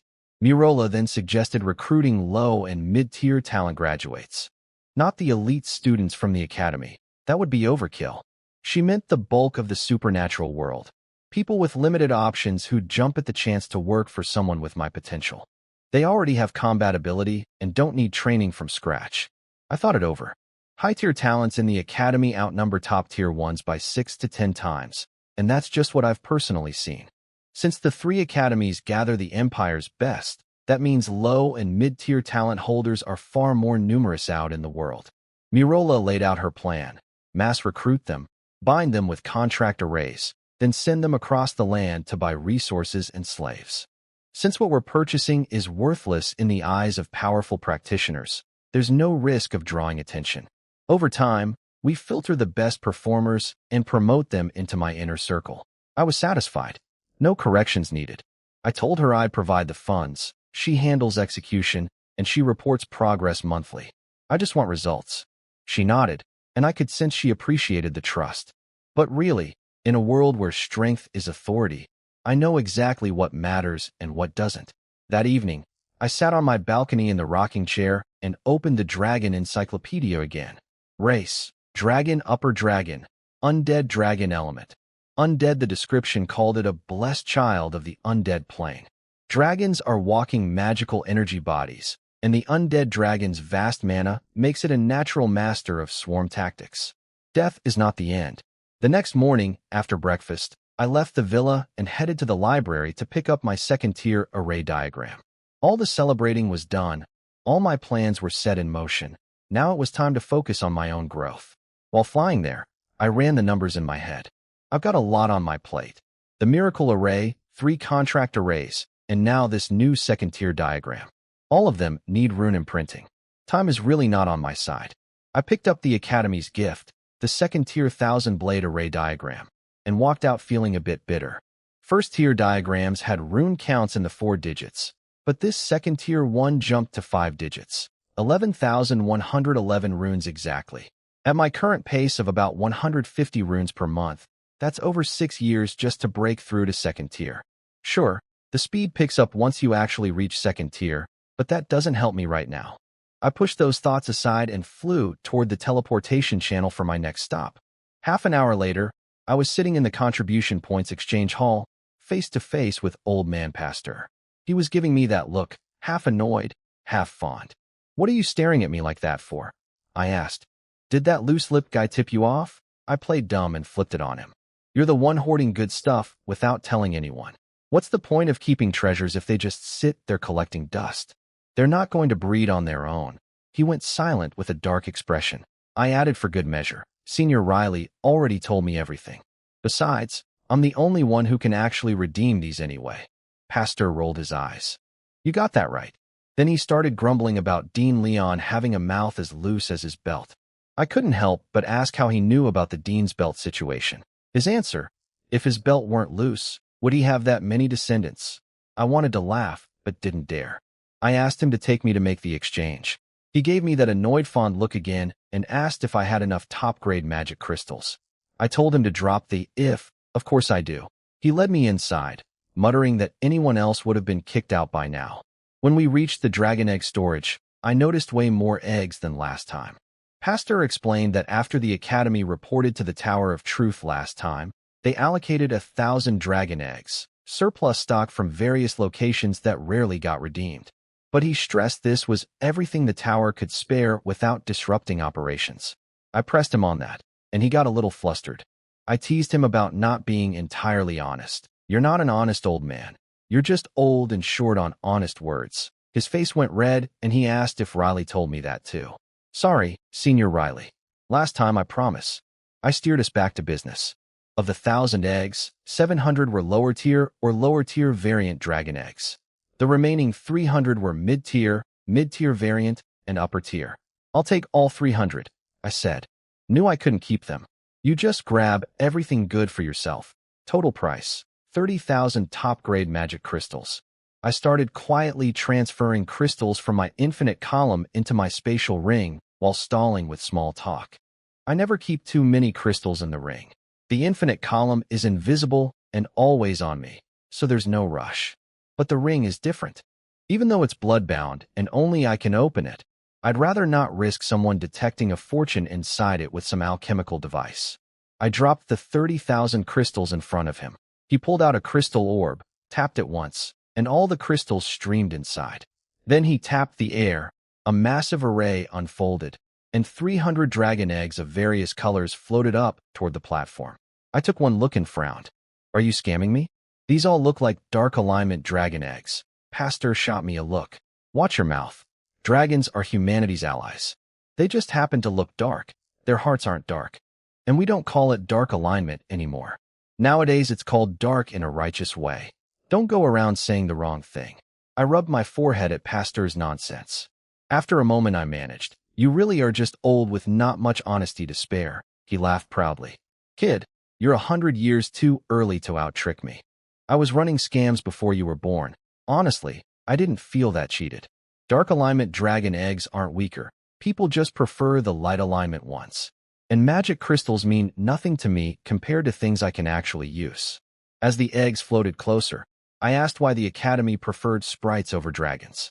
After all, 30,000 top-grade crystals only buys about 30 sprites. That's a 10-to-1 difference in quantity. Pasteur shook his head and first commented on how rich I am, then explained. "For anyone who's not a knight, a sprite is the better deal every time. Both dragons and sprites produce resources, but dragons eat up far more resources during their growth phase. Sprites start generating returns from birth, while dragons don't until adulthood. Plus, the Academy is a public institution. Unhatched dragon eggs just sit there doing nothing, but sprites produce resources immediately with zero effort. That's why the Academy trades for sprites instead of keeping dragons. That made sense. Not everyone has unlimited crystals like me. As for the breakdown of the 300 eggs, 250 were basic elemental types, 50 each of metal, wood, water, fire, and earth. The remaining 50 included 36 variant types and 14 upper-tier dragon eggs. He told me to check my dragon encyclopedia for the details. I nodded, satisfied. Not bad. With these I can build a whole Dragon Knight order. Ambitious, Pastor said, then added, I'm getting more and more curious what kind of legend you'll create after graduation. He deducted the contribution points from my badge and handed over all 300 eggs. Then he started walking me out, but I didn't leave. You're still here? He asked, annoyed. I grinned. I've got one more thing. I want to redeem a one-on-one instructor session. His face instantly changed to a warm smile. Little Wayne, how about me? I laughed and shook my head. Maybe, but here are my requirements first. 1. The instructor must know the natural imprint method. 2. They need to help me figure out how to speed up rune imprinting. Pastor's expression turned serious. He warned me not to do anything rash. Sure, rune imprinting is slow, but that's because the Lord Wizard path is powerful. The standard heaven and earth rune method became mainstream because it's efficient, where the natural method requires you to replicate an entire mountain. A single rune does the same job. No shortcuts on the path to truth. I quickly waved him off. You've got it wrong. I want to learn the natural imprint method to verify a theory, not to switch my cultivation. And the speed question is just because I saw my second-tier diagram today and the timeline feels brutal. He relaxed. That's normal. Everyone feels overwhelmed the first time they see a second-tier diagram. Going from thousands to tens of thousands of runes is a big jump. He thought for about 10 minutes, then snapped his fingers. Got it. There's an instructor at the Elemental Wizard Academy on the Holy Domain continent. She's a 7th-tier true spirit wizard and a special nature wizard who practices the natural imprint meditation method. Perfect fit for you. I was surprised our academy had that kind of reach. Pastor got smug about it. All academies under the Tower of Truth are equals, and as long as you can pay, anyone will come teach. I told him to set it up, and that crystals wouldn't be a problem. Then my curiosity kicked in again. My Rune Fundamentals teacher said this method only exists on remote islands. How is there a 7th-tier practitioner? Pastor shot me a look. Remote islands still have people. You're saying they can't produce a genius? I backpedaled fast. I didn't say that. Please don't put words in my mouth. He chuckled. Relax, kid. Easy for him to say. He's untouchable. I'm just a small fry who can't afford to offend anyone. I quickly changed the subject. Oh right. Why are all the upper-tier eggs dark alignment? His answer shut me up instantly. Who doesn't love shiny light alignment dragon eggs? If you had them, would you give them away? I opened my mouth, then closed it. Fair point. I definitely wouldn't either.